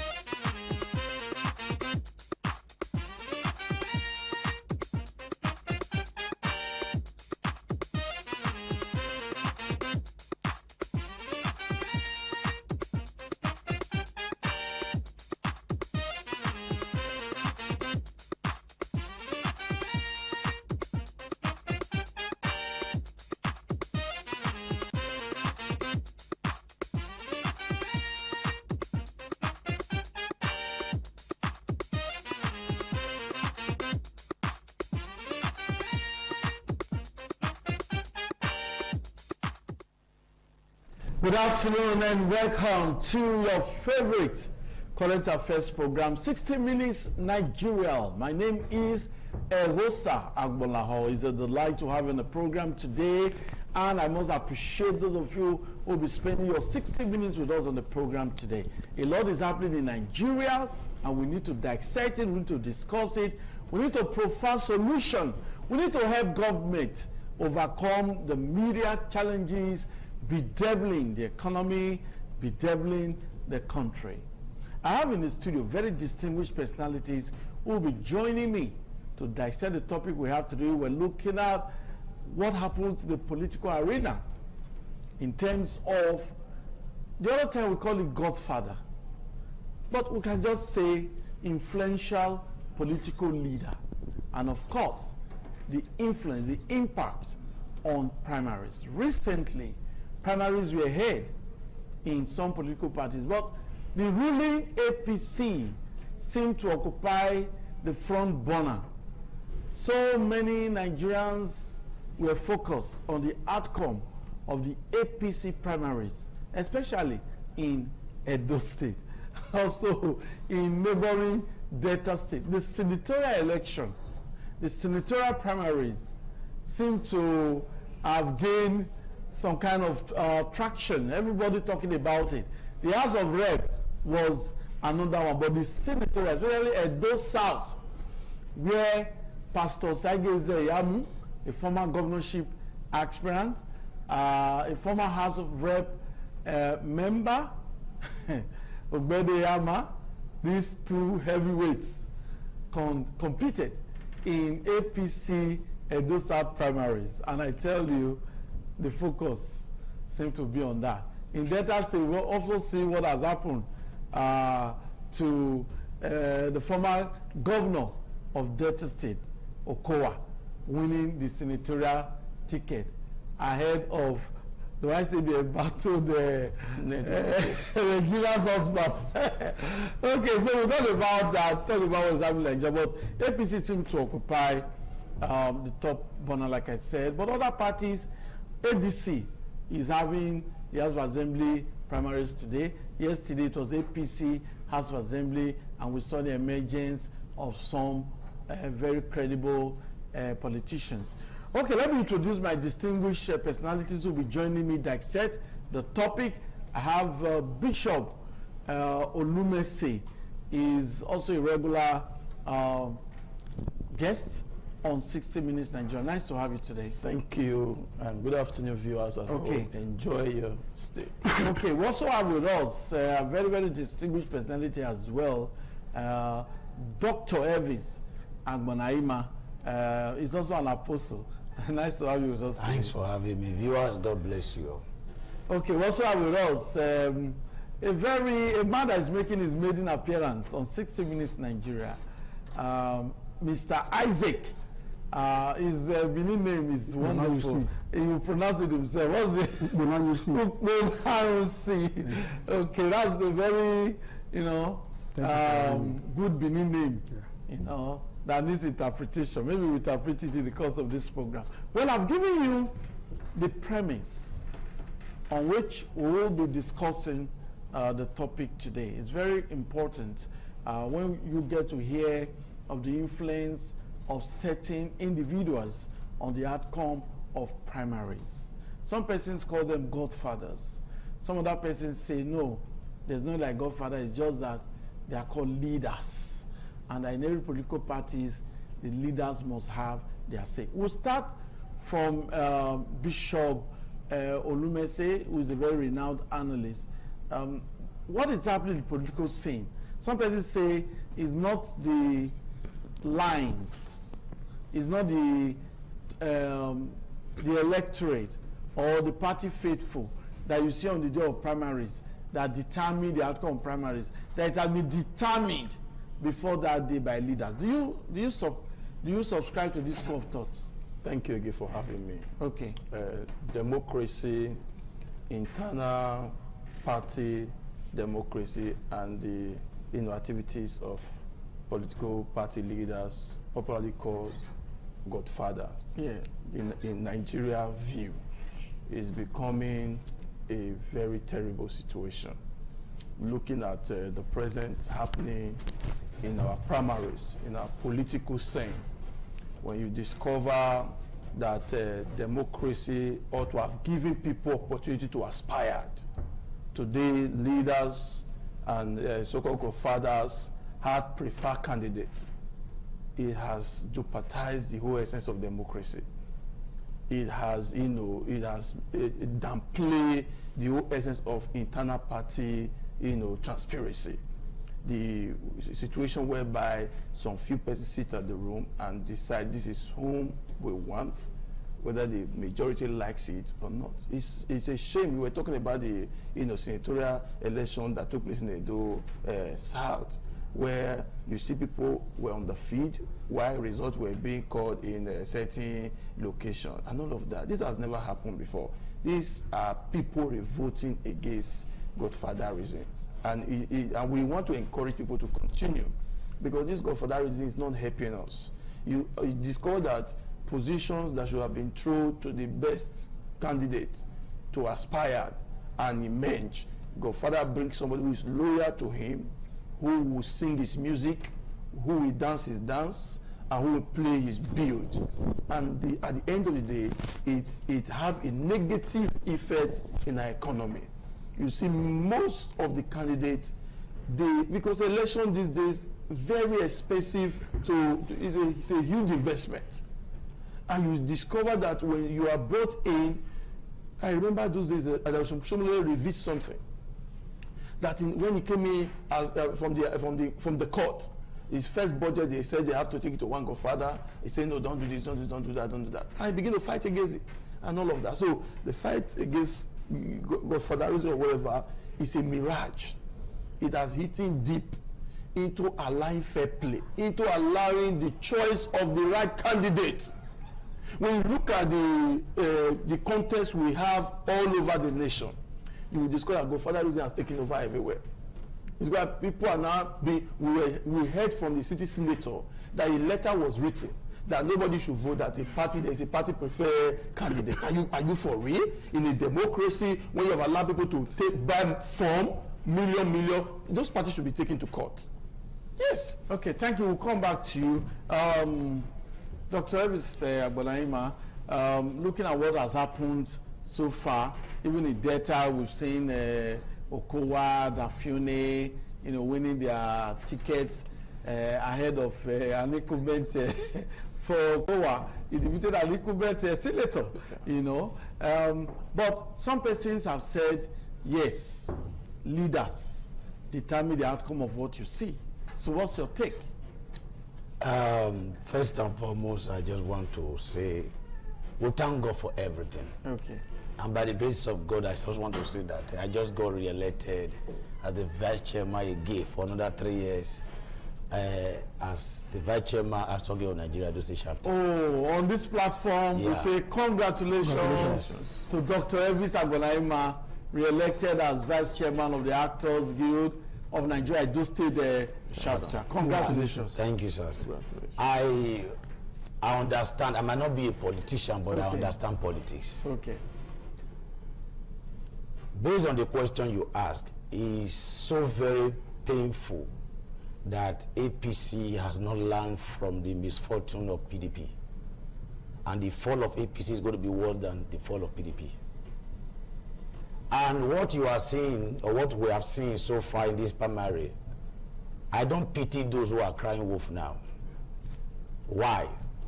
What do you expect? Why?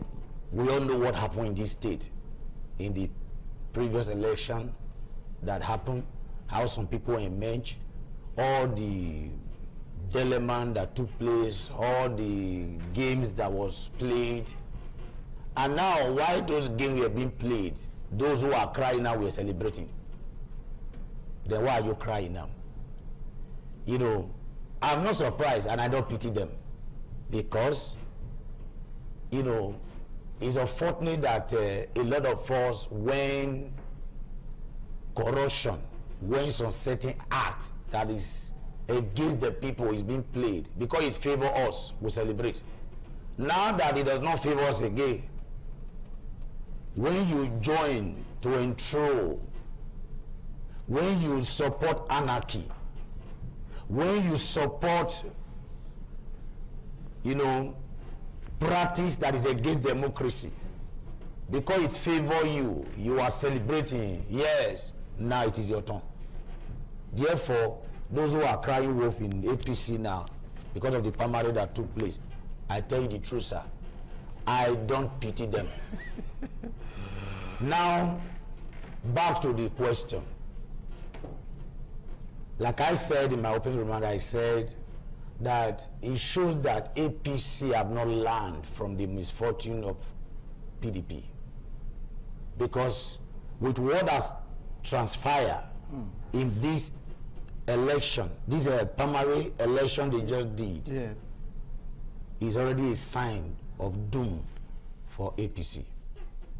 Because most of them, they are going to work against APC.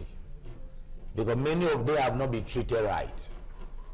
Now, even though you have the problems can be resolved. Problems can be resolved. I tell you, because you are not a member of the APC. The APC has a eternal mechanism of resolving so their let's be truthful to ourselves. You know, most of the let me just say about, let me talk about the Edo South election. Pastor Zeyamu is not a small man. Even the Ogbede Yama too is a general.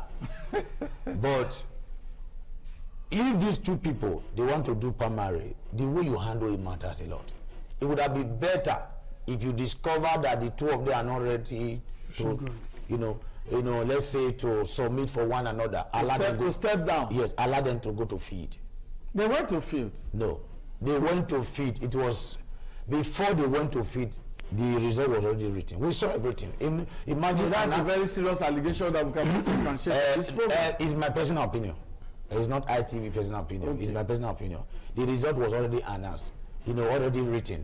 And if you see what happened, sir, I'm not talking here as a novice. I went round and I saw what happened. That alone, they have already shot themselves. Because they have just made, if this issue is not well addressed, they will make other party make the work easy for other party. Thank you very much, Doctor. We'll come back to you. We have Mr. Isaac with us. He also knows the political terrain very well. He's very maiden appearance on 60 Minutes Nigeria. You're welcome to the program. Thank you very much. Yes. Do you really think, okay, maybe I should just allow you to talk just the way the others have made their comments on the issue of leaders' influence on the primaries. Let me just allow you to start that before we move into the internal democracy. Thank you very much, Mr. Ewosa. Yes. Well, I'm an APC man. Okay. If you must know. Yes. So I can say I partook actively in the primaries. Okay. So first of all, let me congratulate Edo people. Okay. As a people and as a nation, for standing for their rights, for defending their rights, for coming out to speak with one voice against the machinations of those so-called godfathers, we know that we are those, the beliefs, we don't tolerate godfather. You might be bringing somebody to us as a godfather, but the only chance on us to choose. Talking about the primary that just been conducted, there were 2 aspirants in the race. So like what my... I said those out. Yes. You must situate it. Yes. Like what my colleague here has already postulated. Yes. We already knew the position of the state leaders of the party. Okay. Talking about the state chairman, the secretary, even the governor. You know, so distant past, the state secretary made some I'm trying to be refined in my word. Okay. Made some uncast statements denigrating a certain aspirant, you know, telling them that a candidate is already known. When the election has not been conducted, primary has not been conducted, you already know the candidate. It means you've already written the result, as I just said. Even when they wrote the results, the people still came out in a mass, in large number, even to the chagrin of those persons, and voted.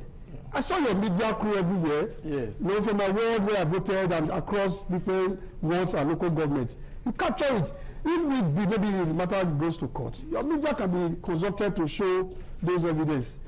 Pastor said, won the election. No, you can't allow that. I'm coming, sir. You are not the umpire to announce. I'm coming, sir. I am not announcing on this program. Hold on, sir. I am not announcing. Yes. Because the APC issue a statement. Issue a statement that we should wait for them to issue the official result of the primary. But do not forget, the Obedi Yamakam rushed and quickly announced the falsified results, the validity. They alleged. What do you mean alleged? Your media was there. You were there. I saw your media, capturing it. When there is a guideline from the national body that nobody, no committee is allowed or had the right to announce results, you quickly went ahead and announced fake results. Luckily, the genuine returning officer also announced the genuine results almost at the same time. So we don't have preemptive factions. So you know that I won't be wrong when I tell you, Pastor Said, I will word the elections clearly. It's not because I'm announcing the result officially, because I monitored the primaries from word to word. I voted in Ubaoka. I went to Redo. I saw the mammogram. They spoke about video clips are out there. So even the national body, we expect they do justice to this, so that there will not be what my colleague has said here, implosion. In the party, because you're getting it right. You want to take down the video evidence. Pastor Samuel Yazama, I tell you, how the video clips of all from word to word of how the primaries took place. You know, we saw even at the House of Assembly primaries, the chairman coming out to announce that there is a directive from above, from the state secretariat, that they should skew behind a certain candidate. Is that democracy? How can you call that democracy? And so we want to deepen democracy. And you know, as he has said, if we don't get it right, what happened to PDP may eventually happen to God forbid. So, by and large, I'm here with great ecstasy in my mind, because I know that Edo people really spoke with one voice, and I believe that voice is heard. It's loud enough. So the national body should please do justice to this, so that the winner of the election will be officially announced. Okay. Thank you. Thank you. We'll go back to you, Isaac. Like I said, we don't represent any political party on this program. We don't represent any of the aspirants.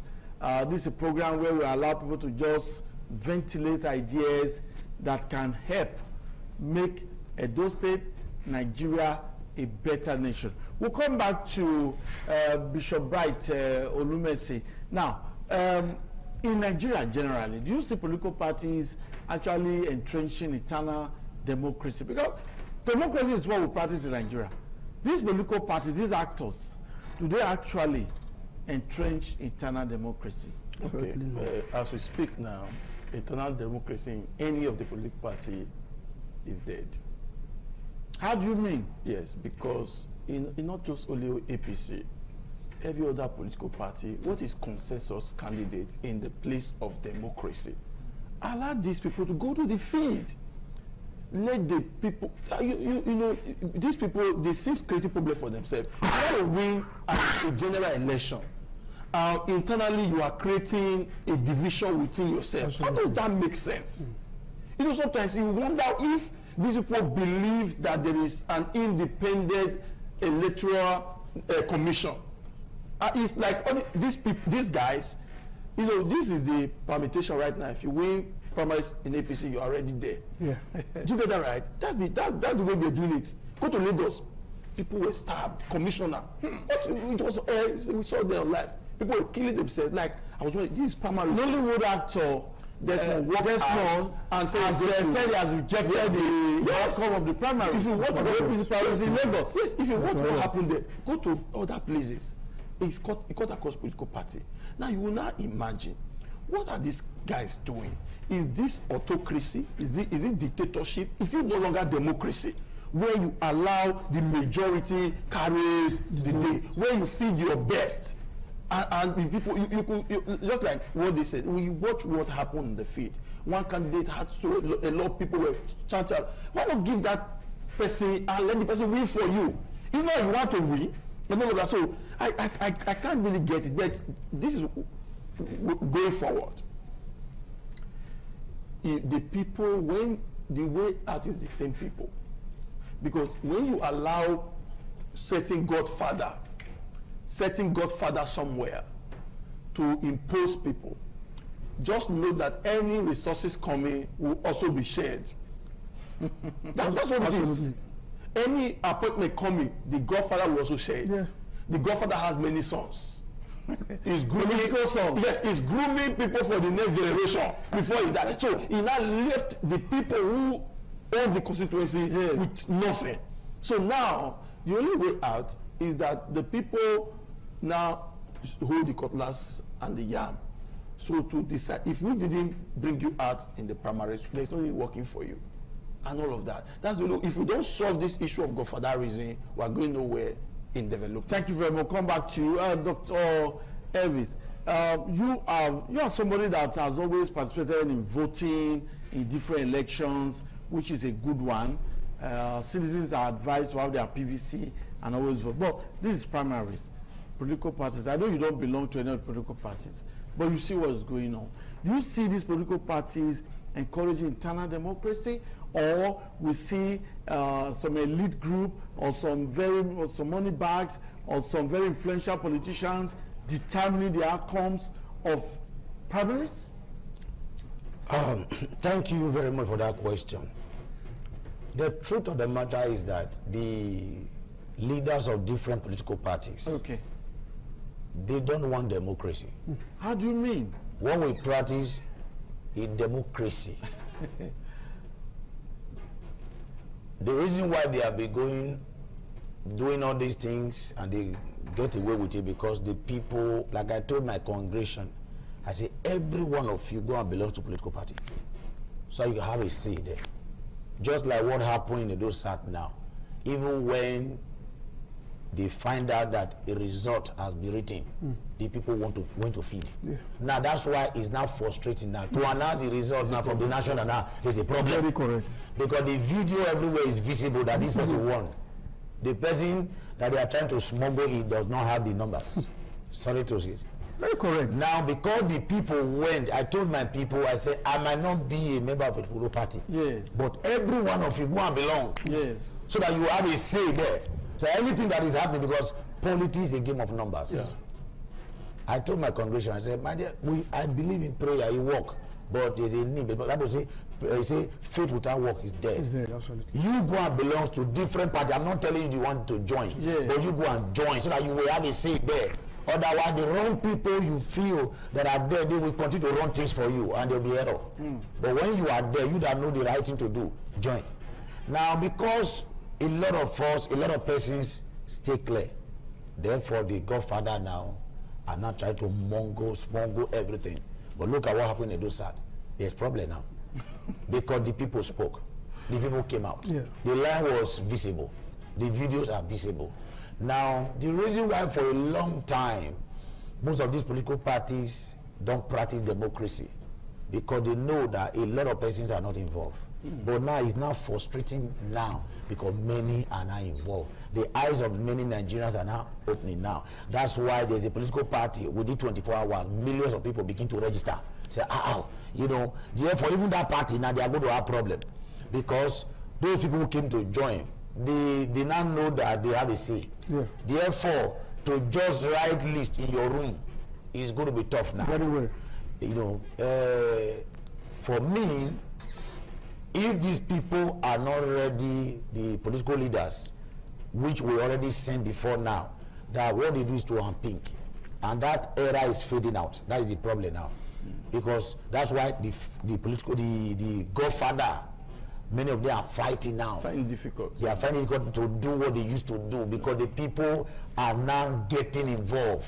Those who are not interested in party before, even some party they just started yesterday, you see the way people are chipping in. And that alone is already frustrating the godfathers. And we must continue to encourage people to get involved. Thank you. You know, as we continue to do that, we will retire them. Thank you very much. Isaac, yes.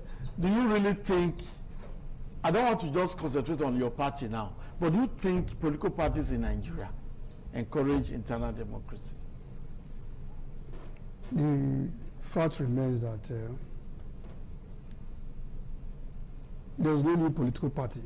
When I say so, political party is just a mere expression. Okay. So it's an abstract word. So it is the people that you see that you attached that name with. Okay. So there are no party in Nigeria that have new persons. Same people. Same persons who have been there over time, you know, who felt their interests have not been maximized.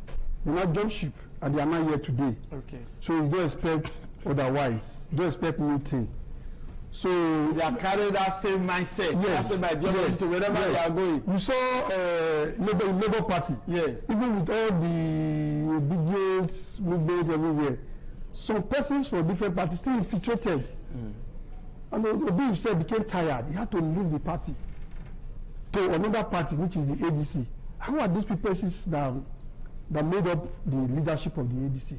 Who are those who have been there since 1999, even beyond?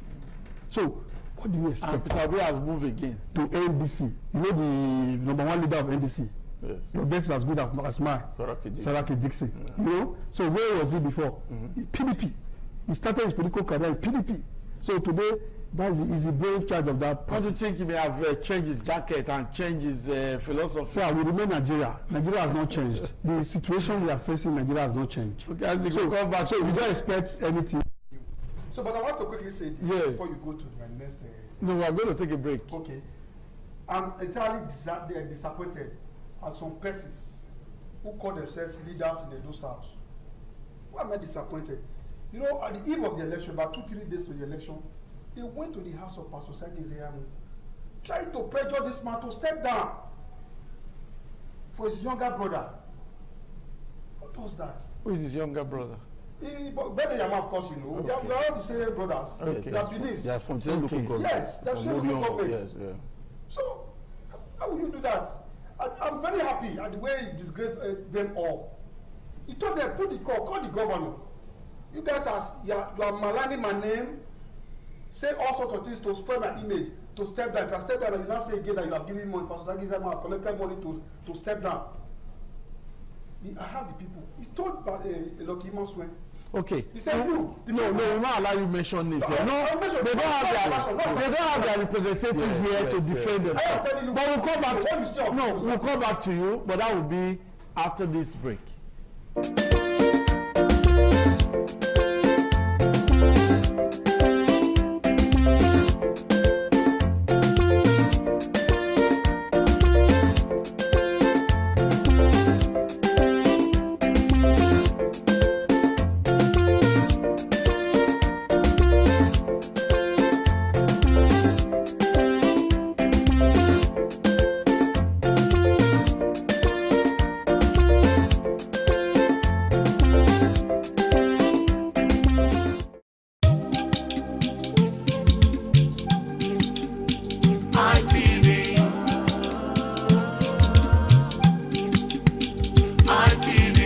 ITV, certainly the best.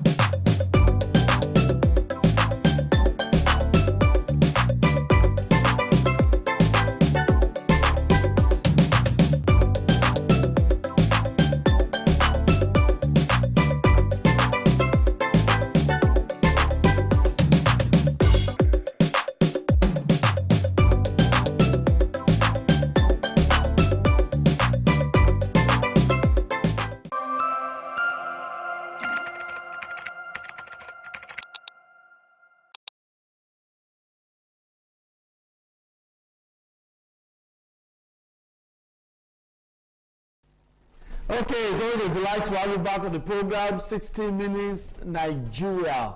My guests, very distinguished personalities, are still in the studio, and we are looking at internal democracy, the role, the influence of political leaders over primaries. Because recently, primaries were held, especially in the ruling APC. Like I said, other parties like the ADC is holding his House of Assembly primary in Edo today. That's the information I got. In other states, on Monday, the senatorial primaries, we've seen what happened in Delta.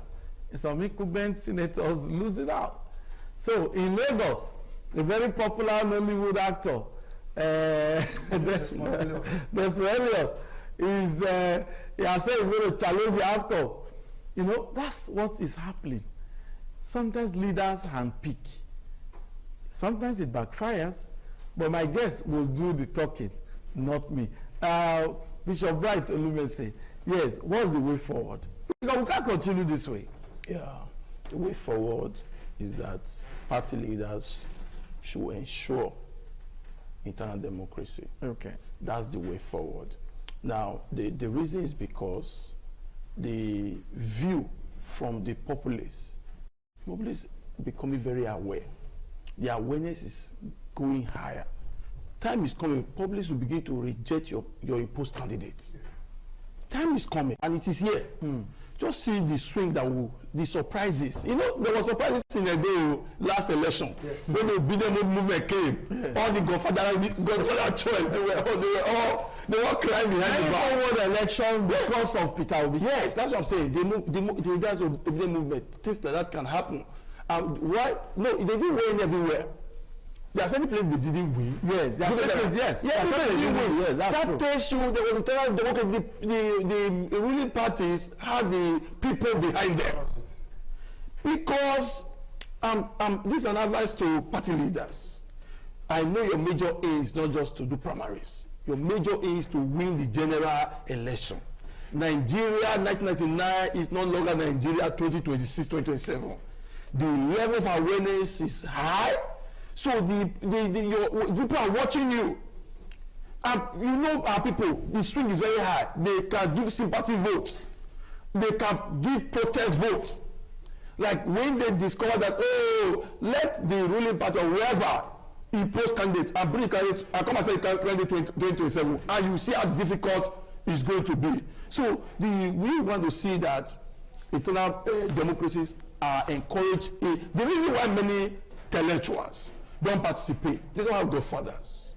They don't have people who will put them there. So they don't want to go and waste their time, because no matter what you do, the case is that there's one person from Port Harcourt, there's one person from Abuja, there's one person from Kano that will say this is whom I want, and that's unacceptable. We were told that all politics are local.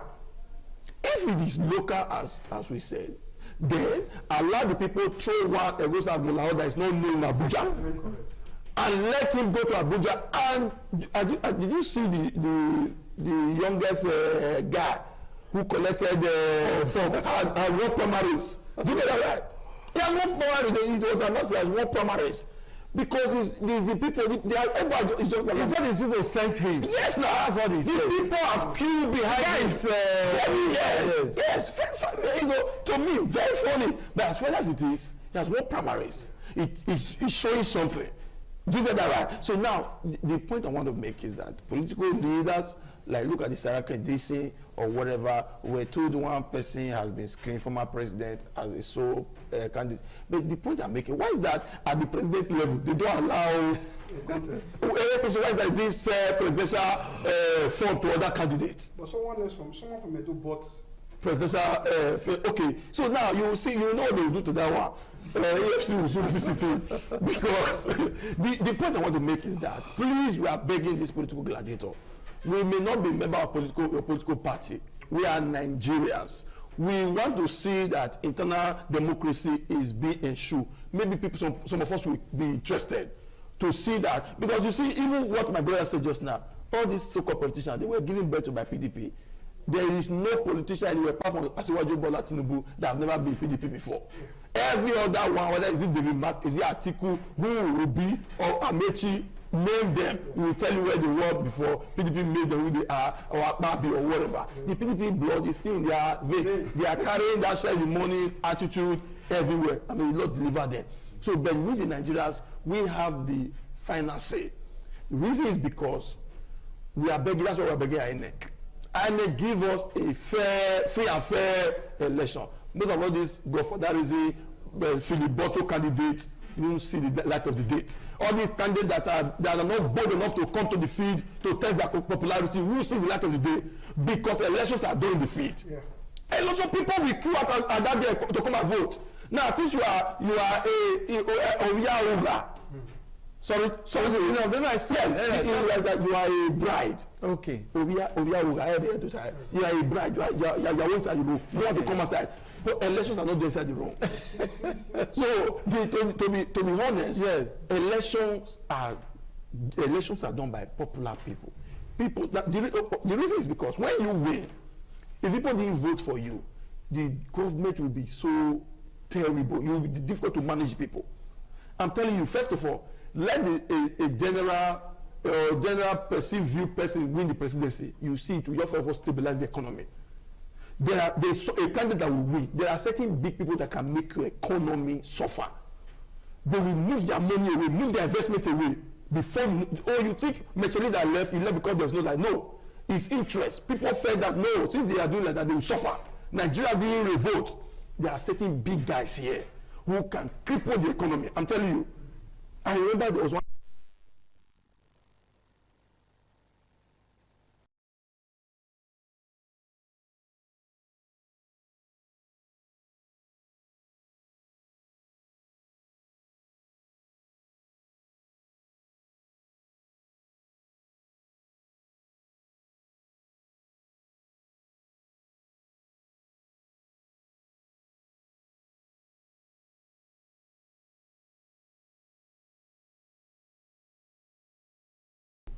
Speaks volume of that. So the Edo South yes. Senatorial primaries. People are still talking about it, really, because that's actually the focus in Edo. Yeah. It speaks volume because as against the bride you talked about, the beautiful bride you talked about that needs to come out. Yes. You know, before now, I'll be appearing on your sister stations, telling them to let them go to the field. Let them go on. Let the best person emerge. You don't need to induce any person with money. You saw how they spend billions to make sure they giving leaders, even threatening political appointees. If you don't deliver your words, you might lose your appointment. At the end, they lost. Most of them who are 30 about around government house, they were nowhere there to be found their wards. One of them was from my ward. I was expecting to see him. Yes. To see the last queue. Yes. You know, queue behind him. He was nowhere to be found. One of those, I'm talking about one of those starts in government house. Yes. So they were nowhere to be found. To actually vote for the candidate they say they claim or they think is the best. Then you saw the people coming out, you know, speaking volume, sending message to them that no matter the amount to spend, it will not deter us. So our candidate must fly. And that is the reason why I'm still saying again, we are begging the national body to save the party. You know, winning elections, general elections. The national body of APC, yes. Winning election begins with throwing up the best candidate, the best and popular candidate, not the candidate that had more influence with the godfathers. Candidate who has direct contact, connections with the people at the grassroots level. Because when the godfathers begin to share money, you know, there, on top, the money doesn't flow down to the common man. So the common man must ventilate his aspirations, his yearnings, for the people to hear, to see. You understand? So far, so good. We are good to go here. Talking outside the Edo South, we talked about Delta State, where Okowa won the election. Of course, you never expected that, right? He just his son, his political son, is the city governor. Yeah. City governor. And so that's another leader now. Yeah. Most times they tell you the governor is the leader of the party. Yes. He's just left power. He's immediate past governor. Don't forget, he structures defeated. Was the person he handed over to when he was leaving the Senate. When he was going for the governor. So it's as if that one was holding sway for him. Yes. Till he comes back. Now he's back to take what what belongs to him. Yes. You don't expect otherwise. His structure, political structure, coupled with the one of the governor has on ground, is enough to see him fly. So the other one we see Dafenone defeating Omo Agege. That's funny. That was really funny. It doesn't need to be funny. I didn't see it coming. Omo Agege relinquished his senatorial seat to run for governor. I don't want to take it up. Yeah. You know, so he's a service senator. Yes, so having delivered, perhaps having delivered on a constituency project, so to say. I think. Okay, but let me just quickly let me quickly take you to Rivers. Yeah. Okay. Now, Fubara, when he entered the APC, became the leader of the APC. That's what he told you. That's what he said. Yes. He said he's not the number one in the 001. But where's Fubara now? Yes, that's a very pitiable situation. Okay. You get that right. And this is why we're saying Duke of Federalism is terrible. It's terrible to the extent that the sitting governor has to pull out when he saw that the person that was appointed to come and conduct the primary is a PA to Winky. You can imagine. So the best thing is just for him. The second person is his nephew. So this Winky is a very powerful leader. So now what I want to say next is that this is an advice. If you're a politician, play politics. Don't chicken out. You get that right? I want to tell, my brother tried to push something just like that. Some set of people went to a certain candidate's house to pressure him to stand. That's politics. Politics. So they went to his Yamu house to tell him to step down. That's what he said. Yes, that's politics. Okay. Negotiation. When you go to National Assembly, National Assembly is a place where you negotiate. Where you bring a superior argument, where you buy your way out. So the superior, you don't just sit there. No, these are what the leaders should have been doing. They go around. Hold on. Let me drive what I want to drive. No, so now, in other words, don't chicken out. There's Zeyamu, a case study. He was approached and he said no. So you who chicken out, you had a choice to have said no. Are you sure you're what I'm saying? So those four went there, they're playing politics. So you also play politics. And what also helped Zeyamu was that he has always been consistent, he has always been on ground. Every political structure. He has not always been out of government. When PDP was leading the state, he was there.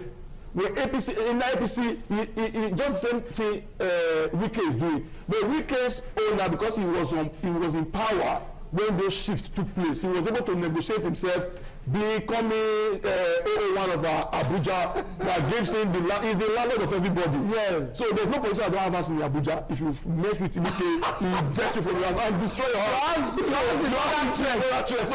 you have to just go with him. You get that? So don't chicken out. Most of these are that because you are not Godfather's choice. They threaten you, and the way I'm saying this, I'm a clergy, I'm a bishop, I speak with some of these people privately. Say, no, they threaten me. I say, you threaten them back. Threaten them back? What do you mean they threaten? So they should be playing with you before. Okay, no, they should be romancing because your wife. Yeah. You don't football. They want to break Messi leg. I think what's on board. That is it. Because if the other man, no opponent's leg is broken, you have opportunity to win. Some coaches like Amorio say, if you miss the ball, don't miss the man. They find they pursue team, they say it's there in the background.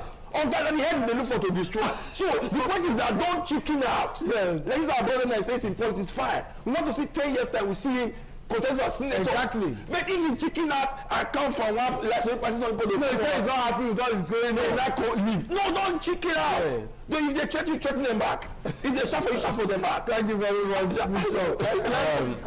Okay, just a quick one. Sorry. Yes. You talked about those persons who went to step in democracy. Don't forget, at the inception, they were with him. Yeah. He's an official platform. Yes. All these elements. We saw don't use the first place. They're all there. Yeah. But at the level tower, haven't been used pecuniarily. Yeah. They have to I even received a message. It's an allegation that a leader in Orion collected 30 million. Yeah, we saw it on news. Who started was with Zeyamu. He now go now telling his boys, this other guy Zeyamu is now begging him out. But we heard that you collected certain amount. Where's the money? You couldn't. Okay, so that's an allegation that we cannot substantiate. Yes. So it's an allegation we cannot substantiate. Okay. So thank you very much, Isaac. Your concluding remarks, Dr. Evis. Thank you very much. Let me say this, talking about River State. Yes. Fubara is the member there. One thing we must know. Yes. In the issue of life, even when it comes to you, I tell my people, I say, listen, for you to be free, you must fight for your freedom. Yeah. It's a pity that Governor Fubara is a weakling. Yes. It's a shameful. But to me, I will not agree with you. Sir, I will not agree to that. Governor Fubara is a weakling. I'm coming, sir. I believe it's outcome of negotiations. No, sir. No, sir. Governor Fubara, to my opinion, is a weakling. And it's because of his a kind of, his flexibility, his weakness that the Godfather and all the people around, they took advantage of him. Truly. I tell you the truth, he's not qualified to be a governor. He might be intelligent, but he's not qualified to be a governor of that state. Because you know why? If you want to be a politician, be a politician. Yes, play politics. And one thing, be a fighter. Now, in the case of that state, he has just messed up that position. Because if the former governor is the governor, the governor there, you can't try it. Thank you very much. Thank you. Thank you. Time is not our friend, Isaac. We have to end the program now. I'm grateful to Bishop Bright Olumese. Thank you very much for your comments. Dr. Apostle Elvis Agbonaima, thank you very much for your comments. And of course, Mr. Isaac, I think he has made a very good impression on the program today. Thank you very much for your coming. That's the program. My name is Erosa Agbonlahor. Bye-bye.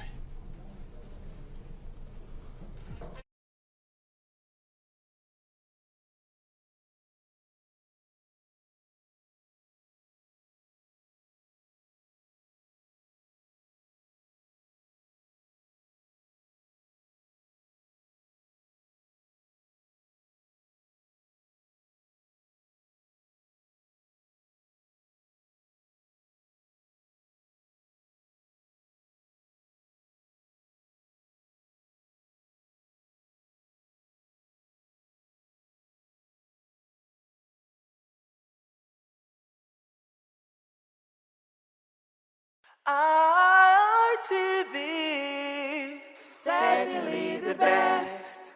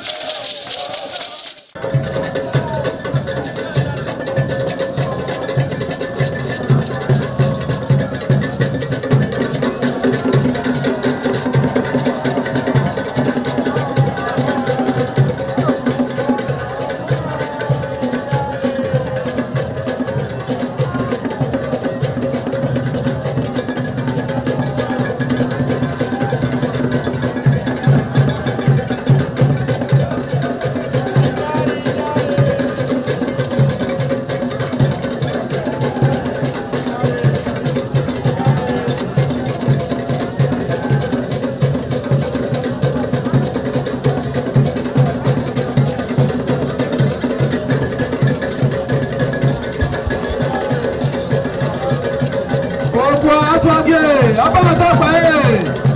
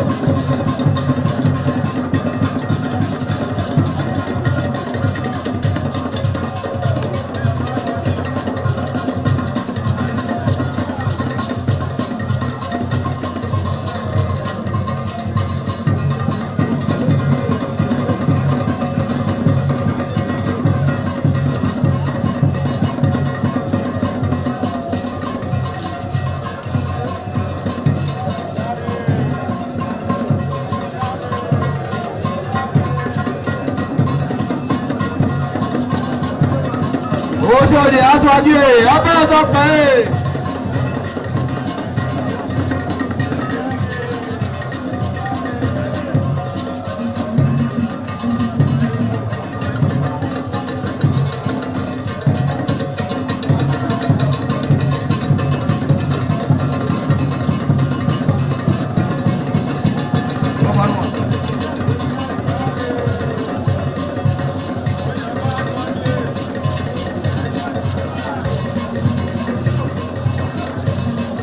Àyàbá sọ́gé ọbẹ̀ ọ̀dọ́pẹ́.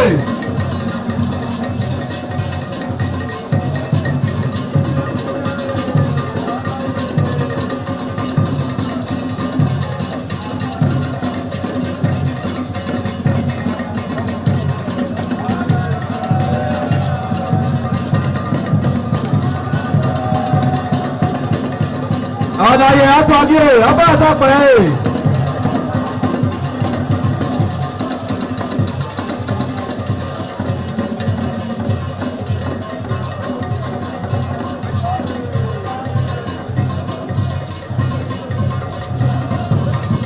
Ẹgbẹ̀júwà.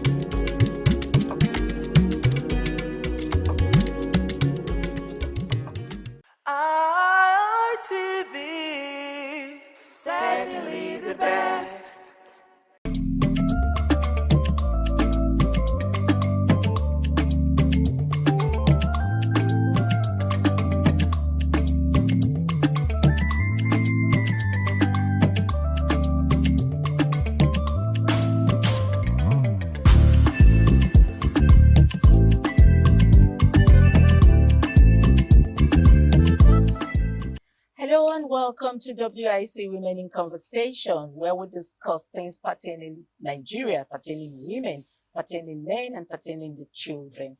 We discuss everything pertaining to family, brothers and sisters, things that are positive to us. Or if they're not positive, we'll try to find solutions or give advices on such things. And of course, today, to do one of those things, to talk about one of those things, is the Japa syndrome. But before I go into the topic properly, I'm going to let you know who is talking to you. I am Patricia Uremu Gabriels, and thank you for joining us on WIC. And so today we're going to be looking at Japa Part 2. We had discussed Japa on this table before, and so we're continuing it because you all out there wanted more on this Japa syndrome topic. And so we're going to be talking Japa Part 2 today. And to do this with me on my right, I have Chinyere Okorafor. Chinyere Okorafor is a journalist, and so she's going to be discussing and sharing her own opinion on Japa. Chinyere, welcome to the program. Thank you.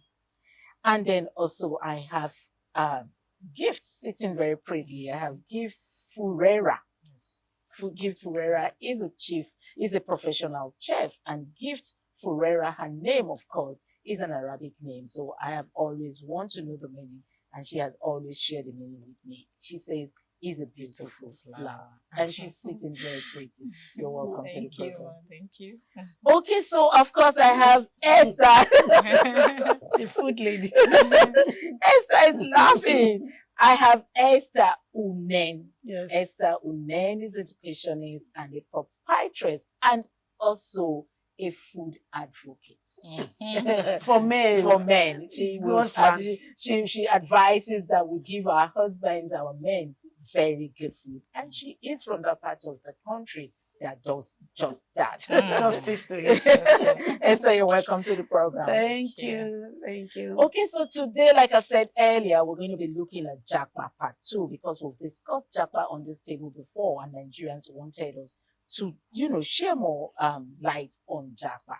And that's the reason why we brought it back to the table. So I tagged it as Japa Part 2. But before we continue on this discussion, let's look at what former President Goodluck Ebele Jonathan said.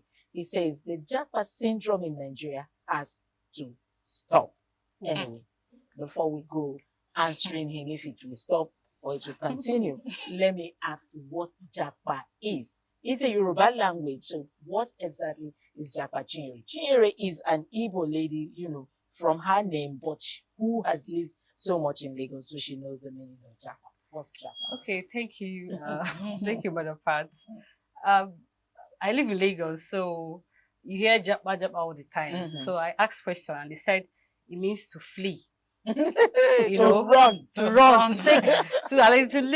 take off your shoe and just run. So that's what Japa means. And in the context where it is being used today, it's a serious issue because it has shifted from just fleeing, but to a very massive migration of individuals, families living in Nigeria.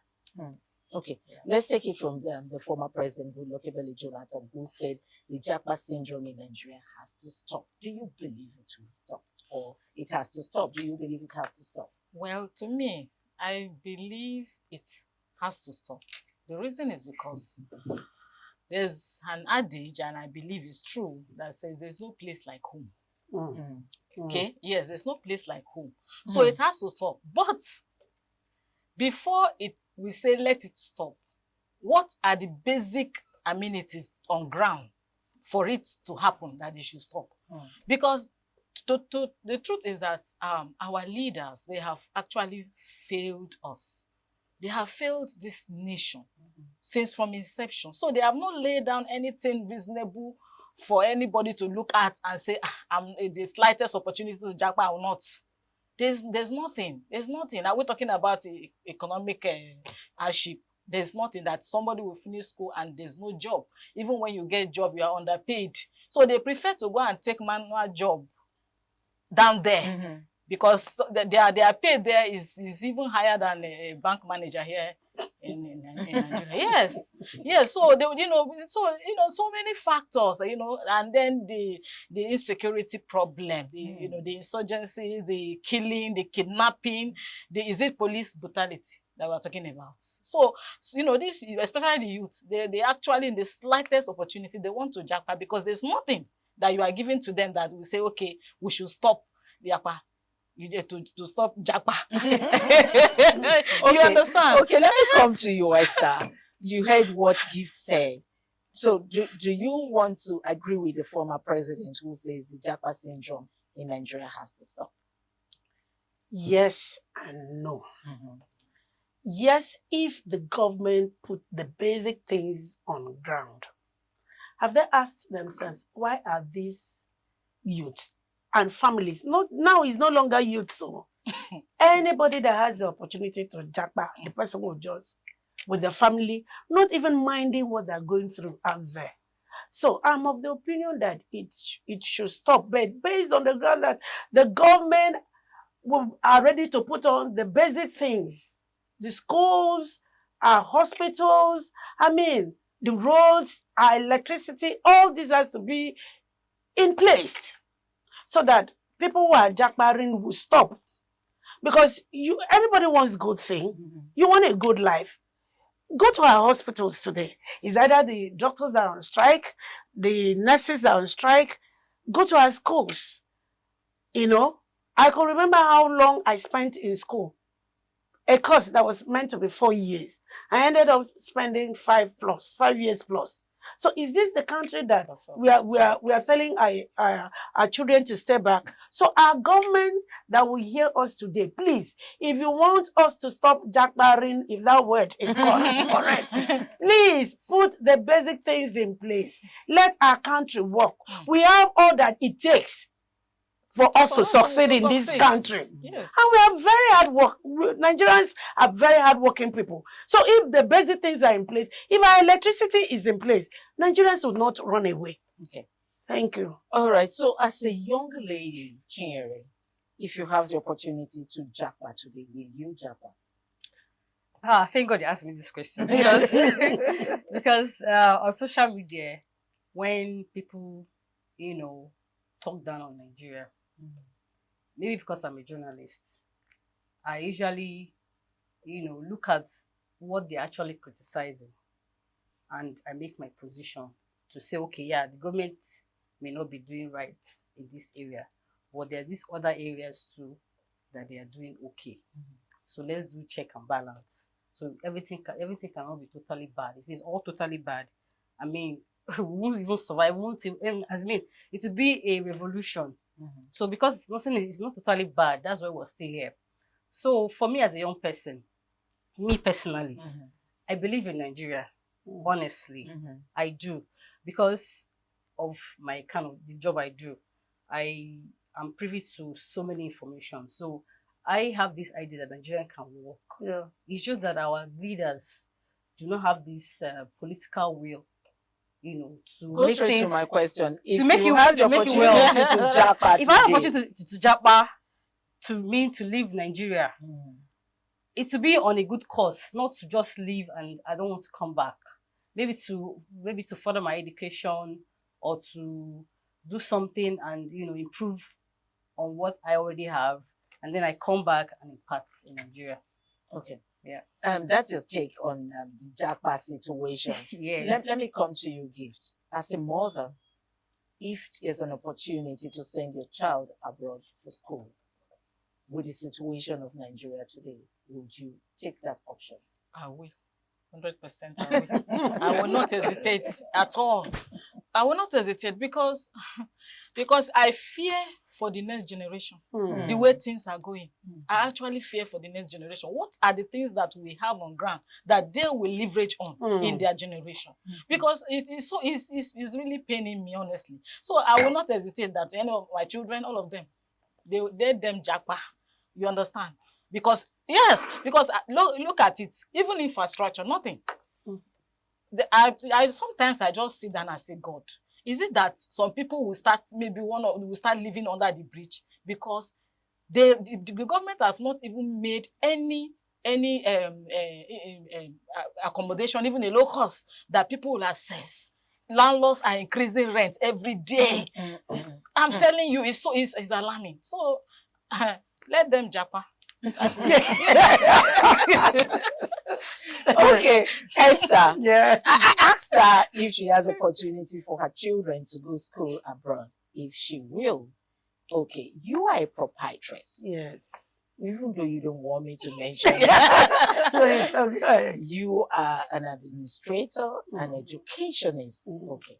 So you advise parents on the activities of the children academically. Yeah. Now she has answered as a mother. You as a proprietress, would you advise parents if they walk up to you and say, listen, my child is going to be passing out from secondary school and I'm looking towards sending that child abroad to go to school, what would your advice be? For me, because I was once in that situation when my daughter finished her secondary school. So my husband, I personally wanted to send her out, but my husband was of this opinion, no, she's not fully matured, because then she was around 15, 16. So if I'm to counsel a parent as at today, I'll tell the parents, let the child finish in the first degree in Nigeria. Before then, or after first degree, the child is emotionally, mentally matured. So that, because yeah, we are talking about jackbarring. A lot is going out there that is not healthy for our children. 15, 16, you want to send the child out there to stay all alone. At that age, the child is still young. That certain decision that the child will take at the end of the day might bounce back negatively. So for me, as an administrator, I would say, allow that child to finish the first degree in Nigeria. He or she can go out there for a master's. Except you have a reliable person that is going to monitor the activities of that child out there.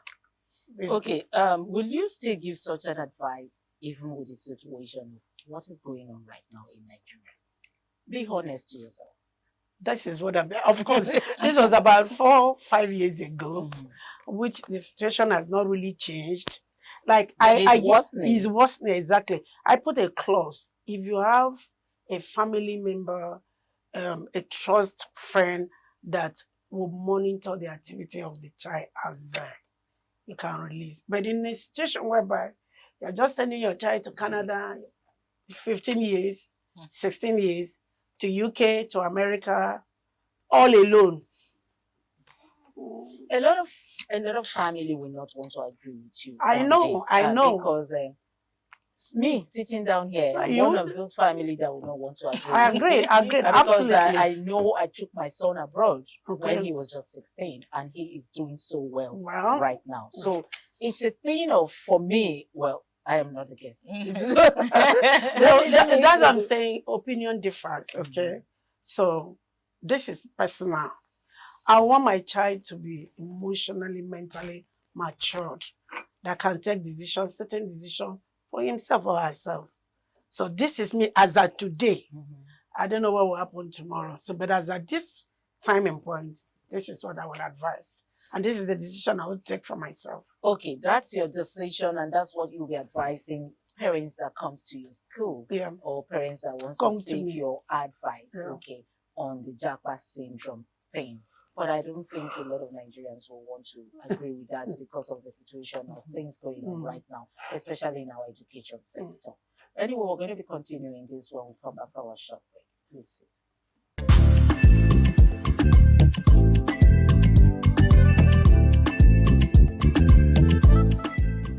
But it's still WIC Women in Conversation. We were discussing JAPA Part 2 because we had JAPA discussion earlier on before. So we're continuing it because Nigerians wanted to really, really understand this JAPA syndrome. And we had the former President Goodluck Ebele Jonathan, who says this JAPA syndrome should stop in Nigeria. Coming from a president who probably his children are not here in Nigeria, probably not schooling here in Nigeria. And he's saying that the JAPA syndrome should stop. Well, I don't know how Nigerians are going to see President Goodluck Jonathan on this issue. But we sitting here representing some Nigerians, we're going to be looking at the Japa syndrome. Let me come back to you, Chinyere. If a man from abroad finds love in you and decides to come take you, with your stand that you believe that Nigeria will be better, Nigeria will work again, would you ask him to come back home? Because there's also what they call Japada. You've heard of it. Yes. So will you ask him to Japada so you both can be in love in Nigeria that will work again? Well, that question will come if I have something I've already built here that is very strong, that me leaving Nigeria may affect the business. No, you said earlier on Yes. that because of the kind of work that you do, you have a lot of information and then you believe that Nigeria will work again. So basing on that, you have the faith that Nigeria will work again. Would you ask him to come back home so that you all can build Nigeria together? Okay, I see. I understand the kind of question you're asking. But then, well, what I have now, what I'm doing right now, I think I will go with him. I'll go with him. Yeah. I got you there. I honestly wanted to get get me. you. You misunderstood me. Okay. That I said Nigeria will work does not mean that, like, is how do I put it now? Like, right now is all I don't even know how to put it right now. Like, that I said Nigeria will work does not mean it's working now. Does not mean it's working the way we want this to work. But it's a futuristic opinion that Nigeria would work. I look at. Okay, I look at. I looked at why I asked that question is because you say because of the kind of job that you have right now in Nigeria, you are opportuned to have data. You have some information that some of us don't have, and then because of that, even when the Japa, because I asked if you have the opportunity, if the opportunity to Japa comes to you, will you want to go? And you said no because of your kind of job. So it means that Nigeria is working for you already. So that's why I asked if you have a man out there who finds love in you, would you advise him to come back home, Japada, so that No, I think maybe you misunderstood what I said initially. What I was trying to portray is that Japa in the context that we're talking about is relocating. Yes, yeah. Relocating finally. Yes. For me, I wouldn't want to relocate finally. Not that I cannot relocate. I can relocate on a temporal arrangement. Like I want to go and do a master's. Then I come back. Okay, now if you find love. If I find love, yes. Why not? I will join him over there. I will join him. You won't want him to Japan. I wouldn't want him to come, but if he wants to come and build something here, I will encourage him to come and build it. And like I was trying to say earlier, like if I have something that I have, maybe like I've established a company, something strong. Like right now, I'm still employed. Like I'm still working under somebody. Like it's not like my establishment. It's not a company that I own, so it's easier for me to leave and travel.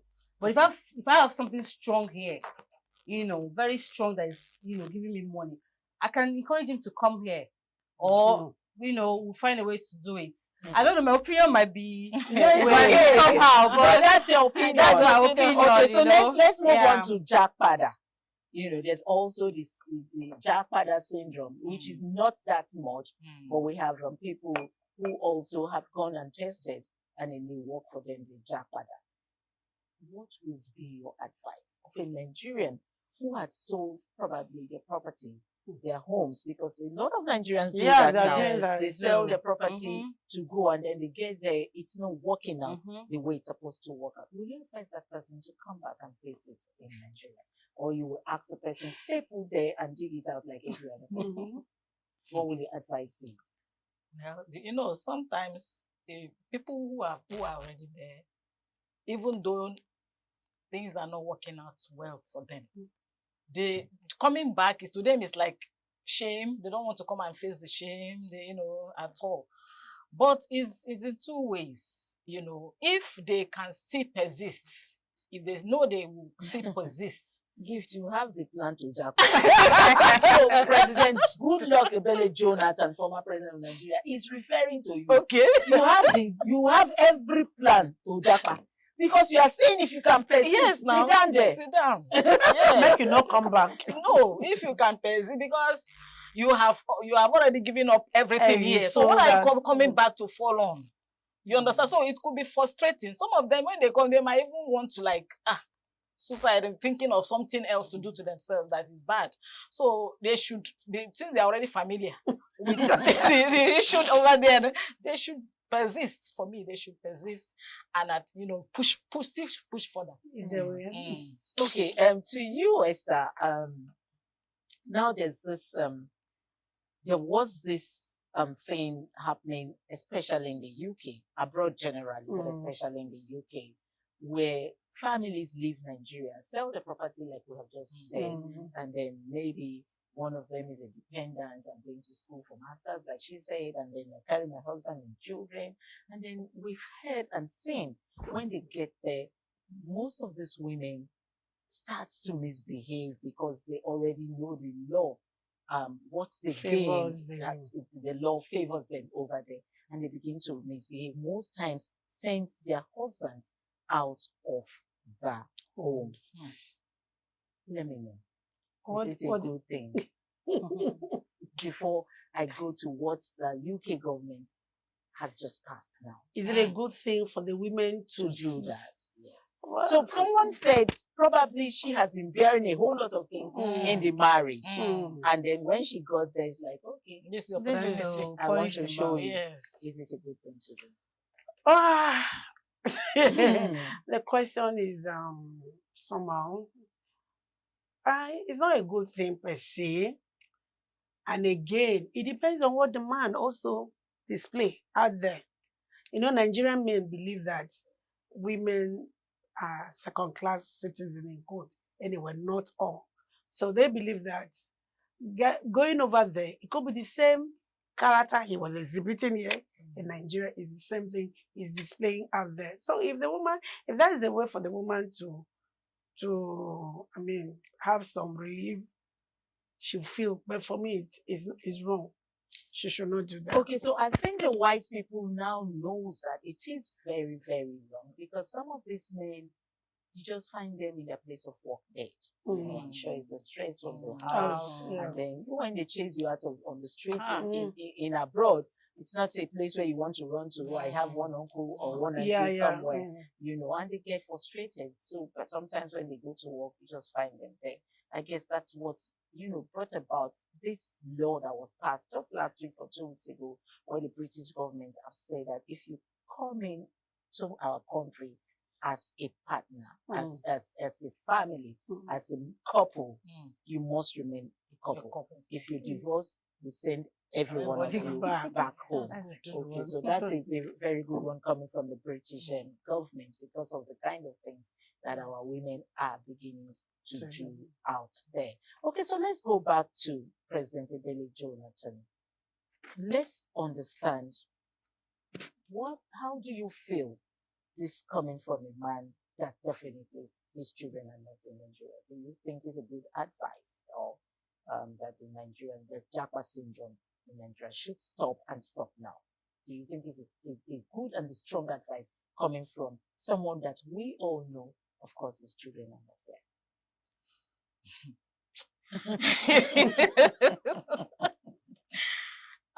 Well, like I said, honestly, his idea is good, but I think it's coming from I don't know how to put it, but from leadership. Because he's the leader. He's a leader. It's coming from a leadership perspective. You understand? So me, I feel they as leaders, they should be the first to lay down the examples of what they want us to do, as to not japa.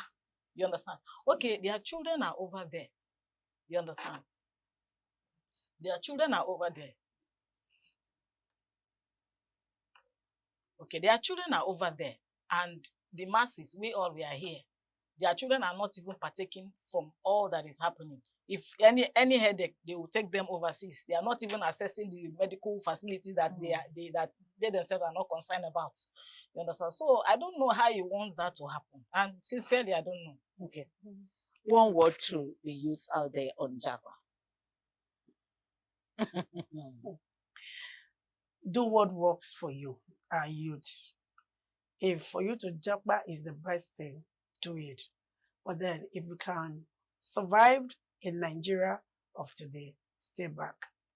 For the sake of the insecurity, one word for those that want to Japa.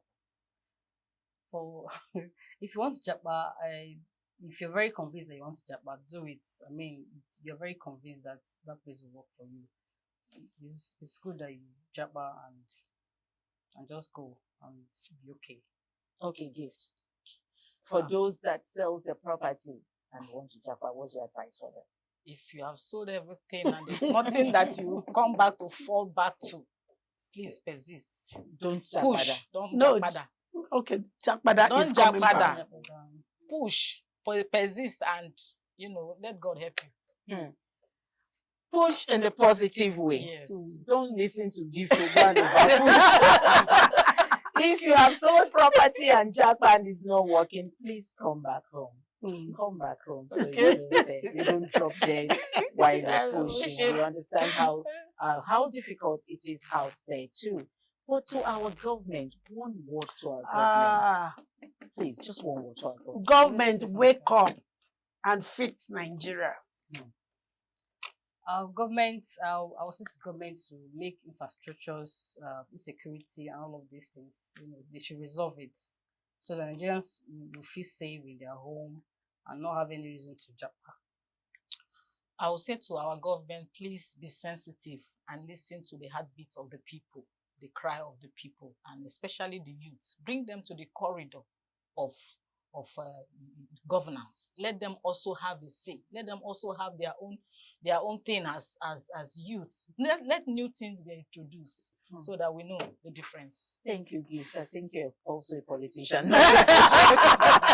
Thank you so much. Thank you, ladies, for coming on board today. Anyway, to those youths out there that want to Japa, do it the right way. If you want to go to school abroad, it's okay when you go to school abroad. It's very, very okay if you can afford it. Don't kill people to want to do that and don't break your back to do that. I remain Patricia Oyonigabos. Thank you for staying tuned today with us on Dead Blue Eyes.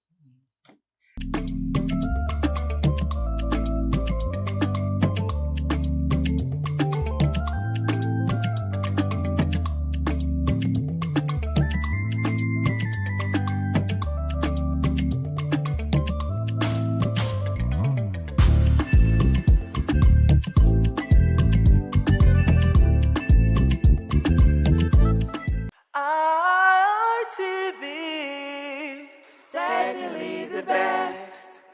ITV. Certainly the best.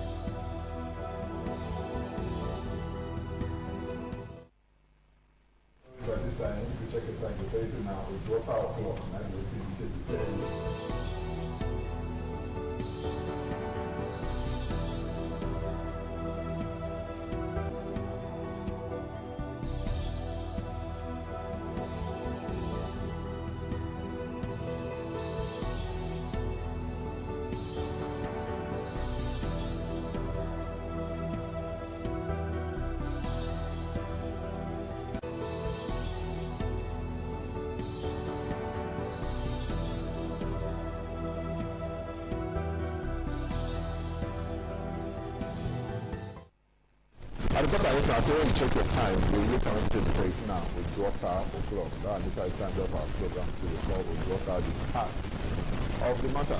The first one is which matter want to open the heart? You open that because that matter can say no matter how ants small reach, you can take your time, take open and you go feel open and you go see the heart of that ant. Now be say you want to check today. Welcome to the program. My name is Thomas Sado. And this time, you know, say the only thing when we say the upper this time, the matter when we say it concern politics, because the kutu when we say it concern politics, it's there for everywhere. So some people don't start to do their primaries and the rest to make you know who will become their candidates by the time we say yes, the election proper reach. And the election when we say everybody prepare for, so now be the general election when we say they come for the year 2027. How did they prepare? And this one now we want to look. What did they happen? The system people they prepare, the system people never start their own. The one who don't do their own want to look and where how that people know how they go to do their own. And I guess one of my brother when we say they when we say we talk for this matter because he hears sharp word for this kind of matter. If we never call and bless, we never start this kind of matter. Now make us go meet and make it talk to us. Now regular face now we say be here. His name now George or Mobude. Welcome to the program. Good evening, sir. Good evening. You know, this one be the problem at the girl to now. All the grammar be saying they speak, so because we don't get that kind of power for grammar. The first set of people don't do when you just say they everywhere, and I be APC. They don't do their primary. How they do their primary, they don't see different things. They when we say come out. Before we go enter the main thing when we say come out, how you take see the primary? So we say they do. Election never reach you, but the primaries. When me an advocate of. Before now, I be advocate of direct primary. When I say I be advocate, now me be person wey dey always dey talk am whether for you or anybody say me I like direct primary. Wetin make me say I like direct primary? I don first talk am before say na the person wey party give us na we dey vote for. Because na party go first do their internal election wey we dey call primary now. That internal election dem come look am say Mr. A, B, C, D, E, F one contest. They'll come first do wetin dem dey call screening.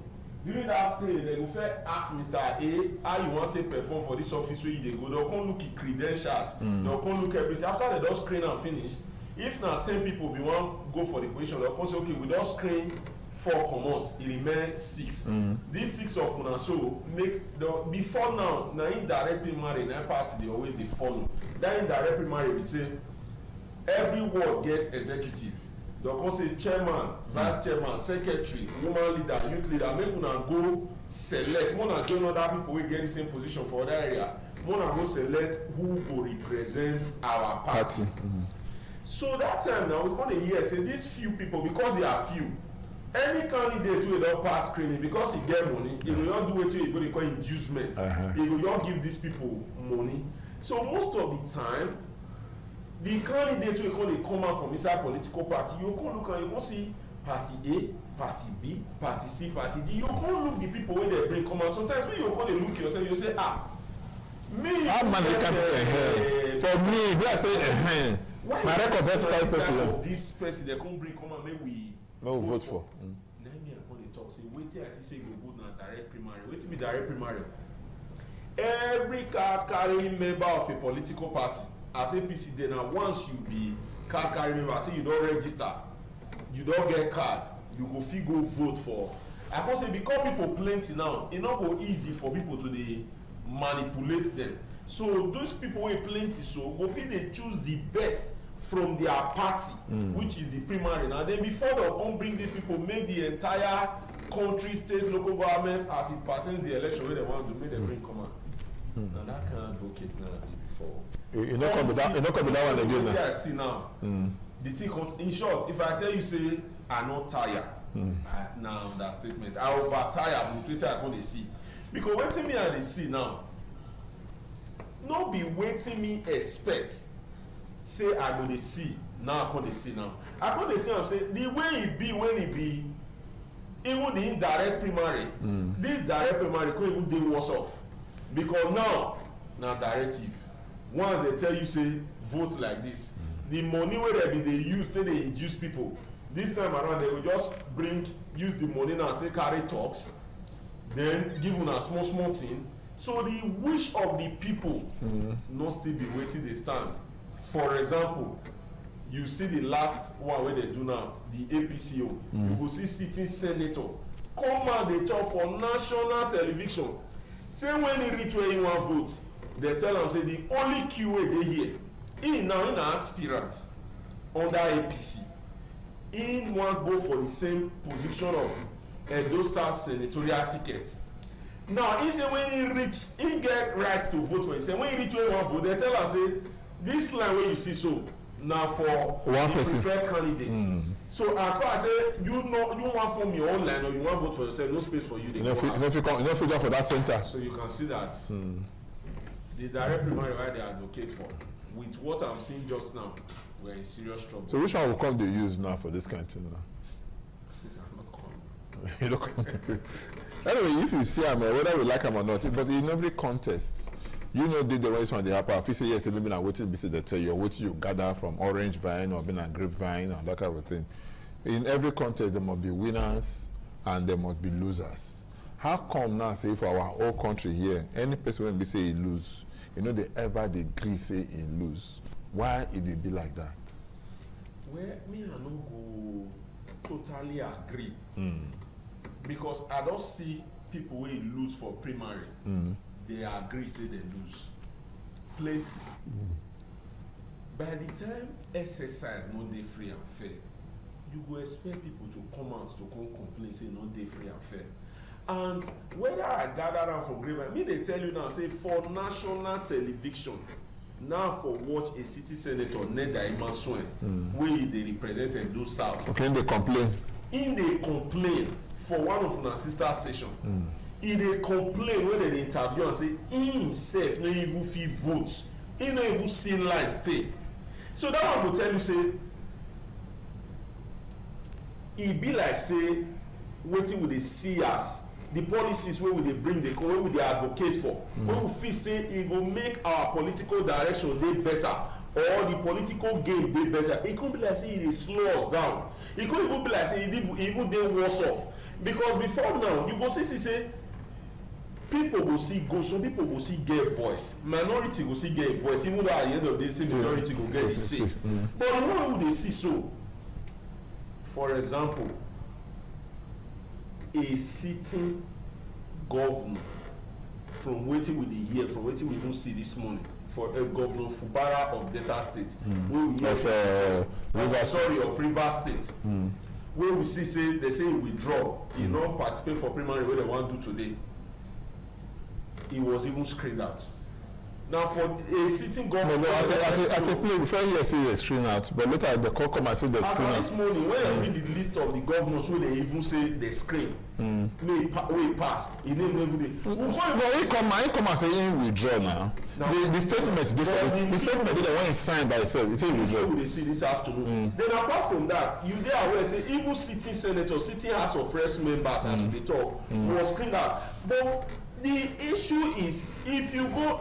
This because we be players for this game, we dey see people for street. Somebody dey tell me this morning, as he just dey come out for street, I go drop my children for school. He say we dey go so and so place o, see so and so person wey we wan vote for, party say na this person na we must vote for. If na for general election, we fit decide to go vote for so and so person. That person wey dey say wan go vote for so, e no dey party o.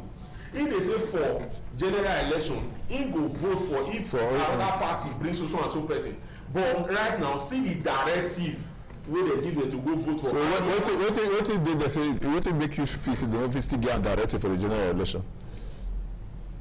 You know, say before if I sit down for this. Many like the way BC they take hand, back of heart in that hand. Just like I talked before, the same direct primary wey they advocate for. The act. Okay, you not think of the flaws when BC did that before. I don't know say go reach like this. Maybe we check am because we dey talk about Fubara when be like say in comot or you say they no screen am because I felt read that for someone say they screen am after the screening and the rest. The first time they no screen am, later come go they come screen am and all of that. Now he comot say yes say he no wan do again say what to withdraw. No be only withdraw.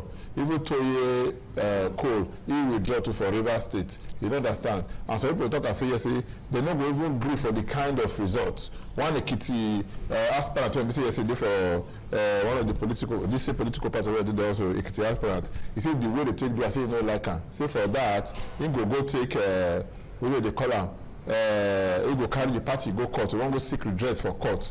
And when he seek redress for court, they will carry the party go court. But they get money when we say go raise 10 billion naira. How come they ask the question? The party and the individual who get the say for matter when we say be like this. Well, for Nigeria constitution, we don't get what they call independent candidates yet. Now party, now they get candidates. But at the same time, is it the electoral act, is the electoral law, is it our constitution see the way we go determine for a particular candidate to emerge, either by consensus, indirect primary, or direct primary. So party will now dictate the one way they want to use. If party now agree, say we are using direct primary, the direct primary get process. What will be the process? Now be option A4. If you get 5 candidates, it is expected 5 aspirants. It is expected that 5 aspirants will come out. People will queue behind them. They will count. Then by the time they count, already they will put their picture there. They will put their picture there. They will count. Then by the time they count, the person will get the highest votes. It is expected that that person will win. A situation whereby at the end of the day, you can't say now you get the highest votes. They say now the other person will win. Or they don't even give you opportunity to even get people who queue behind you.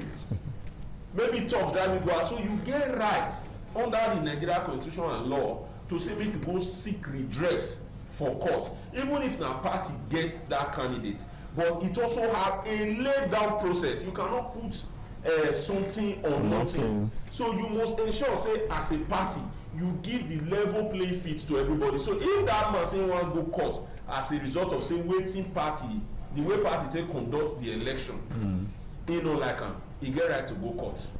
But now they let now one person when like say all of us if they watch Nigerian Nollywood film, Nigerian Nollywood films then before we say enter politics proper. Now I come be the member representing Surulere 1 for the Lagos State Assembly.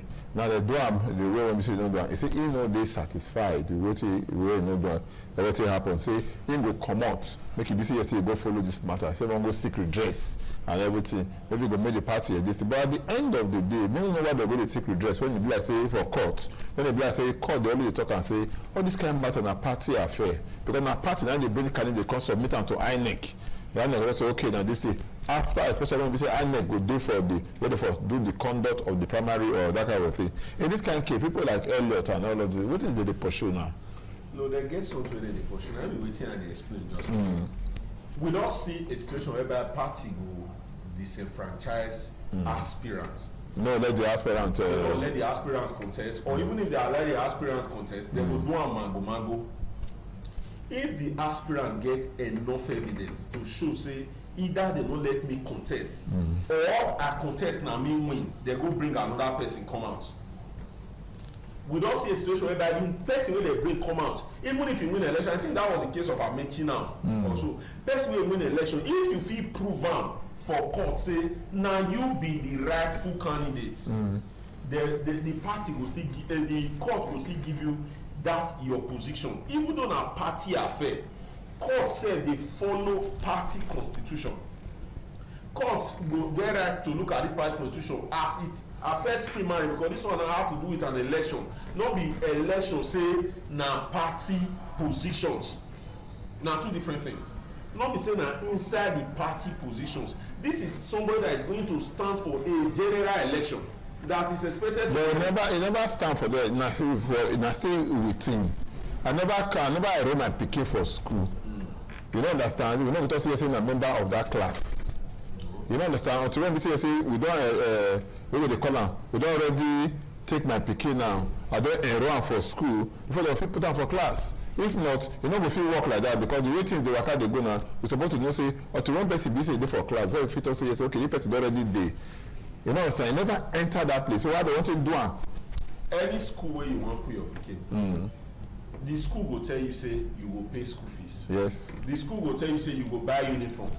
The school will tell you say you go buy bag, you go buy books. After you go buy all these things wey the school talk, you don pay for your pikin. E come reach the time for them to admit am. Even if dem dey do entrance exam, e pass. Dem come tell am say dem no go admit am. You no go seek redress. You no go ask questions. But this time, I understand. But by this time now, in this case now, the children never go register them because they never reach. They never go register them for the school. Because for here now, your brother say now the inside we dey here now. We never go register the pikin for school. No, not be like that. Why I say not be like that? We say the party don't talk. Say for you to fit win primaries, to come fly this our party flag. See wetin ABC and do what you do. ABCD. Now you don't do the ABCD. They are not telling you say you no go fit still fly the party.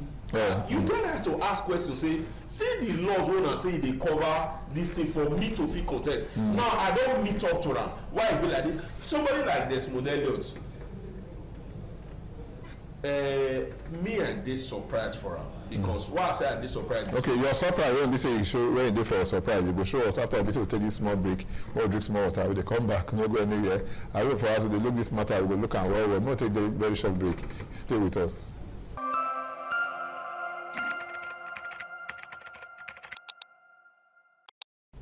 Welcome back to the program now. Udwata, the heart of the matter, of the matter when we say concern.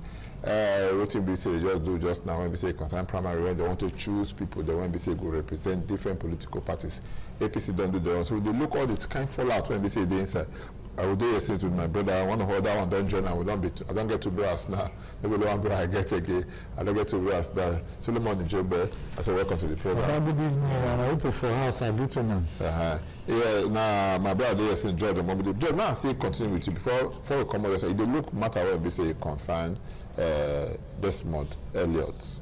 You say surprise. You say Desmond. I don't know why you talking about. You talk put one word. Say surprise. What is surprise inside? I don't talk about the right way candidate, way aspirant gets to seek redress for court if they lay down rules. They don't follow. They don't follow. I can say why Desmond Elliot own surprise maybe say in a major player, having represented Surulere one, I think for 12 years now. Then he also knows say the same person will make it possible wey into the there. Next week now, possible. Yes, but Amila when they call Bilal Daddy, they call him for the interview. I don't remember the way they address him. Now that same person now they tell you say no bother. So what were you expecting?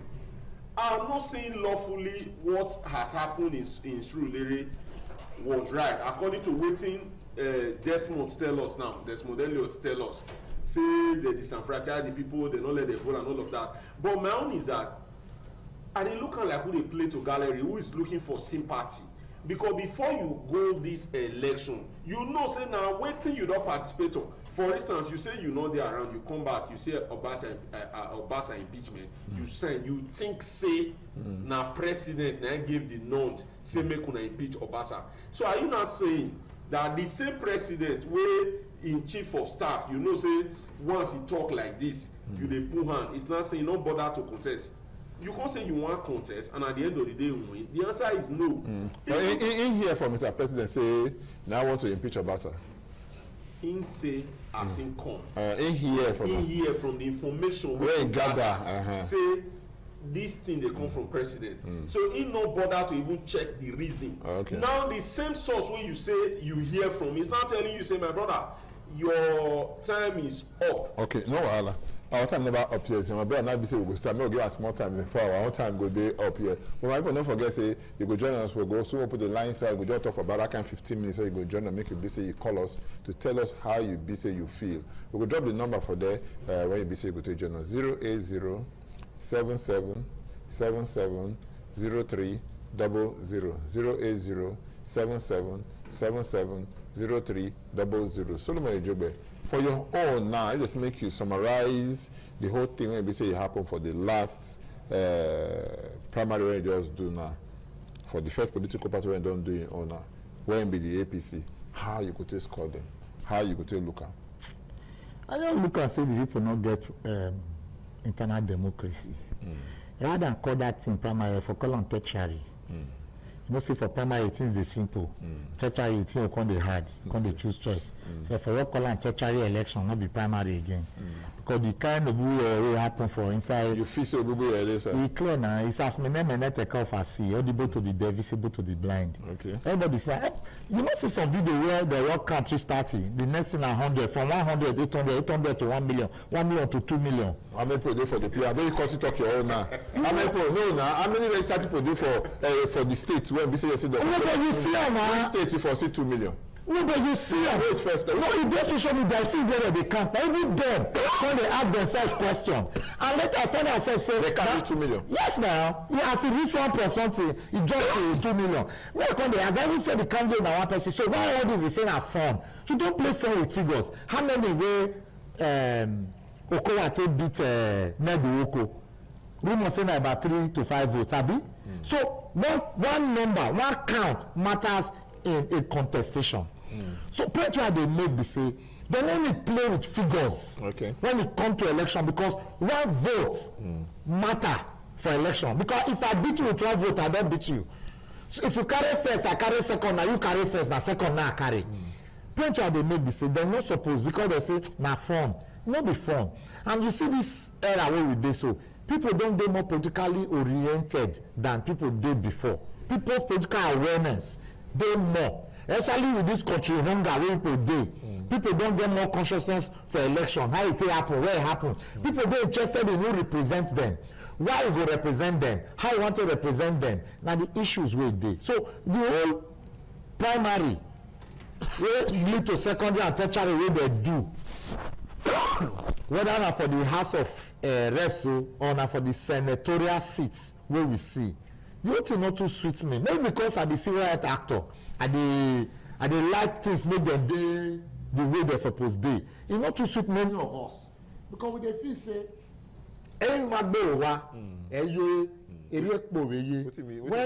when masquerade not dance for house, you know they go outside. How do you just talk? So they confuse me. Now, simple question I ask you now, say, how you take sum up the whole thing? I say it the way me see am, or many of us see am, it dey oboboyelistic. Okay. The kind of oboboye way dey the thing.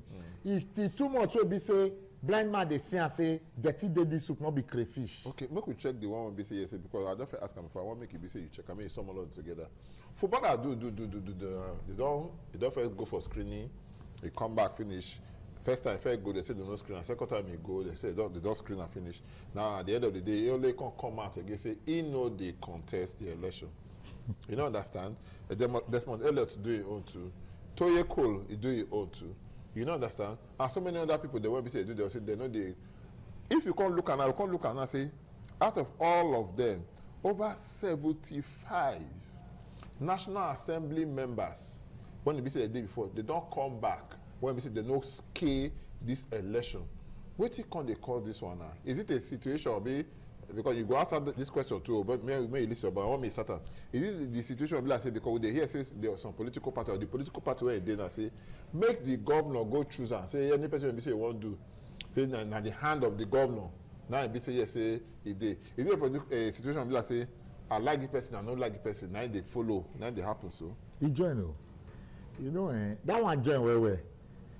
The worst thing to happen for democracy now to put the fate of another politician for another politician hand. For the president to have asked them to go and meet their governor. Now, real big order now I give them all. He give cripple 2-story building, make it climb and jump. Now what you do with that? And it clear say, you see, you know if you tell the story. Bini go say, I will be. Oya lude, not be pankane air. It take begin to bring pankane oil. The kind heat wey you see before it can start to bring oil come out. They know the fit talker. Is this footballer wey don dey fight since how many years they come? They say no level. Sote it decamp from your political party, go ruling party, because they tell us say give am a joker. Say no worry. You go. They can't give a name 001. Exactly. You can't be happy. Now, in your case, Shey na governor dey decide who dey go. Why he not decide where he But dey now he go? talk out with the paper, say with paper where he sign, say he no go do again. Say he resign. But the paper dey everywhere. But you wait now. You first see how he invest comot. Say he carry people go there, disqualify all of them.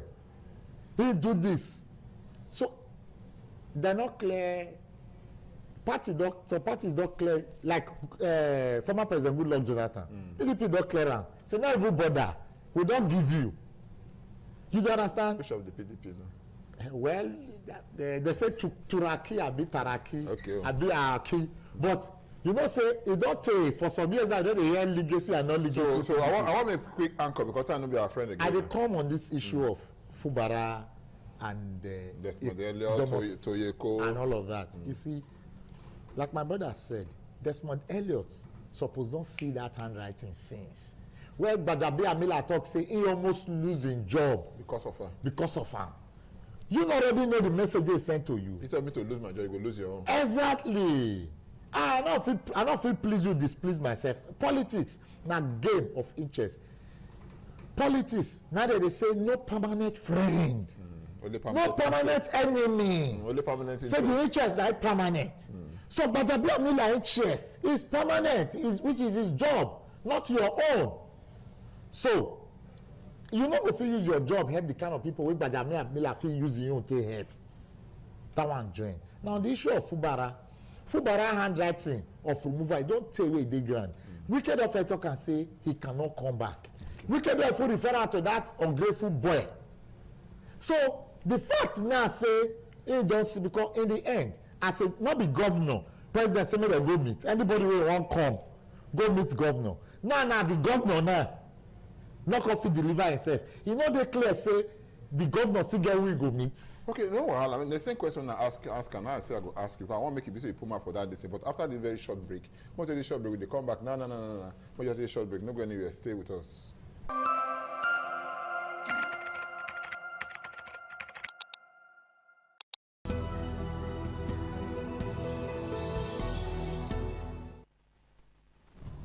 Welcome back to Udwata, the heart of the matter. George, before we go break, I tell you say the same question when we say I ask and I go ask you.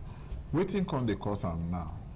Say governor, some people say they say make governor go take charge of their political parties for their place and the rest. But a governor like somebody like Fubara, he lost at the end of he was supposed to take charge of other people. But I say I don't know, now person can't take charge of him. It dey pay me well. Why it dey pay me be say as we dey analyze am, I dey try recall wetin people dey talk for streets. And personally, it can be like abnormal. It can be normal for our country. Because the more we dey try wan cause political awareness, the more people want to try involve, the more we dey think say our politics go evolve, the more we dey think say we want copy that which is right. The more we come, they see say things they spoil the more. Okay, look at the statement we they make. When we talk about Desmond Elliott, when they talk say Gbajabiamila, we been Godfather already talk say me no go. Is that supposed to be the normal thing for democracy? Where we say somebody supposed gain your right to say, see, I want 5%. So now if Godfather tell you say to sit down, but you go sit down. There is this lawmaker for Edo Central where we know say he performed very well. Everybody knows say he performed. But at the end of the day, he lost for primary. If the person will be saying not perform like one way come from Edo South, and here I don't get problem. But in a situation whereby, okay, look at this. No, performance they relative. Depends when I say performance, depends let on me be clear about it. Performance in the sense that as a lawmaker, which bills you sponsor, which bills you contribute to, which emotion you moved. Okay, somebody did. I'm not to this call. Hello, good evening. Good evening. Yeah, baby, what is your name? Where you from? I want to put you here. Thank you. Good evening. Thank you. Yeah. My name is Joel. I dey call from Lucky Way. You see this political matter where we are the deliberation for that place there.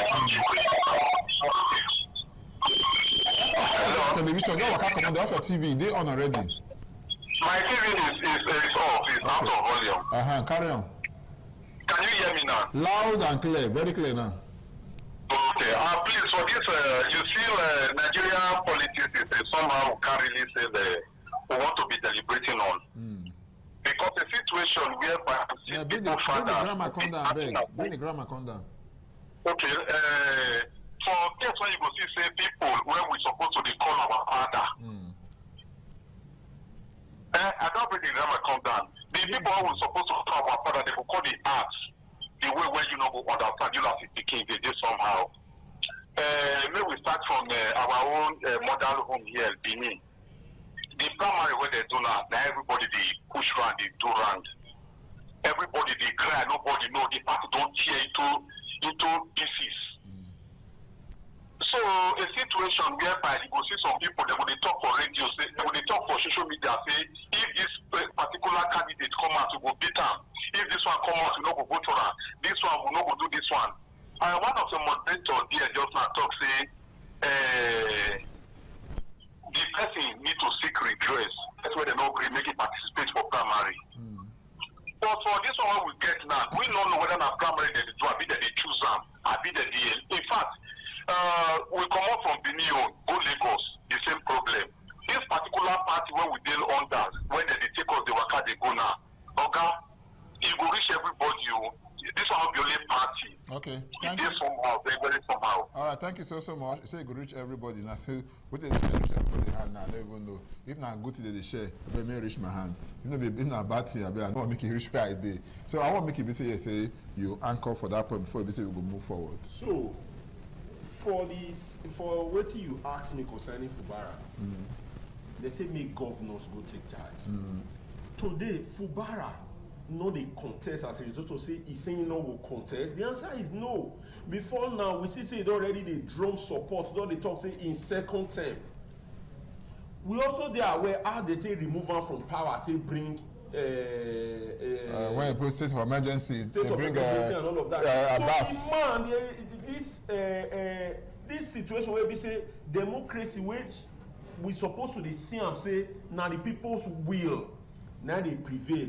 It's a situation whereby somebody go sit down for comfort of the house, tell you say you go, you no go, you go, you no go. That indirect primary, as I talked before, it's not even worse than the direct primary, which is say that they induce people.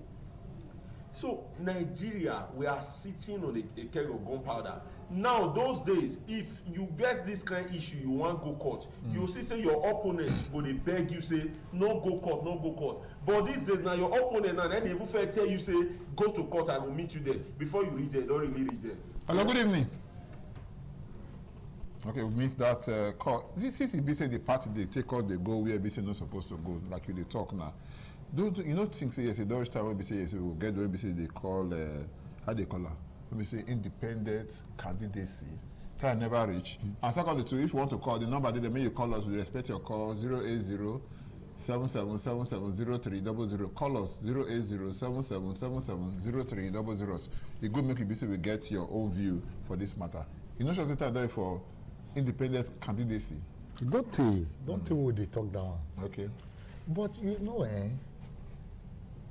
being able to say, oh, you know, Rama go and Gualem, you know, we. I mean, when they speak, they confuse me. No, the thief. Where thief you? If you help you, they find the thing where you thief. You know, go ever see. You know, go see. Now, beneath you say no bacon or weekend. Waiting the keyword inside. So all this one now high neck. Now be the major problem. Okay. High neck and our national legislators. Okay. When they don't make law. Now, legislators, I don't know legislators. But we don't see everything. No, I don't know that one. Legislators, I know.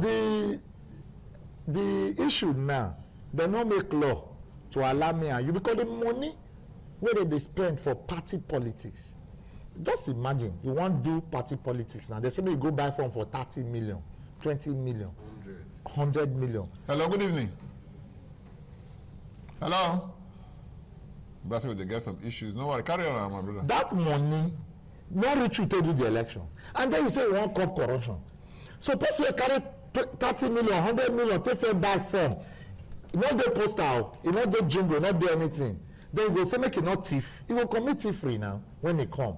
So, but when it be zero party, that's independent candidacy, you feel contest. All those 20 million, 30 million to take back from no go day. instead of use am buy phone, use am print poster. Take give Thomas Adowe Day TV, make it interview, make it tell people. He go no money for interview. He go no for politics. For politics now, Jimbo now. And not for the show not be for free. Okay. Now we where they do this interview now they pay money. But if you want to tell people, you go of course now. At So and advertorials. So all those advertorials now, it will also generate income more for TV stations and radio stations. Now let us not digress. The issue is this: independent candidacy. Now something we don't long overdue. But now this. You know why it suit me? All these same people now, we not really set up rules where will benefit the people. Now them be the first casualty of the rules where they set. You know why? No. When then they set up these rules for as National Assembly, I see school children when they get up, they sing, on your mandate we shall stand. Because they don't tell them, say, all of you when I take them here, I go return all of you back. Is it not an aberration? No, if they tell they will return them, but how come 75% of them they don't even get a nomination? That time, they don't get a. If you remember, they clamor. Now make them go meet president. Now when they go meet president, that president tell them say no, una go meet una governors. Now therefore pass come now. Say not be any another do I now I can't my day. Not be the gist wey you carry when they go from. Not be the gist they come back when they come. Okay, so now the matter will happen to them. Now many of them they realize say they mistakes. But before they don't mistakes, the kids don't come on since. Okay, no wahala. For you now, when they round up now, what do you think about independent candidacy? Yes, for me, independent candidacy not be the solution. Okay. I think the solution now is for Nigerians to be angry. Just the way I'm angry. In short, they should be more angry more than the way I'm angry. If person they vex, no they go do. I will explain it. When I say make they angry, I don't say make they fight. Okay. The angry way I mean they say, by the time a particular political party don't give you candidates when you know say this candidate antecedent they bad. Then maybe because we have several political parties, luckily you can't see political party where you bring the candidate when you know say this candidate they okay. What you are expecting, both you will date that particular party, where therefore bring candidate wey be say is against your will, and every other Nigerians, may we put hand together, may we vote party wey bring that candidate in, not just to vote that candidate. You will not only vote that candidate, you will ensure say that obubu yeye wey be say the powers that be they do, you will say there must be an end to when would they hear something like Baba Sokpe? When would they hear something say a leader wey you know how I want to do that kind of thing? Now I want to explain. So in 2023 we see say unpopular candidates they win. People wey they don't know before, wetin concern the people they be resolved to ensure say my vote must count. But we must do more than that this time. You not go only vote at your ward, your local government or your state. After you don't vote finish, after that result has been declared. In short, because of your involvement, ensuring that person wey you vote for am for ward, you follow that result, go local government until that result is announced. Even if it take them 4-5 days for them to announce am. Because the next 4-5 years, all of us see as I speak now, some of us they park our cars now, they take bus, and if you want to take the bus, you need to get enough money for your pocket. And in short, many people they skip meal. So for you to suffer this thing for 4 years, suffer them for 1 week, suffer them for 2 weeks, after you vote, after you declare state level, make all of us enter motor. The one we don't get motor, make we trek, make we go ANEC office for Abuja, make we occupy that office until they announce the person wey we say make they announce. If they refuse, make we put an end. Now when you vote, when you vote now, you know, don't know what you have for the other side though. Apart from that one, when they come out. Everybody will vote for different areas. As you dey vote finish, stay, make they count am, snap am, hold am, carry am follow body. All of us go Abuja to ensure, because this is a situation whereby they go announce person wey no win. That person now come dey bring all these policies of say go and meet so and so. If you pass primary, you pass primary. Now wetin we dey experience for our state don say Sado, na you dey in charge of so and so local government. Bring anybody wey you wait for them. The other one, bring so and so person we wait for them. Now so we want continue. But one thing be say yes, somebody talk and say even INEC no dey even dey talk who win again. Before the INEC go talk say yes, so win. And for that one, you go just call result now. When they call result now, they still go up. Pass even that place, we say don't cut out. When we say yes, they count the number give. You can go up now, go enter court. And they court us now, so it be no me so it be. I want me just anchor with very short thing in the next 20 seconds. After I be to take this call, me no blast will not take this call. Hello, good evening. Hello. That's our network today get issue. So make a quick anchor for just about the next 30 seconds. You know, when my brother they talk say, make we carry our car go Abuja, make we be resolute, make we be angry.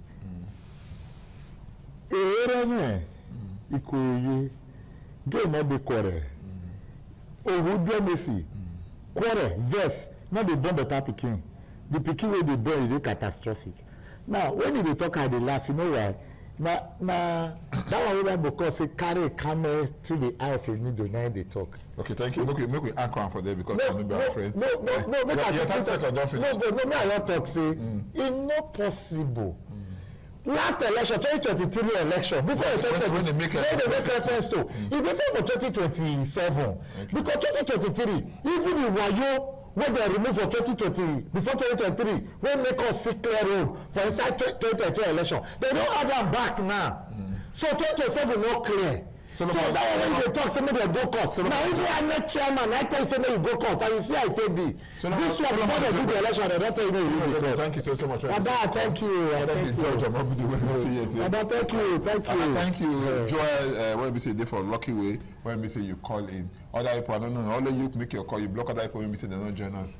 Until next week when we say we will see. My name is Thomas. I don't forget to man when naked, you know they put for pocket. Now good evening.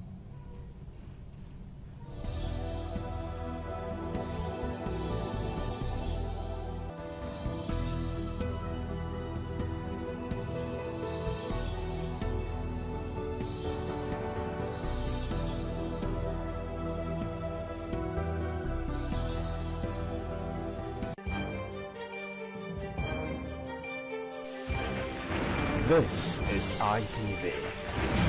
Certainly the best. ITV. Certainly the best.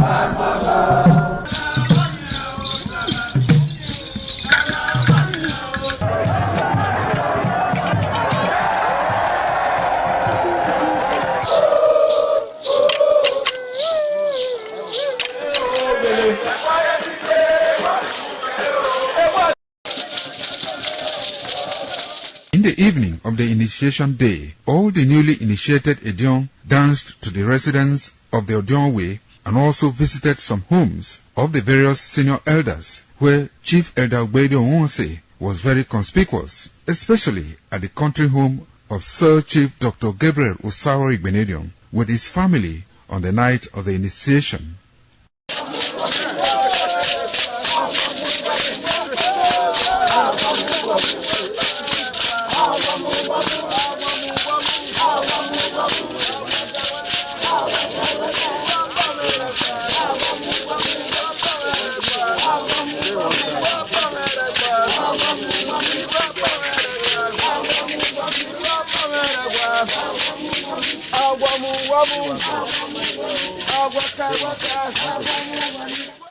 On the following morning, as part of the rite to be performed by the newly initiated Edion in Okada town, the initiates, led by Chief Elder Ogbede Onwonse, visited the Esama of Benin, Sir Chief Dr. Gabriel Osaro Igbenedion, at his Okada Country Home residence to pay homage and appreciate him for all he has done in the development of the community, which has placed Okada in world map. They also thanked him for his role in the success of their ceremony. They commended the Esama of Benin as a custodian of Benin cultural heritage and for revitalizing the age-long tradition of the age-grade ceremony.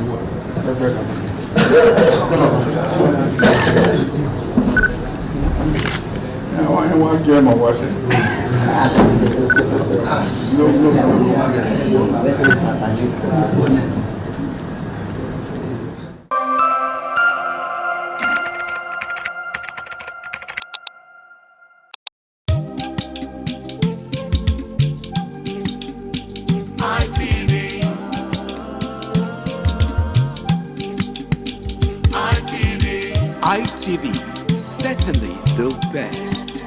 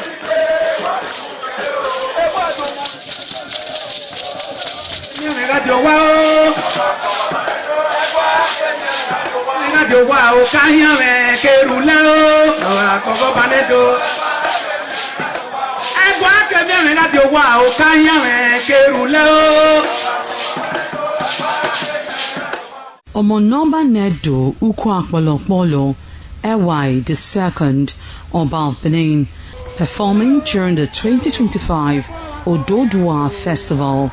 Ododua Festival is unique as it was organized in honor of Ioba Omoni Hwoyeme, Ioba Ewai II, as part of activities for her burial rites.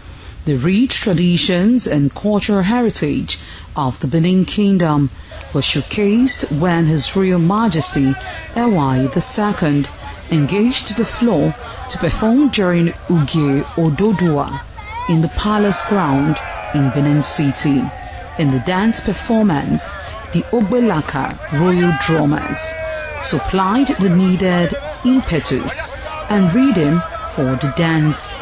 However, tributes are paid by the head of Benin deities to the monarch, who was the cynosure at the events. The event can best be imagined as the spiritual rejuvenation, stunned, spectaculars and guests at the colorful ceremony. 7 masquerades representing 7 spirits and deities conveyed different meaning in company with the head of the deities of Benin, with the Oba of Benin, who exhibited a grand cultural dexterity in his dance steps.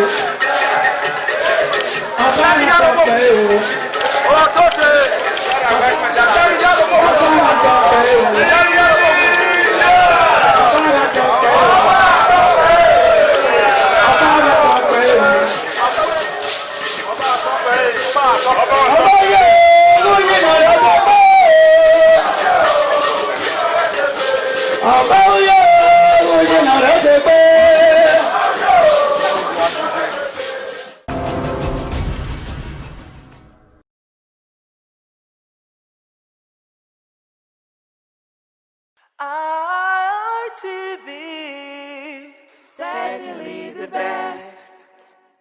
Hi, we expect that our vast viewership may have need for varying fitness concern, and in respect to these, we have made provisions for personal training sessions available for everyone, for we are poised to giving you a satisfactory one-on-one training. So, hire our service today and get a visible but lasting result. I am your host, Higato Destiny.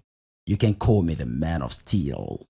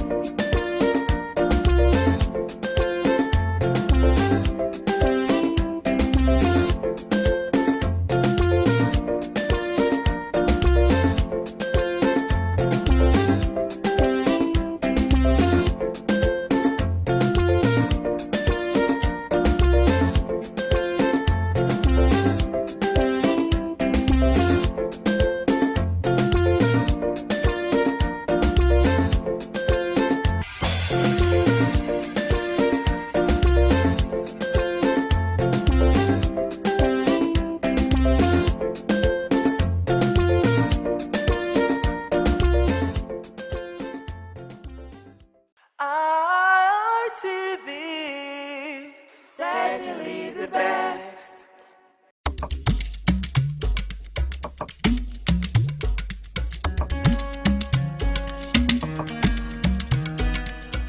What does one do with a bunch of memories?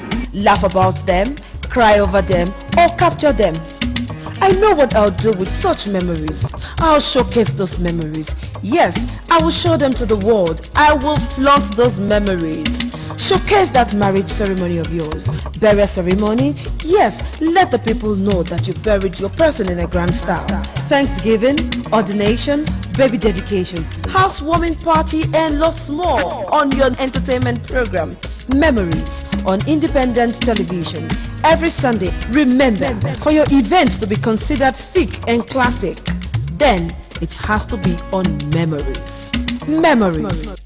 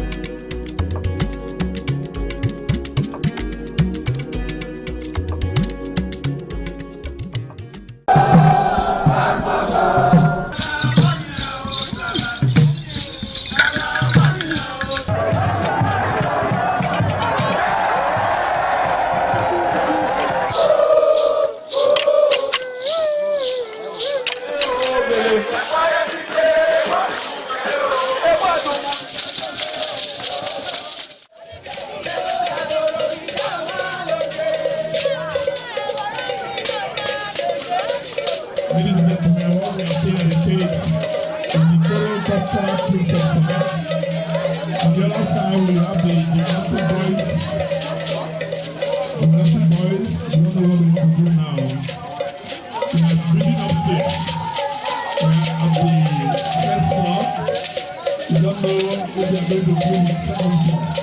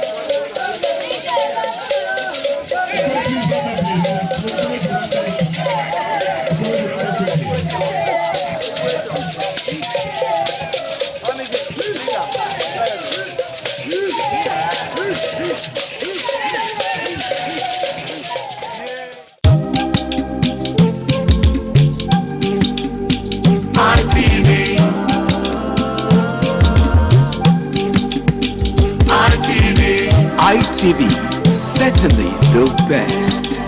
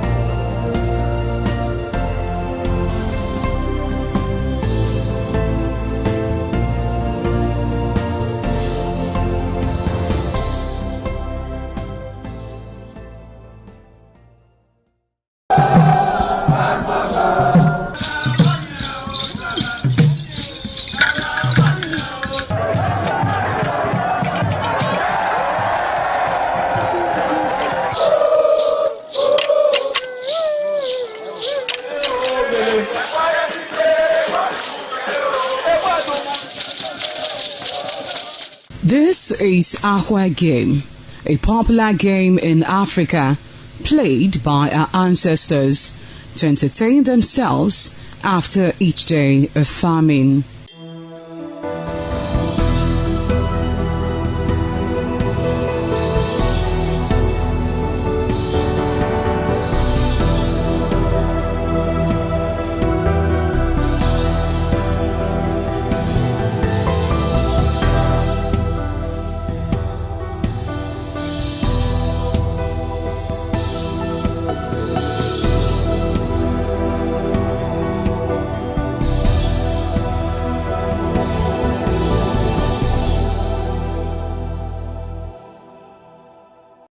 It is also relevant in our coronation in Africa.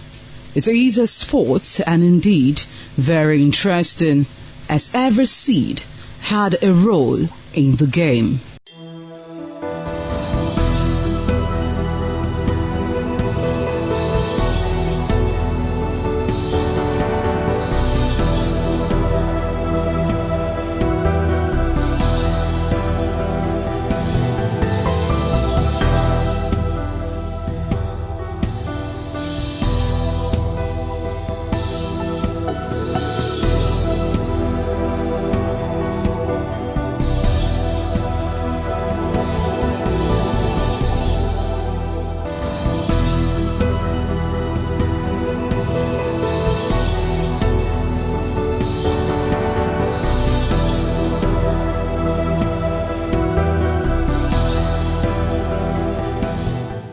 Play time is 45 minutes per set. There is no age limit as long as you can spin aqua seed. Ayo or aqua game, known as the game of intellectual. This game requires a lot of mathematical skills. Aqua game is played with carved wooden box containing 12 holes.